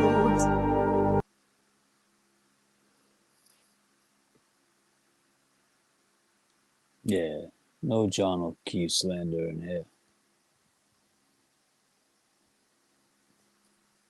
reason why they're all in cahoots. Higgins was not the person who did the final blow, because if Higgins did it, just like Victor said, nobody would be covering up for Higgins. Yo, you can't Nobody. talk shit about John O'Keefe, man. You can't do that. He's not here to I'm defend not himself. talking shit about. You said I he was. understand You said he that, was and I taking like advantage of her. Jay. You can't say that. Listen, Oh Karen my Read. God. Karen But Read that's was the talking to. reality of it. She was talking to Higgins behind his back at his crib at the Patriots That game. was a little flirting. No, that it was wasn't. A little flirting. Yes, it was. It's It was a little payback All for right, what he listen. did You know what? I'm gonna go on with the Ray next. Listen, Sullivan. we can't do that. We can't do that. We can't do that. I can't let you do that. Okay. I can't let you do that. Okay, Tato. so he's a sweetheart. So Listen, he's a it sweetheart. don't You matter know, what he rest is. in peace. You listen. She was behind his back. Okay, but she never. Okay, if it was just flirting, right, and everything you said, it was no big deal. Why the next day, or even a couple, 4 months later, she didn't say, "Hey, listen, I was seeing this guy Higgins behind his back, and now that I come to think about it, maybe he went in there and he got in a fight, and over me." Why didn't she say anything? Because maybe she didn't want that to come out. James. No, it ain't James. James. Disclaimer. I know. Well, I'm talking to both of you too. So, JFK, you know that she loves John. That is a fact. And in many ways, I think John loves Karen too. And the Higgins situation was just to try to get back at him. There was nothing else to it. That was it. All right. Women Well, do that all the time. Men do that all the time. Listen, I appreciate the call. I'm gonna take this next call, okay, sweetie? Okay. Appreciate your time. I'll see you both Appreciate later. you. Bye. All right. Peace and love. Bye. Peace and Peace. love. Peace. You too. Peace and love. Peace and love. I was trying to catch the next one. Wow. I mean, she had a lot to say. She broke down a lot of things. She has a lot of great points. Nothing but love. Nothing but love for sure. Nothing but love for sure. And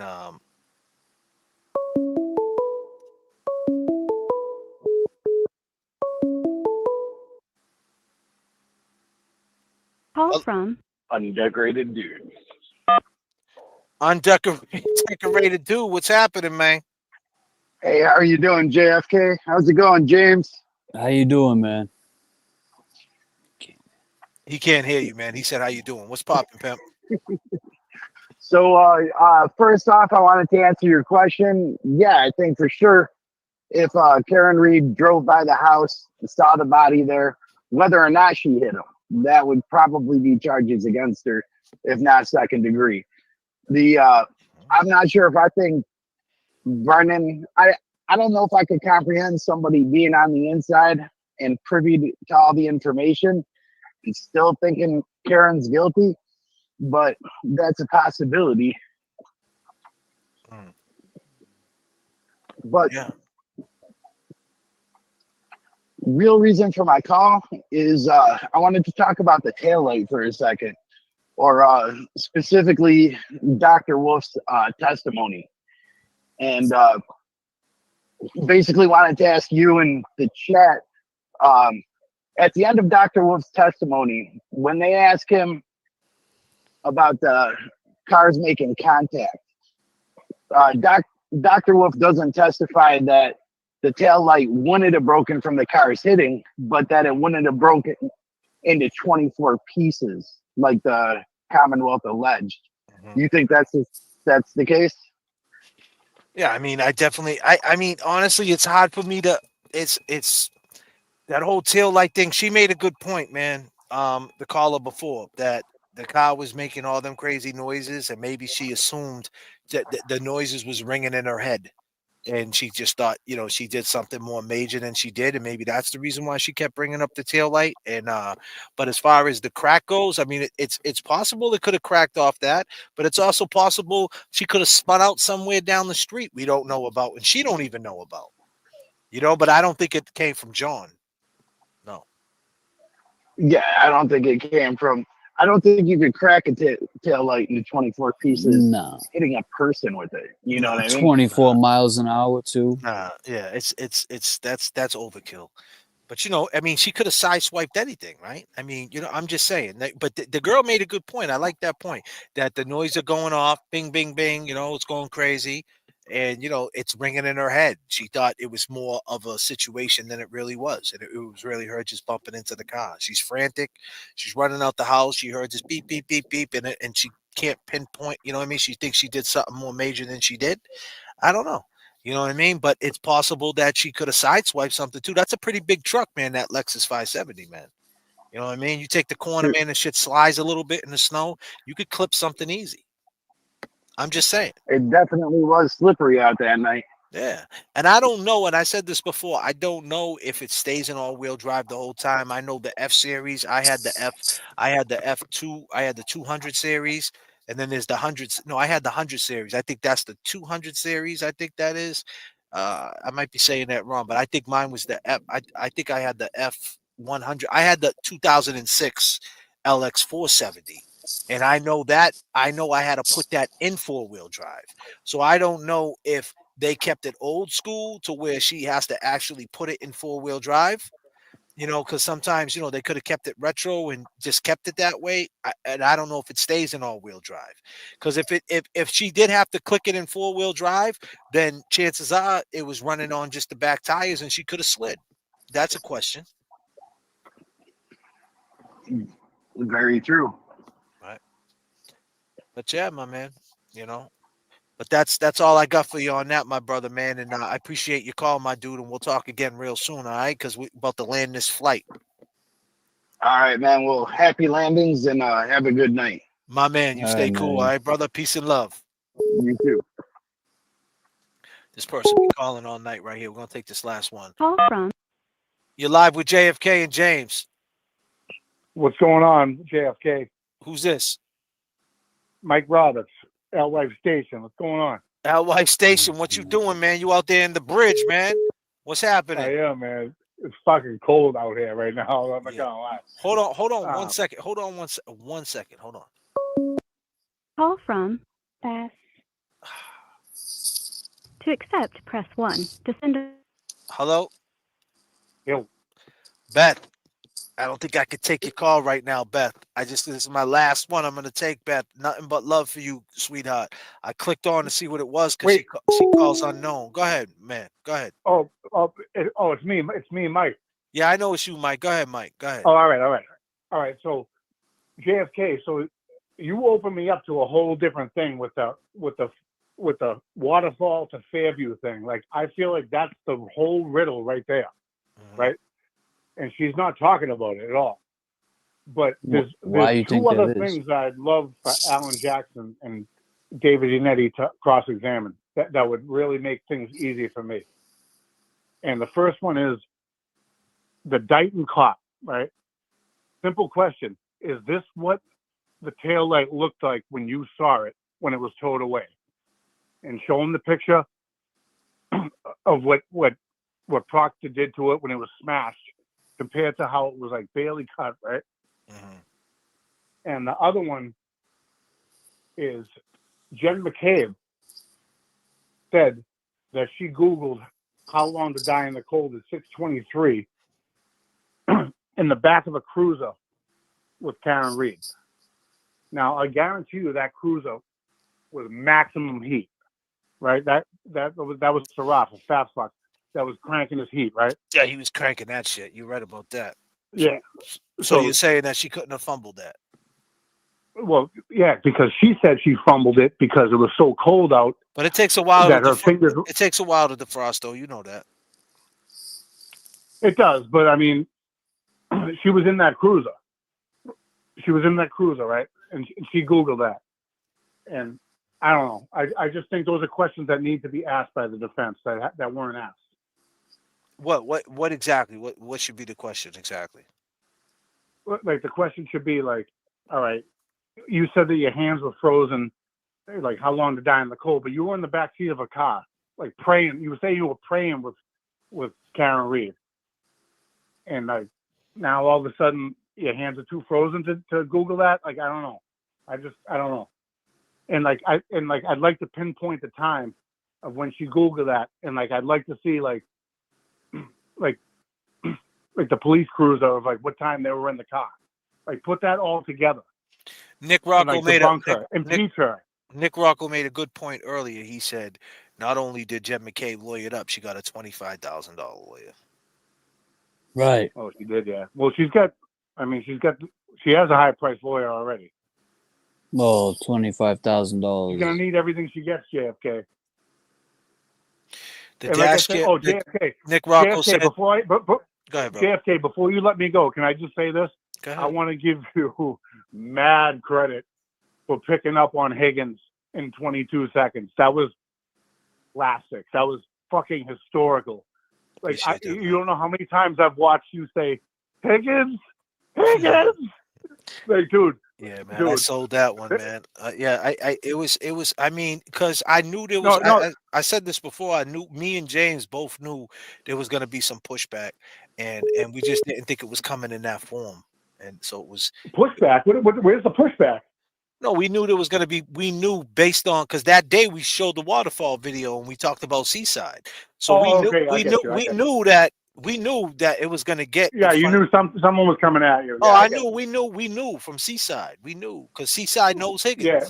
So we knew. Don't sell yourself short because I never would have. I would have picked that up like maybe 3 hours after I heard that. You were on that 22 seconds.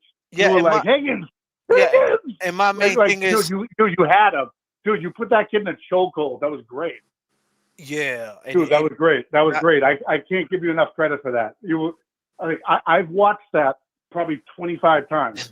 Just watching you go, Higgins. Well, to jump off that, the main thing now is that I want people what they get from that video is why he called. He called because of the waterfall video, the distance in the waterfall video where he can't say that he was talking to the guy in the back doing dishes. He talked because we mentioned a guy named Seaside and exactly why. And we got an ATF agent who's a witness for a Boston police officer by the name of Officer John O'Keefe called in the only time ever this guy ever spoke. I want people to implement that on why he called in. Why? Because it shows that he was guilty about that waterfall and he's scared that this might all come down on him.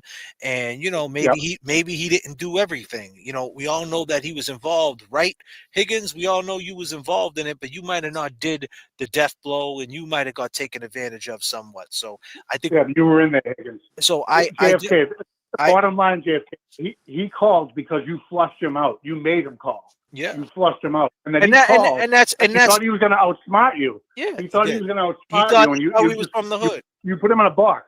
Yeah, and that's cool. You know what I mean. But the main thing is, I'm trying to. What my job right now? I got Nick Rocco, man. You know what I mean, and I got you, and And what we're trying to do is we're trying to give back. This is to give awareness to the potential juror or to people who don't know anything about the Karenread case or who's on the fence. Exactly. We're trying to give back, and I want people to implement why he called, not because he's a decorated dude and you wrong, you wrong. That's forget all that. That's cute.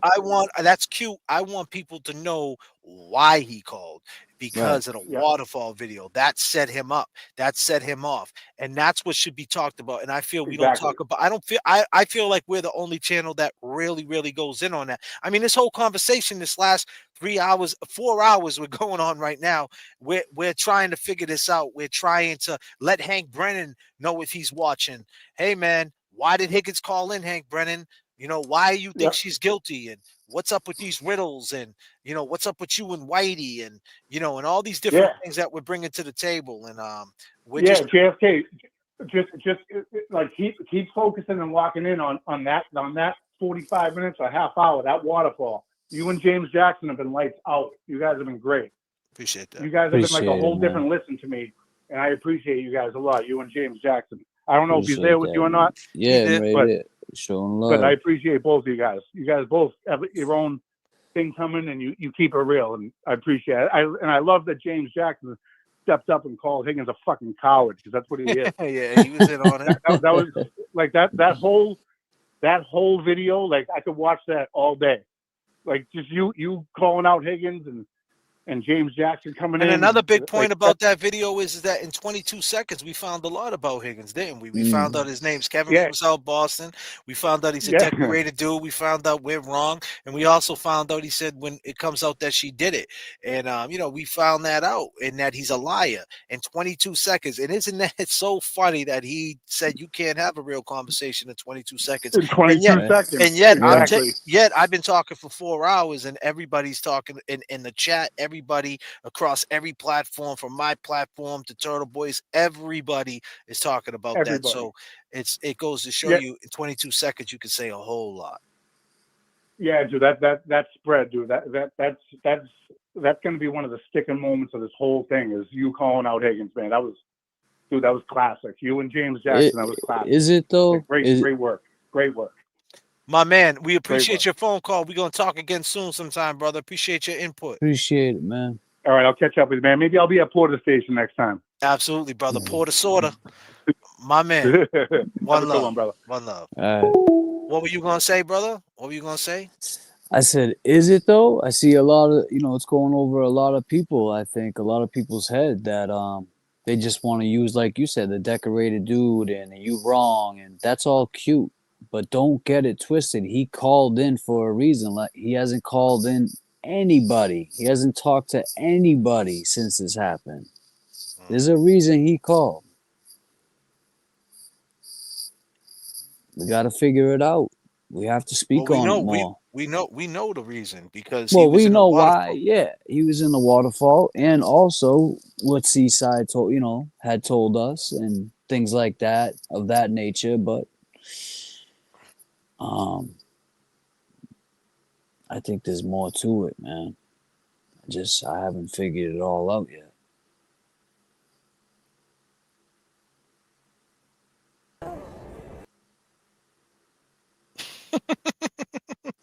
You sure about that, dog?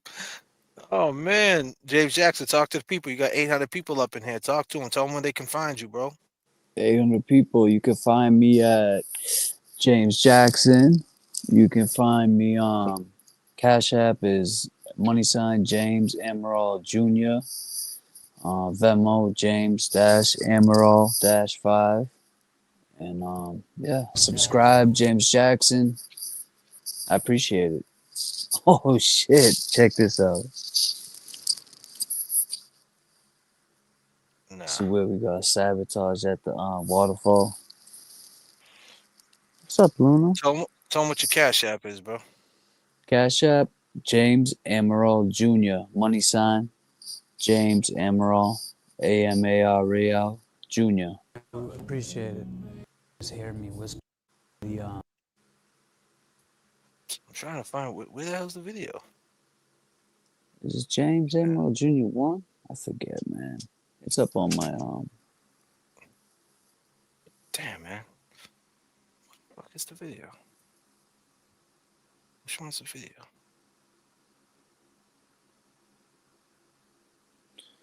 The focus is on him on the JFK and James Jackson show. Yeah. Wait, what Nick Rocco saying? Someone say, Nick Rocco, what are you saying? I gotta see now, Nick. I got You can hear everything I'm saying to you right now, right? Yeah, and you whispering. This is the reason we got 800 people in here. This is the reason why, since we're here. And let me take some of these super chats real quick. We got Boston Brandy with $9.99. Victory is always plausible with the person who refuses to stop fighting. Karen has 30. Oh, we already took that one. I think we had a $50 banger, right? We got $10 by Bless. Let me see this one. Oh, we got this one right here. We got let me take this down real quick. We got Karen is a classy woman. Classy women do not like men fighting, and they're on and not honorable at all. Courtney with a K. Speaking on that time, please keep in mind that Karen's attorneys use the third-party culprit defense. They are trying to prove her innocence by purposely showing whose guilty people are. This is why Larry's so defensive. Exactly. And they're going to do it again. We already know. We already know. Lex, great content tonight, guys. Thank Lex. And Rose D for a fire live yet again. Thanks, Rose D. You're so good, man. Thank you so much. Thank you so much. And we're gonna take that. We're gonna take that purple chip, put it on 24, and we're gonna make that 1750. But this is the reason why he called in, right? I'm gonna scream real quick, okay? I'm gonna be pretty loud. The music's playing. Now take a look at everybody in the bow. Hey! This is how close John O'Keefe and Higgins were. My back is to the door. Yeah. Almost touching it. If he backs up, he's hitting that door. And then there's that's John O'Keefe right there, James. Where I'm at, yeah. So the other lens is on a fisheye lens to make the whole shit look open wider so they can see everything. And plus, it's up in the corner of the ceiling. Look at this guy tripod.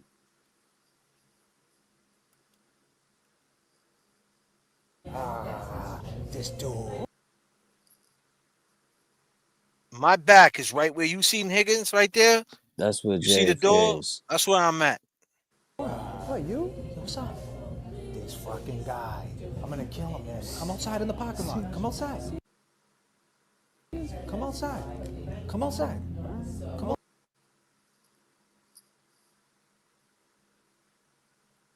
Outside. Man, so Jay, you know what I just noticed when you play that back real quick? I will. Karen and Karina. So you see where me and you are? Yeah. Karen and Karina is right in between us, man. Yeah. I mean, she's right there. She's yeah, they're on the edge of that table. Now you can hear everything I'm saying to you right now, right? Yeah, and you whispering too. I'm gonna scream real quick. Hey, when he's talking to John O'Keefe. When you recognize from that group. Okay, so that's Jennifer McCabe, that's me, and that's Karen.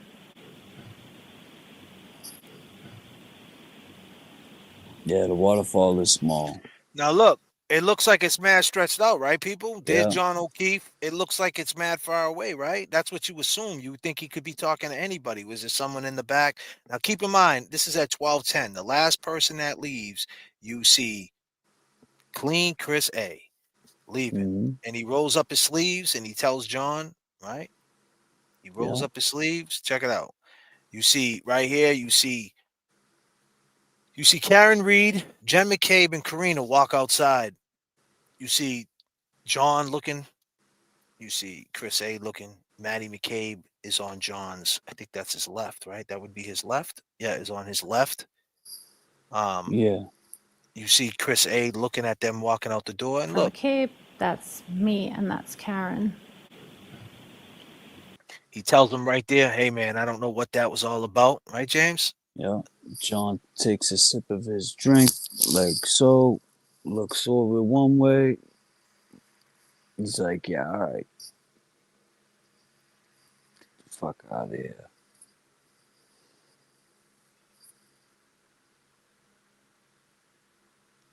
Check it out, people.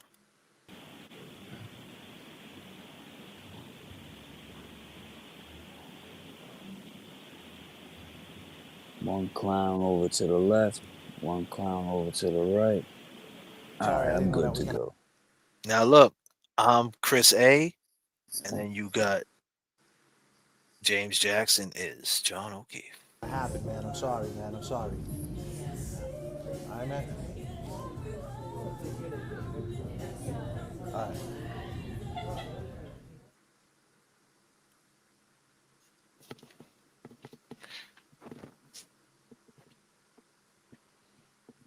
I need everybody to go to the James Jackson at James Jackson. Appreciate it. Need you to Subscribe. hit that sub button up. Go check out his videos. Hit some likes. Drop some comments.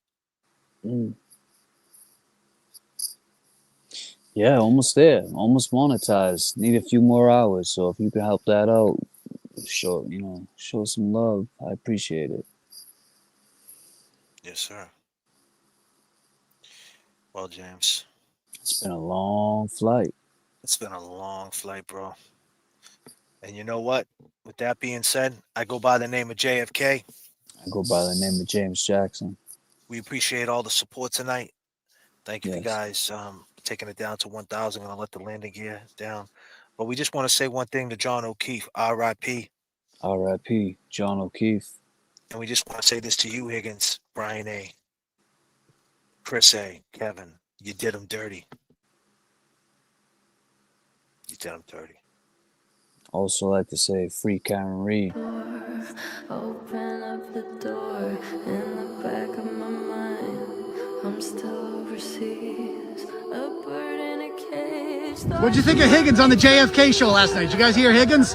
He said he's a decorated dude. We love you. Hey man, what's up, guys? Kevin from South Boston. But I'm so blue. I'd like to mean it when I say I'm over you, but it's still not true. And I'm still so blue. I thought we were the same, birds of a feather. Now I'm ashamed I told you a lie. Désolé mon amour, I'm trying my best, don't know what's in store. Open up the door in the back of my mind. I'm still overseas, a bird in a cage. Thought you were made for me. I tried, but it's still not true. Cage, thought you were made for me. I tried, I'm not back.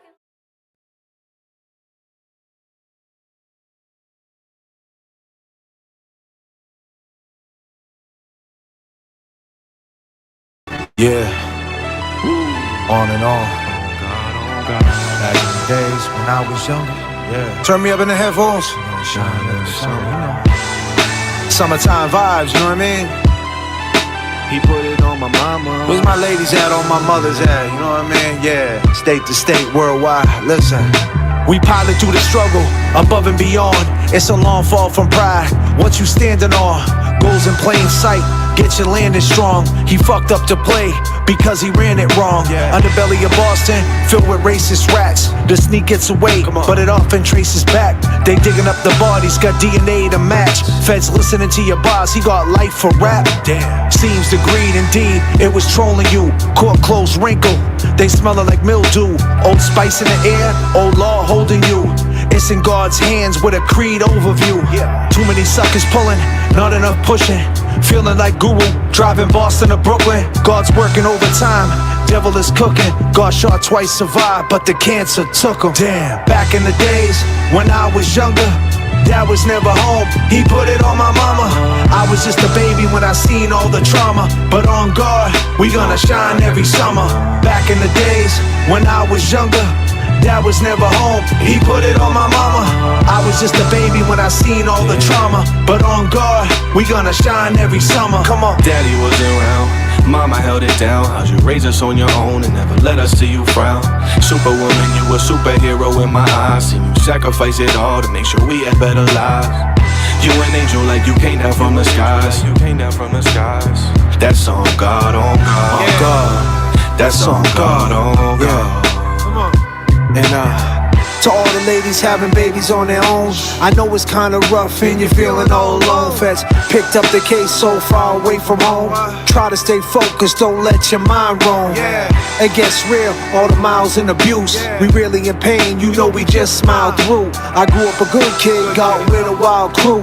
Facing the truth, in denial, paying dues. And dad never knew what he belonged to. A wild juvenile, grew up in reform school. All the trauma, what I write this song to. Make this song cry, but I'm a strong dude. I 129 with a brand new rag. I'm a dad myself, Papa got a brand new bag. Break the cycle, it's like I'm not even mad. You put it on my mama, I left it on a track. Back in the days, when I was younger, Dad was never home, he put it on my mama. I was just a baby when I seen all the trauma. But on God, we gonna shine every summer. Back in the days, when I was younger, Dad was never home, he put it on my mama. I was just a baby when I seen all the trauma. But on God, we gonna shine every summer.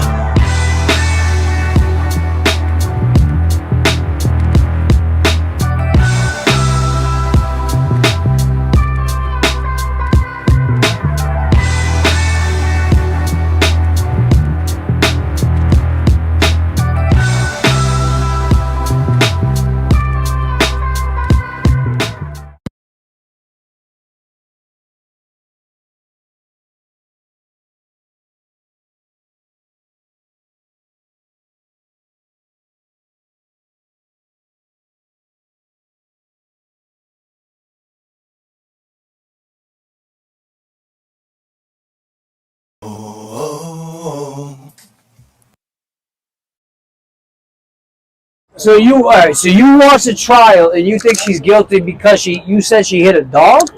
Quote unquote, in the beginning of her testimony and before she wrote her written statement on body cam footage, I don't know if you saw that, she said she hit a dog originally.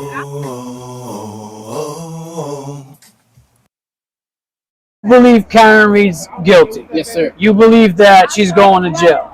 She should go to jail. I would like to think that she's innocent, but I'm not sure myself, and I would like to hear a little more.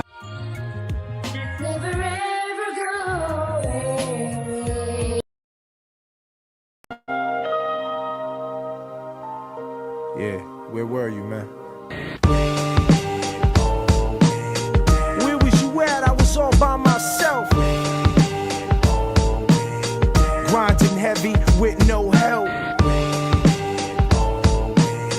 Where was you when it all went down? Homie, I was JFK around. worldwide. Come on, as I sit back, watch and observe a lot of herbs in the game, man. Dudes is blogging in the burbs, on a stoop deep in the street, hogging the curbs. And if you a herb, don't be bothered by these words. I seen so many characters, backpack swag, thug swag, the game bug bag. How you a rapper when you a fucking scumbag? And homie, it ain't where you're from, it's where you at. And where I'm at, you couldn't even hold a conversation. Life is short and you out here faking. If I'm not mistaken, yeah, that was you. Online all day, yeah, ain't got nothing to do. Listen, you live or go to prison, put an H on your chest. Be a man and handle decisions. I'm in my lane and you are the character. Your days is coming up, put that on your calendar. Where was you? All went down, yeah, I was all by myself. Say what? In the street, no help, no help. Where was you when it all went down? Yeah, cause I was around. Yeah, where was you, man? JFK, Obama, 09, they feeling that. Drop a track, finalize that. Finally I'm back. What I see now, no different than a while back. Fighting for your life, trial pack, no smile crack. And little baby boo's going to hair school. Chances are, baby girl won't even make it through. How you stay focused when it's clouds like mucus, roaches like locusts? Yeah, I spit to you. Out of school, what's your career? You gon' do this here, homie, life ain't fair. You ain't quite there. Mom's 36, 10 years ago 26. Come on, man, let's chop it up a bit. 10 years ago, you were 7. Mom's 36, now she thinking about hell and heaven. And how the hell at 17 you gonna feel depression? Answer me this question, you a leader, loser, never lose aggression. Yeah, I was all by myself. In the street, no help, no help. was you when it all went down? Yeah, cause I was around. I was around. I was around. I was around. I was around. I was around. I was around.